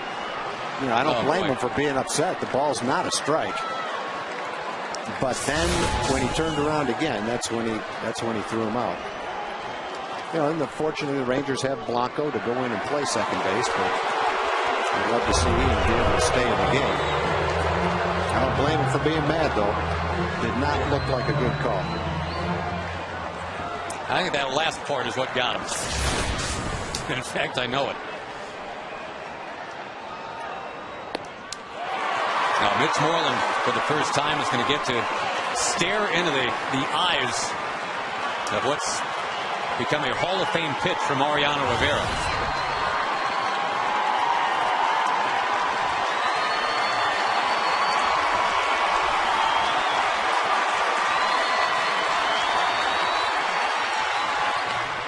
Got a piece.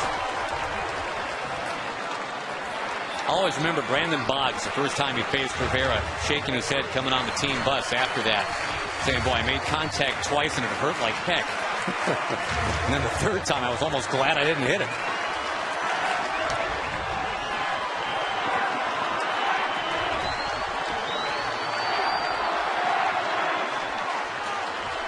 Herman taken off for third. Moreland is down on strikes. On we go to the 11th tonight. And a 10th Ranger pitcher of the night will be put into play against Alex Rodriguez.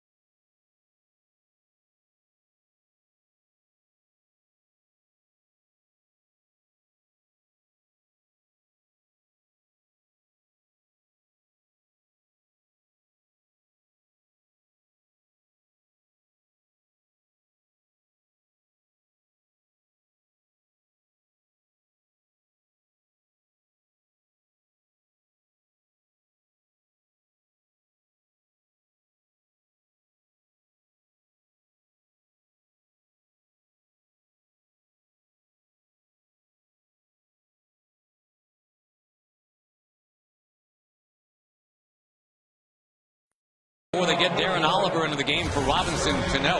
Alex Rodriguez will lead off here in the 11th, and Darren O'Day, right-handed, will be facing, well, a man that a lot of people love to boo, huh? Keep taking shots at people not booing. That's polite. But you can hear it. And you know A-Rod, everywhere he goes, hears it. But especially in the cities that he has left behind, like Seattle and Arlington. I would say Boston is high on that list, too.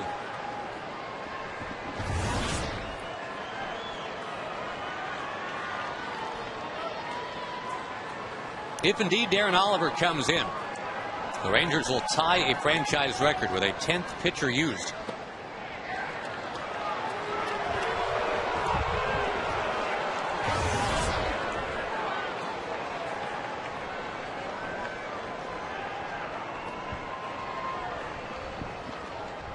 It's conceivable that West Coast game for the A's might be over before this one is. The last check, Oakland was leading against Boston, 5-0 in the bottom of the 7th. Angels are winning tonight too, 3-1. That game's almost over, 9th inning.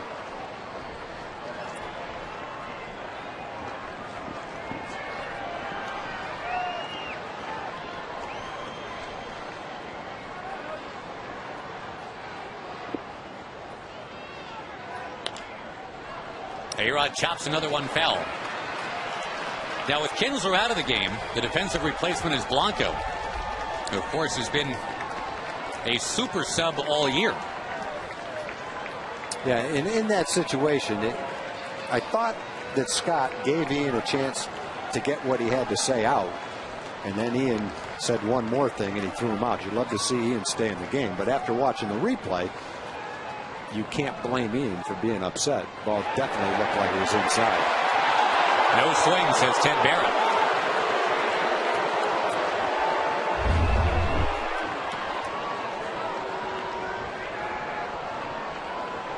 I think he held up. That was close. But it looked like he kept the head of the bat back far enough.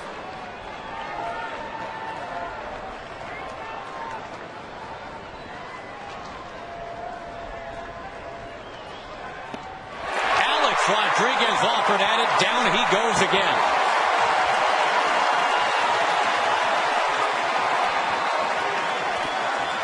And now, ladies and gentlemen, Ron Washington to the mound after O'Day strikes out Alex Rodriguez. Well, good job by Darren. He'd given up some home runs in Toronto, but he faced 4 hitters. In fact, the top of the order, and struck out 3 of them. 8 Ranger relievers have combined to give up only 3 hits. Darren Oliver is going to come on as the 10th Ranger pitcher of the night. Trying to keep this game tied 5-5. Again, we say we'll be back in just a moment.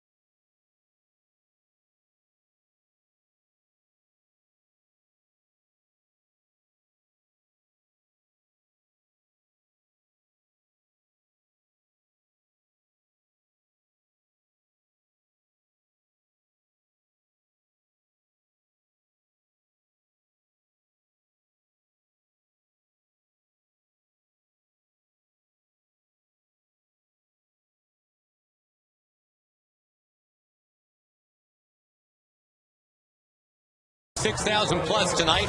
Fireworks show still to follow. And Darren Oliver will indeed tie a franchise record now, coming on in and becoming the 10th Ranger pitcher of this ball game. The only other time the Rangers used 10 pitchers in a ball game, Darren was one of the 10, and that was 17 years ago. That is coming full circle, folks. Oliver to Robinson Cano. And now Scott Feldman is throwing out in the bullpen. This would be 3 days since he started in Toronto. It's another matchup move by Ron Washington, but Cano 6 of 9 lifetime against Oliver. The Rangers have done a pretty good job against Cano tonight.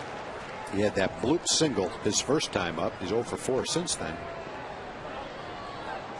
You know, 4 of the 9 pitchers so far, Tom, have thrown 10 pitchers or fewer. Yeah, they've been used for a short stint. All except for Harrison came in for 2 2/3. It's all part of our nefarious plan to just jam as many commercials into this broadcast as possible.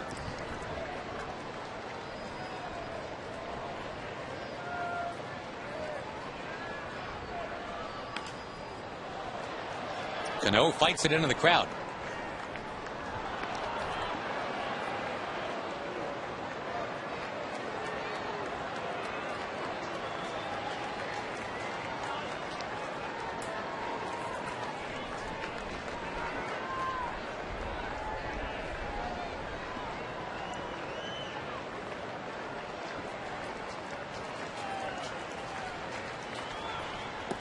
Robinson Cano. See you later. Bye-bye. Both second basemen now have been asked to leave the game. Bye-bye.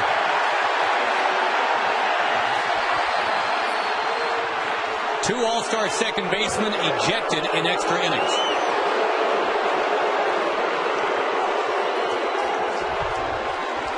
Put that on the tote board of things we haven't seen before. It's a crowded board.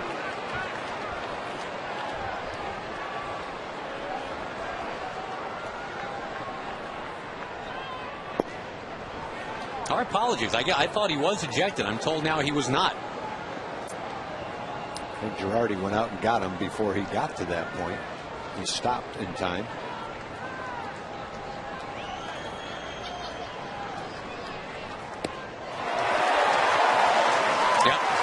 Indeed, Cano is allowed to stay in the game. And he did vent, but I guess not as long or as profanely as Ian did. It's a curveball way outside. He definitely started his swing. He definitely didn't think he completed his swing, though. Thames to left field. Murphy was playing so deep that ball's going to fall in front of him for a 2-out hit. And now Granderson to the plate. Again, you've got that lefty-lefty matchup now, Oliver and Granderson.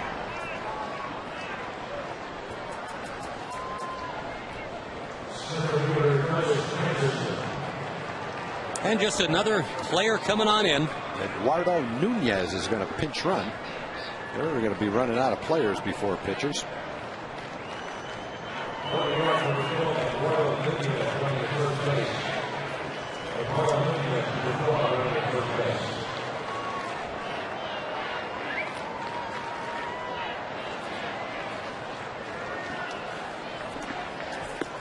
Big swing. Granderson couldn't get it.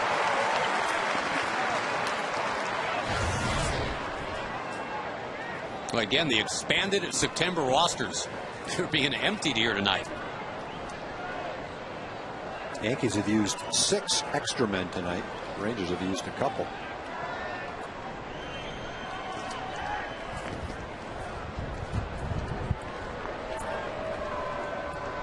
Ten pitchers to 7. And that total of 17 ties an all-time Ranger record for most pitchers by both teams used in a game.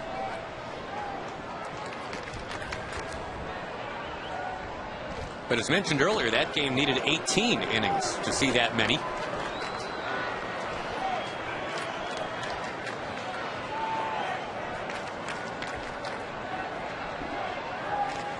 Rangers tying the game back in the 8th on a Nelson Cruz homer off Jabba Chamberlain.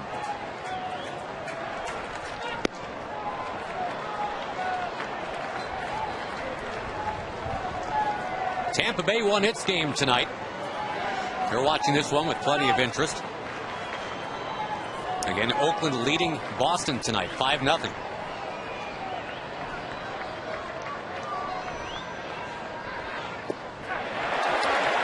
He did go around. Similar pitch to Cano was called out on. Had the count 1-2. He definitely swung at it.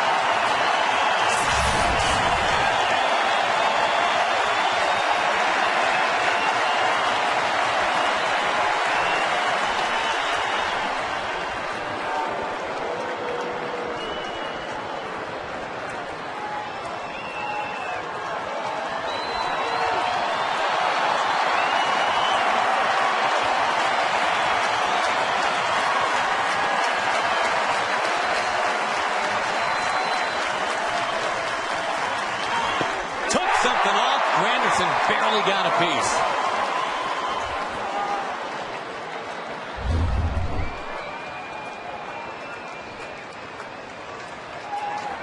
Just throw a little more outside this time. Make it a ball.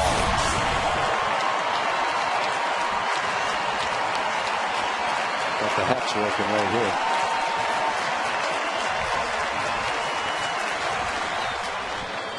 As the man said, go do that voodoo that you do so well. Please get the Rangers onto the 11th with a chance to win it.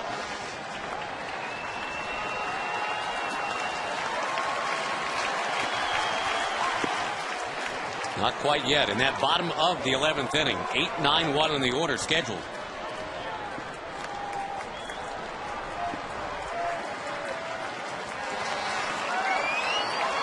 Crowd has stayed rowdy, has stayed way into it at the 4.5-hour mark.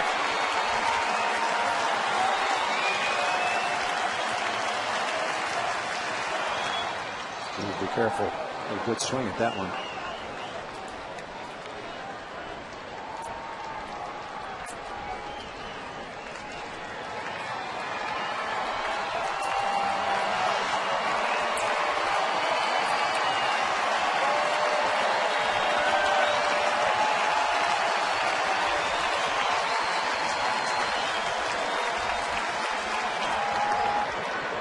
Pinch runner crawling back.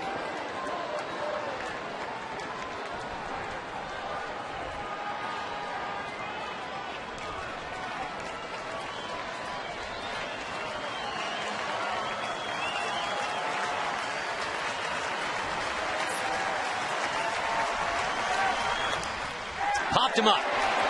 Oliver points it out. Michael Young coming under it. He's got it. This crowd is ready for a Ranger walk-off. We'll see if they can get it when we come back.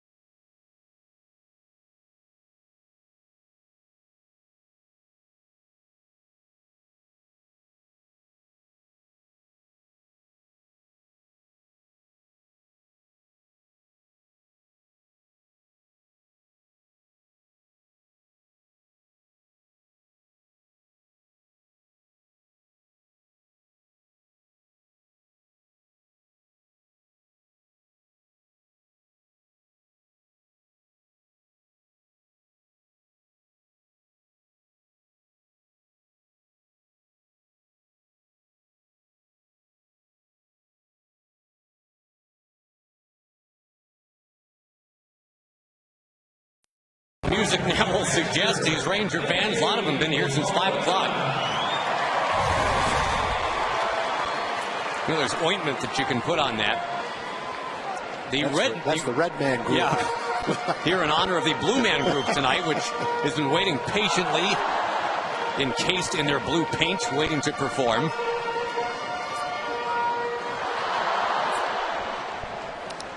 Well, both managers are going all out to win this game. Here's Rivera for his second inning in a tie game. And really, for the Yankees to win this game, Rivera's either going to have to pitch 3 innings or someone else is going to have to come in and close it. That's if the Rangers don't score and the Yankees do score. Well, it's rare that you'll see a closer pitch on the road in a tie game for 2 innings. But I think Joe Girardi's saying how important this game is. Tampa Bay has won. If the Yankees lose, it goes to a 1.5 games. And of course, for the Rangers, they see Oakland's ahead. They want to go out and win this game, and Ron Washington's pulling out all the stops as well. You know, there's only one Ranger who's ever hit a home run against Mariano Rivera. And Ron Washington has him at the plate right now. And Nelly Cruz didn't miss by much. Nope.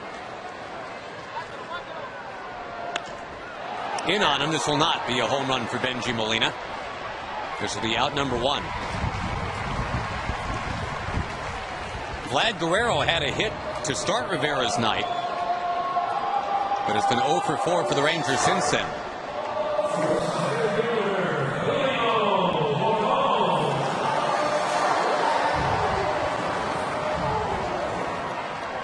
Leaping catch to rob Nick Swisher tonight for Bourbon. 2 other nice running catchers out there, and by the way, 4 runs batted in.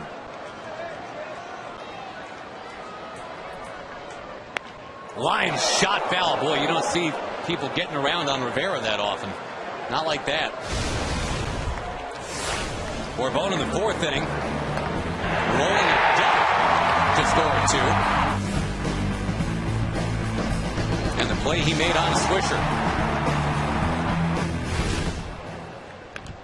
Ooh, fouls it off his foot. And Rivera just keeping that cutter all the way in to the young left-hand hitters, Moreland and Bourbon. Boy, this thing's been like a World War II movie tonight. On the knee, just like the knee. Yeah, Jeter had that happen to him earlier tonight.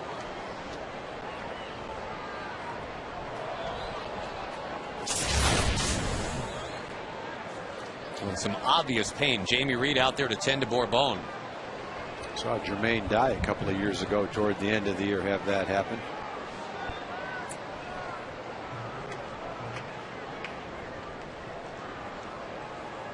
Well, Julio starting to play so well again.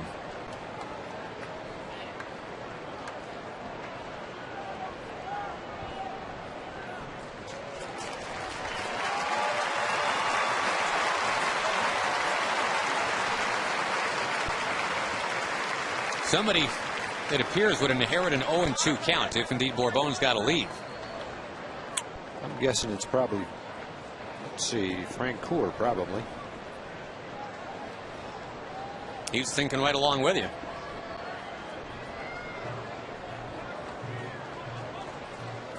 Gonna try to shake it off here. Get dusted off by the do-it-all trainer, Jamie Reed. Yeah, you ought to try to jog just to see what it's going to feel like. Bourbon wants in.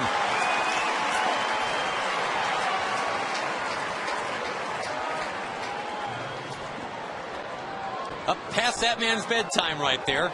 And his son's, too.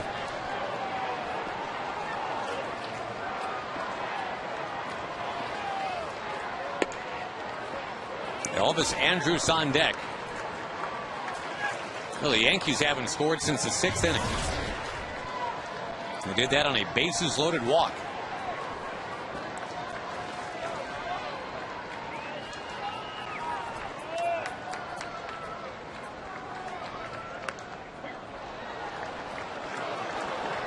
Rivera has thrown 20 pitches, Tom, and 17 of the 20 have been strikes. 40 years old and not slowing down at all.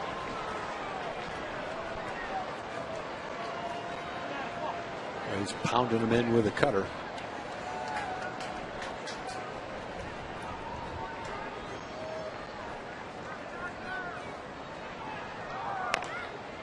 Rolled foul. And one-handed by a fan down there. Hi, how are you? Good all-around night for that guy.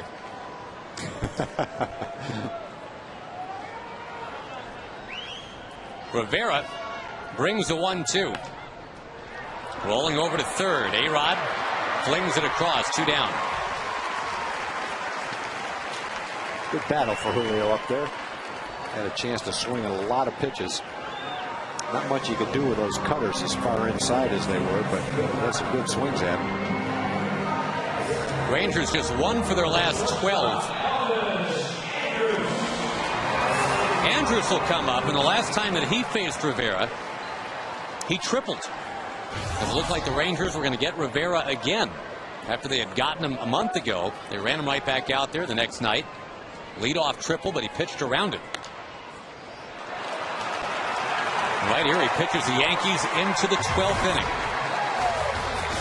What a night. 5-5.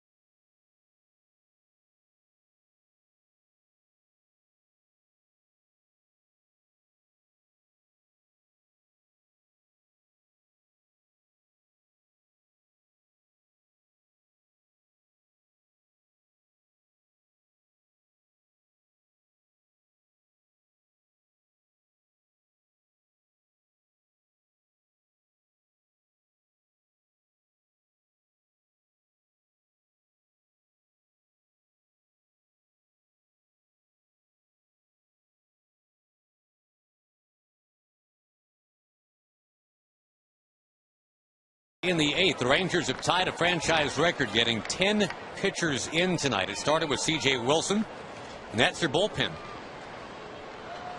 Starting with Harrison and continuing through Oliver, who will continue right now. Chad Moeller will bat. And for the first time, we have seen 15 different Yankee hitters tonight. We've seen 8, or is it 7? I guess 7 Yankee pitchers tonight. Unfortunately for the Rangers, the last of them is Mariano Rivera.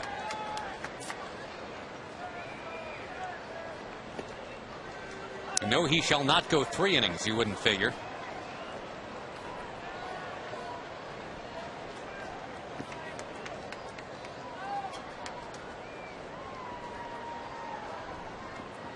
Moeller, then Gardner, then the top of the order, Derek Jeter. And Rivera just pumping in strike after strike.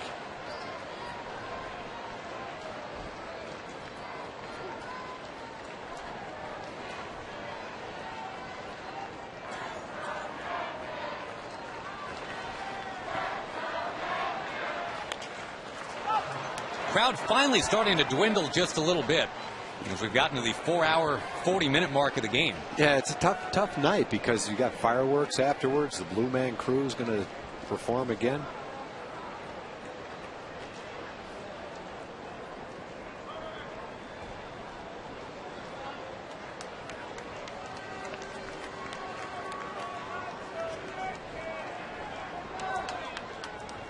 On 3-2 to Moeller. He'll knock it down the right field line. It is fair. Chad Moeller, his first at bat all night, and he's into second base with an opposite field double.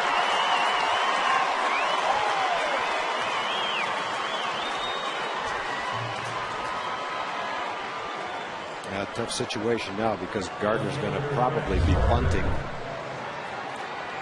They got to hope for a bad bunt. It sets up Derek Jeter.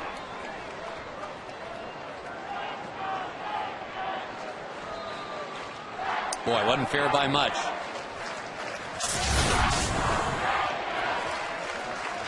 We got to play in here because even knowing he's going to bunt, he's a really good bunter and he's very fast. So it may be a sacrifice, but you still have to hustle to get him. The bunt is chopped to third, vacuumed up by Young. Close play, got him. How fast he got down there. Yep, and Blanco had to very quickly get over there and then just as quick get the foot off the bag. Derek Jeter now. And do you stay with Darren Oliver? Go veteran against veteran?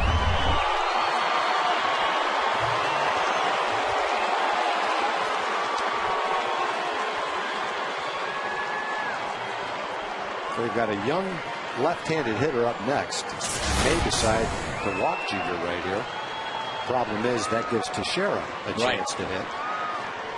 39 at bats for Jeter against Oliver. Both these guys obviously been around for a while. Jeter's 9 for 39. Infield is in. Strike one.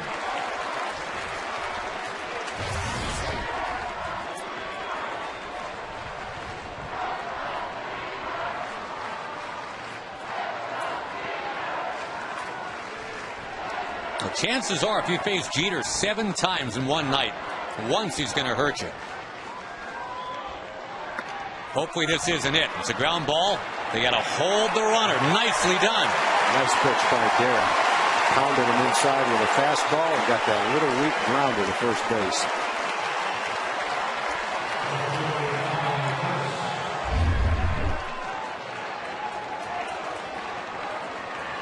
Good pitch right there, way in. Just that's like a Rivera cutter jamming a left-hand hitter.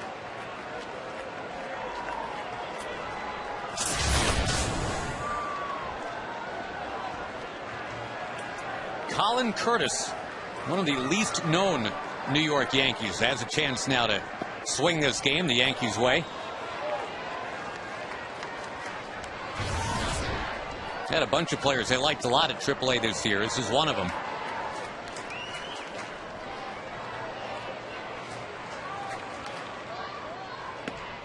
From suburban Seattle, Colin Curtis, Arizona State University product.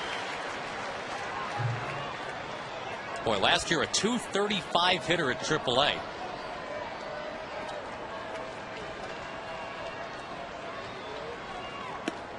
Rip and a miss, 1 and 2. One pitch away from pitching out of a major jam, but you got to make the pitch.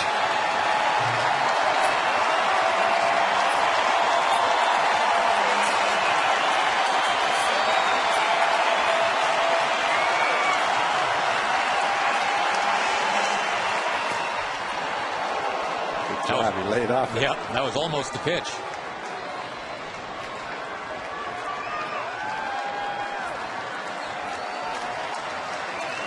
Pretty obvious. This is the guy you want right here. Teixeira coming up next. The 2-2. Oh, he just barely got a piece.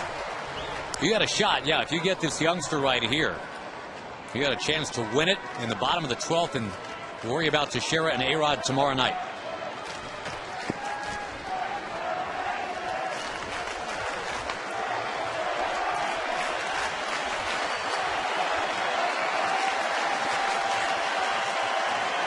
Got his man.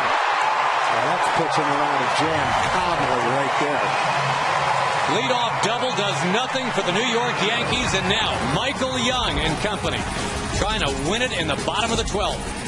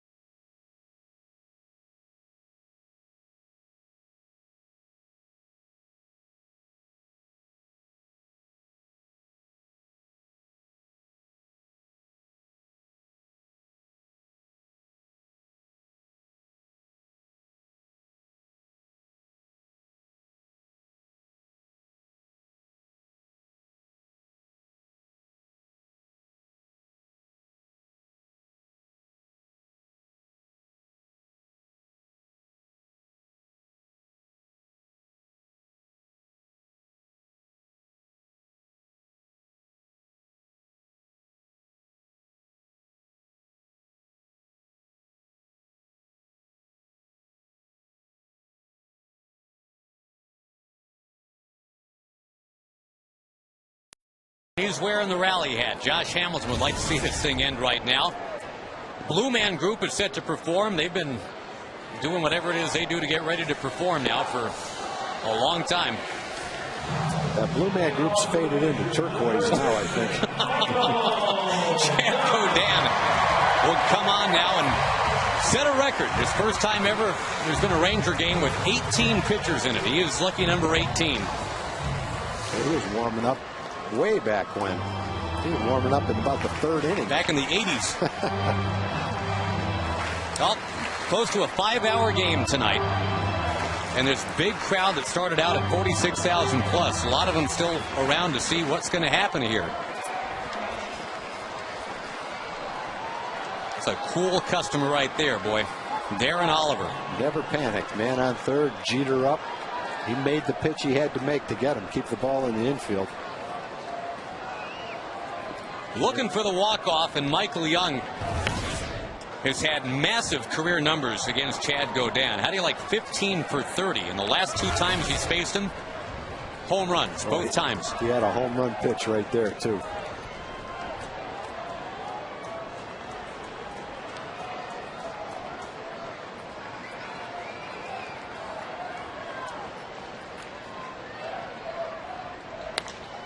To right field.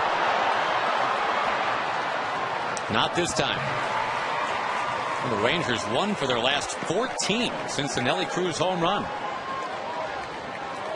All it takes is one swing of the bat.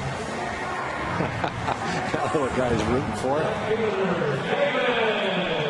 That was tag showing.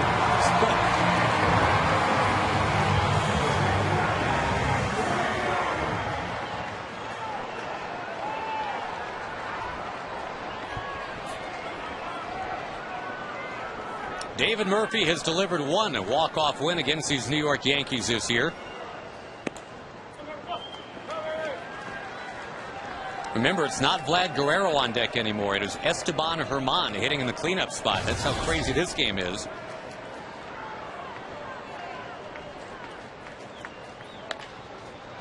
Well, Jeter had him played well, right near the bag to get him.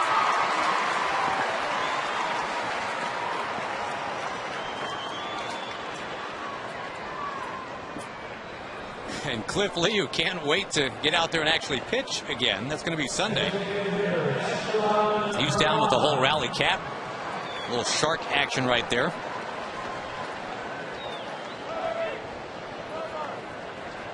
All right, probably the unlikeliest thing to happen here, maybe all year, is for Esteban Herman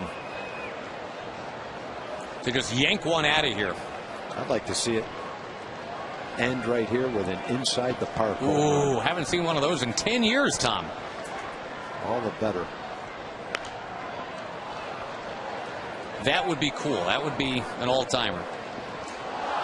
Herman. There's a number of guys like Herman. Herman should be a big league player. He played the whole year in AAA, and if not with the Rangers, with somebody else, because he's a versatile guy. He's a solid little hitter. He can run, can play different positions. Sometimes guys just fall through the cracks. When Herman got such an opportunity in Kansas City in 06, a .326 hitter.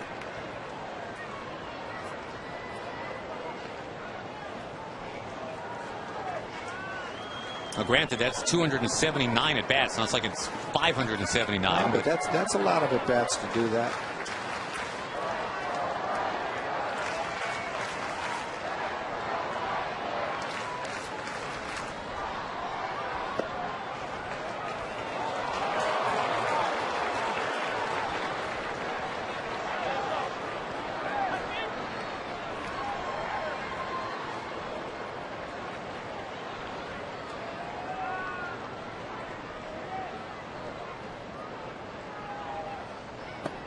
Taken. Well, and if nothing else, if Herman can get on, a guy who maybe is a little bit more suited to end it with one swing would have the opportunity.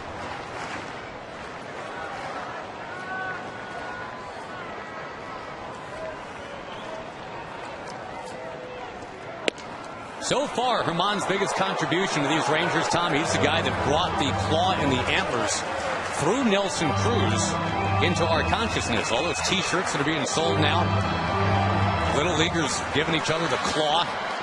That came from Esteban Herman, and now here's another kind of different chance to produce.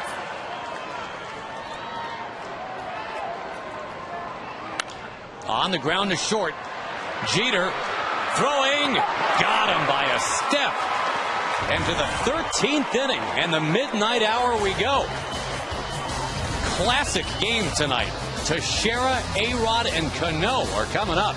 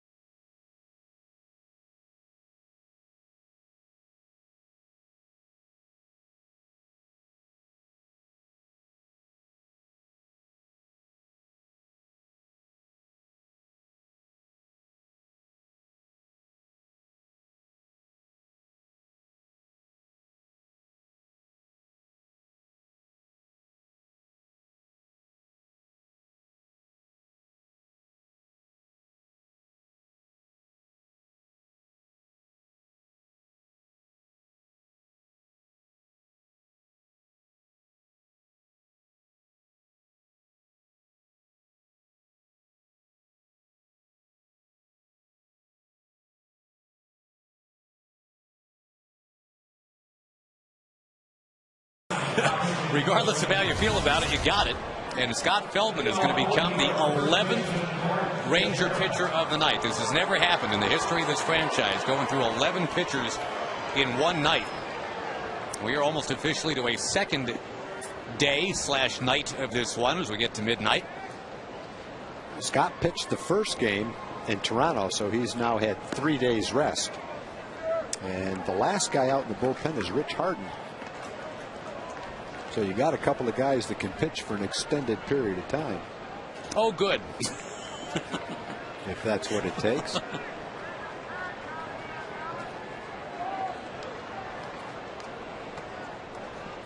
Dad is losing it, but Junior is raring to go. That's losing it. We'll find you another raring to go in a sec. Mark Teixeira just missed a home run, a couple of at-bats tonight. Warning track power a couple times.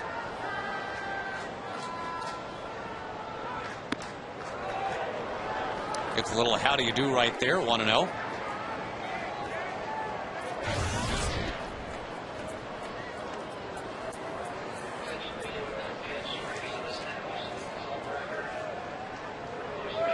Rangers had themselves a 14-inning game, you might remember, in Detroit back in July. And that one lasted now exactly as long as this one, 4 hours and 53 minutes.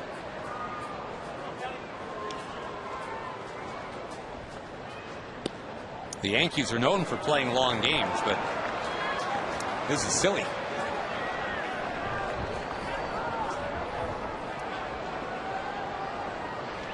All the way to 3-0, A-Rod on deck, and then Cano. Three perennial MVP types. That one brushing the corner right before Teixeira can embarrass himself by tossing the bat aside.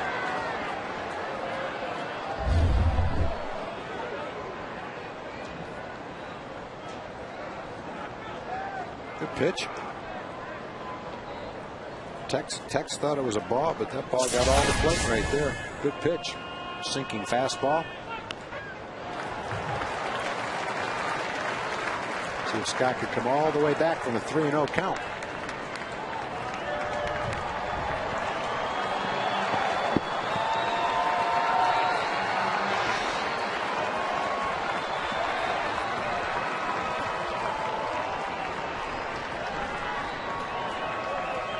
Outfield real deep. Feldman rocks and brings it. Busted bat. Elvis Andrews with a leap. That's nice pitching by Scott right there. He got behind the Shearers in the hitter's count all the way through that at bat. And he jammed him with a good cutter right in on the fists. Quality pitches. See Benji shift in. Scott brings that cutter in and jammed him. Elvis with a shift on is able to get over there and catch it. Good job by Scott.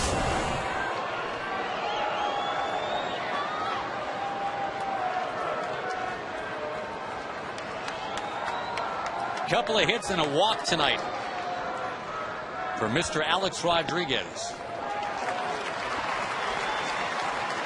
This game's been going long enough that the fans don't really even have a chance to boo Alex that much right now.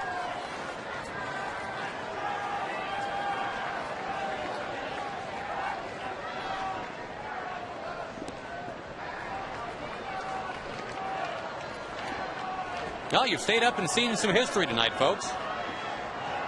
11 Ranger pitchers.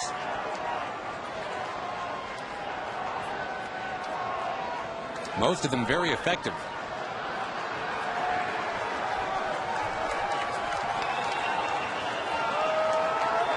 This is the 244th pitch the Rangers have thrown tonight. C.J. Wilson exhausting himself with 75 of them through 3 innings.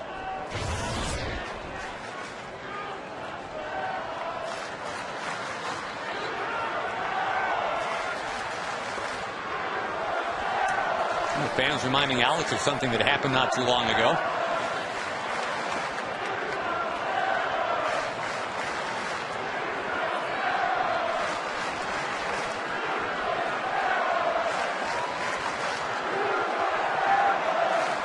The 3-1 delivery. It's 3-2.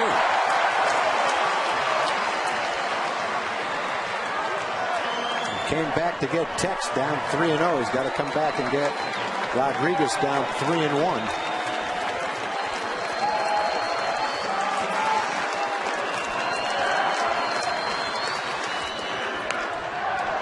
Into the crowd it goes.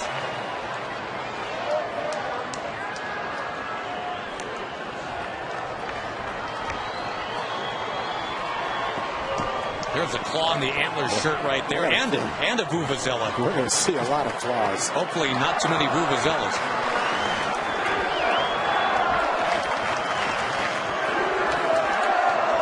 The 3-2.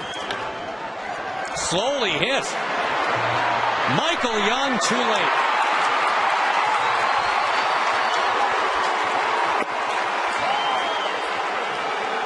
Well, Michael's way back with 2 strikes where he should be. Tried to take a base hit away from Rodriguez. Instead, he just tapped one down to third base. Michael made a nice play. He just didn't have time.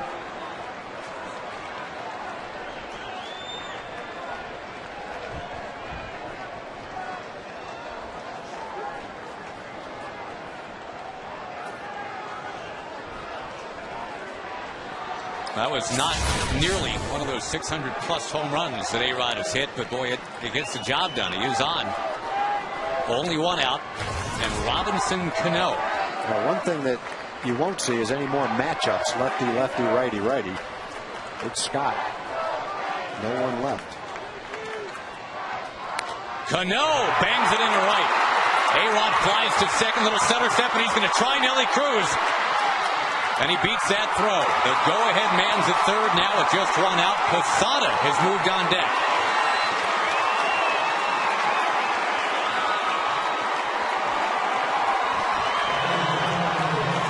Boy, an infield hit for Alex Rodriguez to get this rolling. That's, I guess, one of the things that can happen when you're playing deep to try to avoid a ball being hit over your head, is you don't have time to keep the guy at second base. They have saved Posada for of all times right now. This is Feldman's nightmare, is having to face Posada, who was 5 for 7 against him. 4 for his last 4, including a home run. What a time to hit that glass in case of emergency. Break that glass and bring out Posada.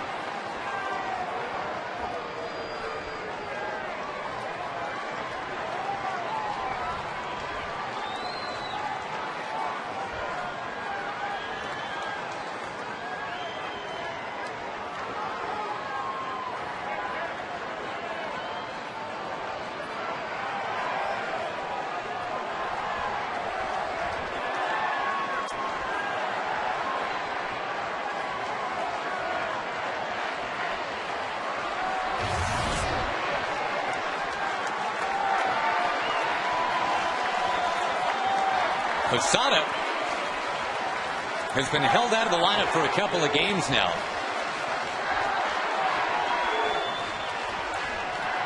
They called it a mild concussion. They are erring on the side of caution.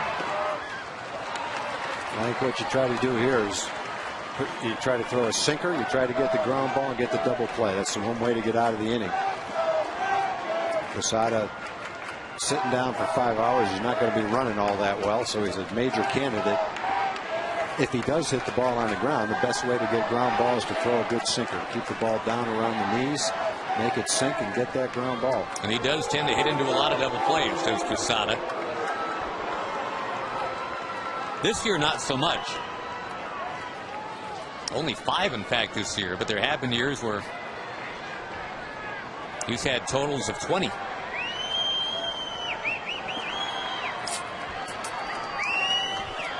And boy, that's what you need right now. Oh, close.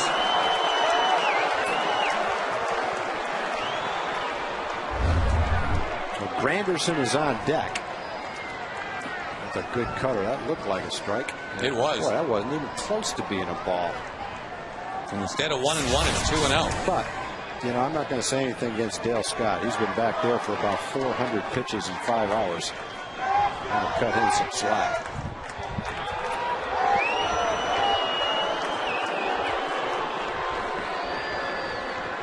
.250 Texas Ranger pitches alone. The Rangers have struck out 15 Yankees tonight. They have walked 8.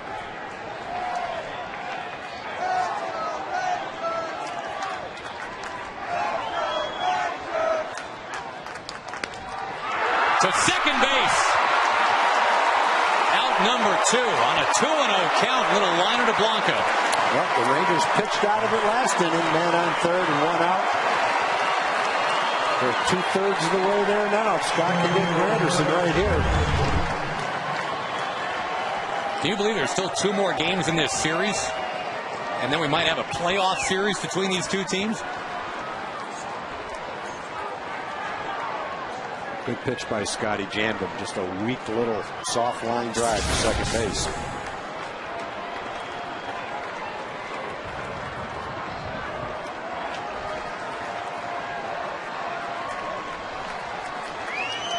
Got Chad Moeller, the next hitter.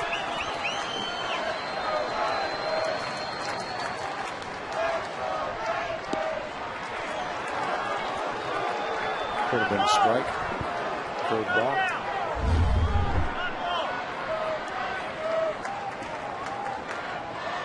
Boy, again, this is, you'd think the strike zone would be going the other way this late. Instead, it's only getting tighter.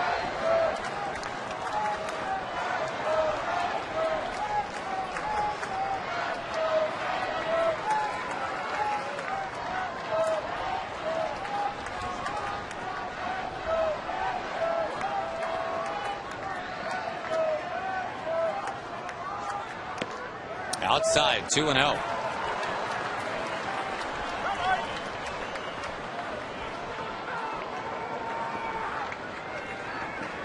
So right-hand hitter Moeller, who had a double last inning, is the next hitter. Got the left-hand hitter Granderson up there now.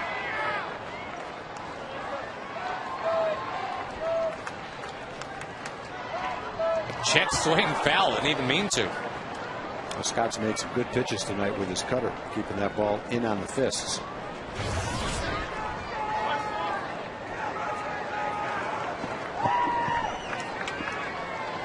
Another guy with good numbers against Feldman. 3 of his 8 at-bats have ended with a home run.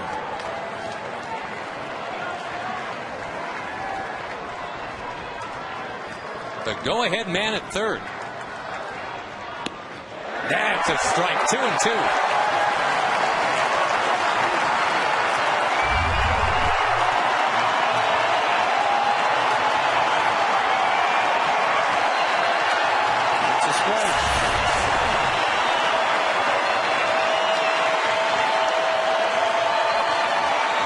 Trying to draw a balk. Wouldn't that be something? Yeah, be careful.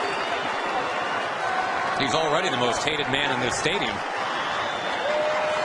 That'll be +1.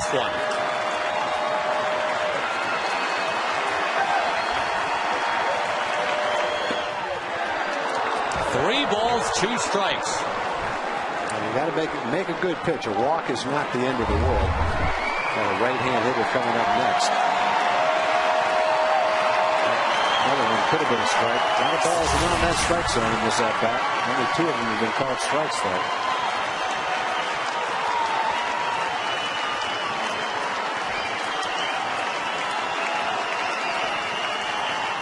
Runner goes from first. Taken. Oh, it's close. It's ball 4.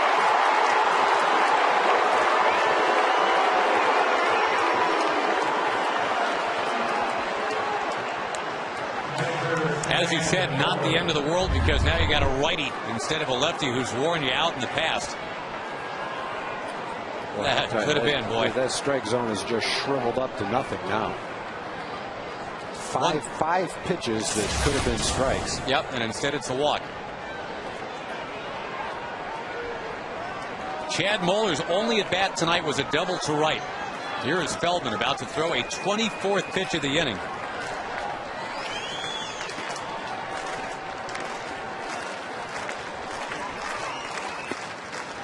Boy, and again, he is right around the plate, but just not getting a lot of help.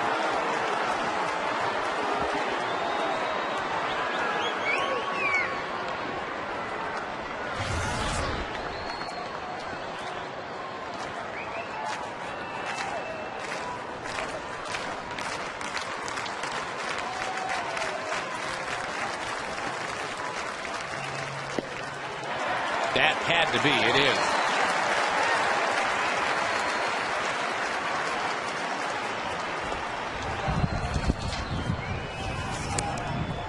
You can hear it, I'm sure. The wind picking up again. A breezy and humid night all night tonight.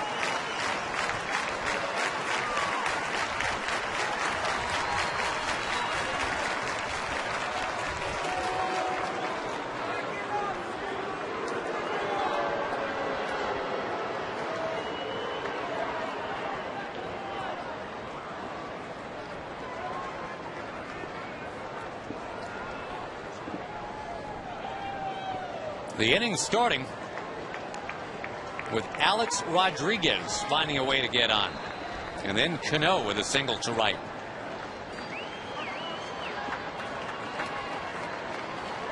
Then a walk. Now it is 1-1 to Moeller, veteran catcher.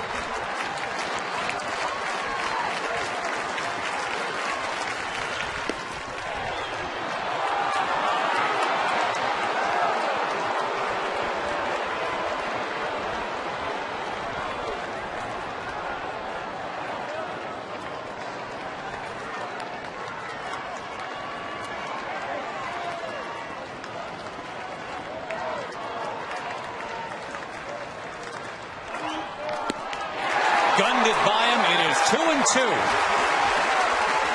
On a night where the Rangers have already posted 15 strikeouts. Nothing fancy there. Just saying, I'm not walking you.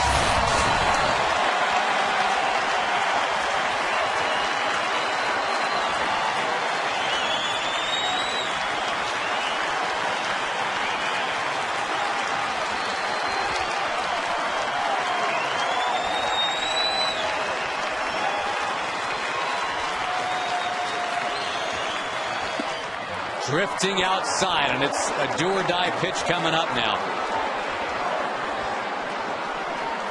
He's missing with his cutter. It was two-seam fastball to get strike two. Now he got to throw a strike right here. Doesn't matter if it's right down the middle of the plate. Don't be fancy. Just throw him your best fastball right down the middle of the plate. If he hits it, he hits it.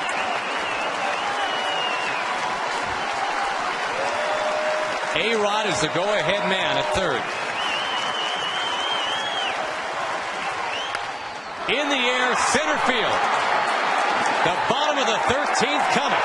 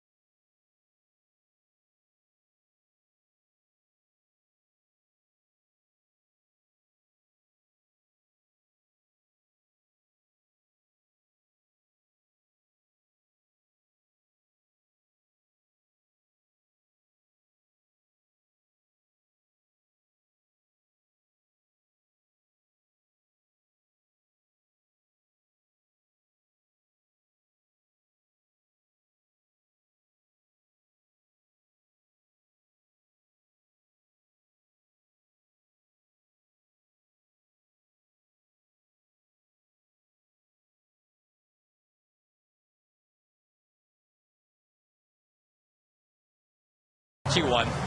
It's time.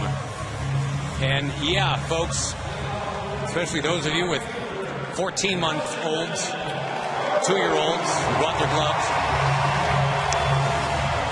It's time. It's time for the Rangers and the Yankees to decide this thing tonight. They've been playing for 5 hours and 15 minutes. Well, there's some frustrated parents tonight. They know there's nothing that can be done, but they came to see the fireworks. And well, here's one firework. That's why they're still here. Yep. Nelson Cruz did that in the bottom of the 8th inning about 2 days ago. And now he will bat in the bottom of the 13th inning against Chad Godin, the native Louisianan. And Nelly fires away. Deep drive, right field, go home, ball game!